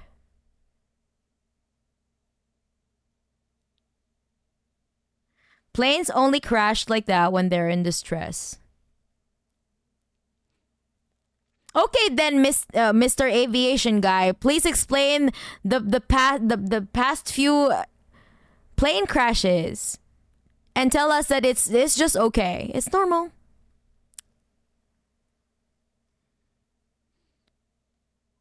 There was a lot of buzz about Boeing going through hard times, and a few months later we have many crashes. Suspicious. Well, I am usually the smartest person in any random room. Thank you very much. Yeah, I'm exhausted by your constant what do you call this? Devil's advocating. You're advocating for the devil way too much, and that makes me suspicious of you. Are you a Fed? that is. I didn't say the ones with injuries are normal. I just said Jal. Okay, but we're trying to link them to the other stuff though.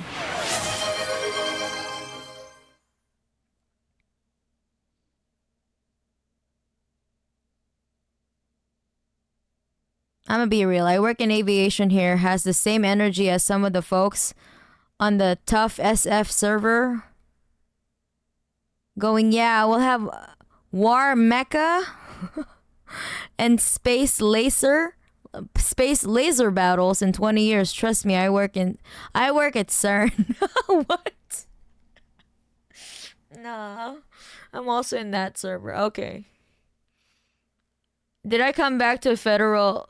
Did I come back to a Fed being ousted? Boeing goes boing boing. I think they're just a regular internet leftcom. They do the Fed's work for them. Oh my god.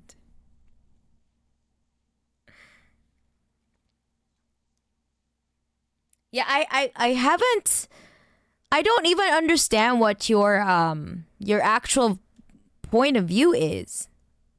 Like every time like something comes up, like you're always trying to like go to the other side. I don't think we've ever agreed on anything.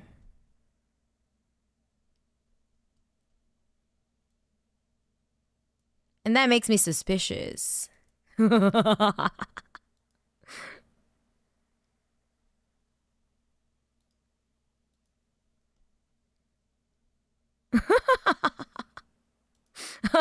Okay, I'm done memeing. Listen, it's not helpful or educational. That at least is true. Yeah. Hasn't Boeing killed like 3 whistleblowers all recently? Yeah, they did. They did. Sneaky. Why'd you put that working amuggus?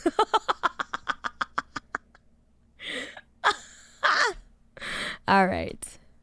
I think we're having too much memeing today, and the chat is way too spicy.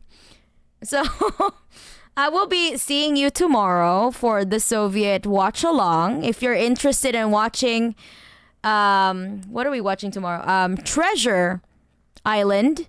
You know, if you want to watch Soviet cartoons with me tomorrow, you can come to the stream, okay? And we're gonna have some fun. Like we unless the Russians are gonna start arguing in the chat again about some random other things that has nothing to do with the frigging cartoon. Well, you know, as usual, we'll just try to mitigate the situation.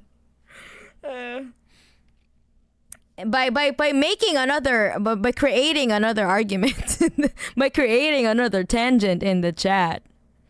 Trigger the Balkans, less theory. Oh god. Okay. Thanks a lot everyone for joining the stream. Okay? Like you know, like we're just trying to chat with each other. Let's actually not be mean to each other though. So, don't take it personally, Thadalonius. So, what I just said. But yeah, maybe try to like be a little bit more introspective. I don't know. And try to be a little nicer to everyone in the chat. But anyway, I ain't mad at you, so it's fine. Let's find some other comrades to raid though. Oh shoot. Let's find some other comrades to raid though. Why? Why is this happening? Oh shoot. Let's find some other comrades. Why am I feedbacking? No. Shut up, me. Shut the fuck up. Oh hell no. Why is technology so hard? Oh yeah, Dave Legend. Okay, let's raid Dave Legend. Hold on. Let me just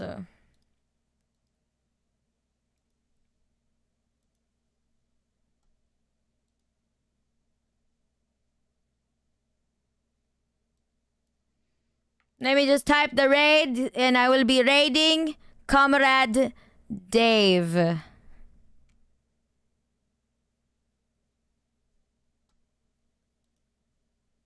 Okay, hold on. Raid.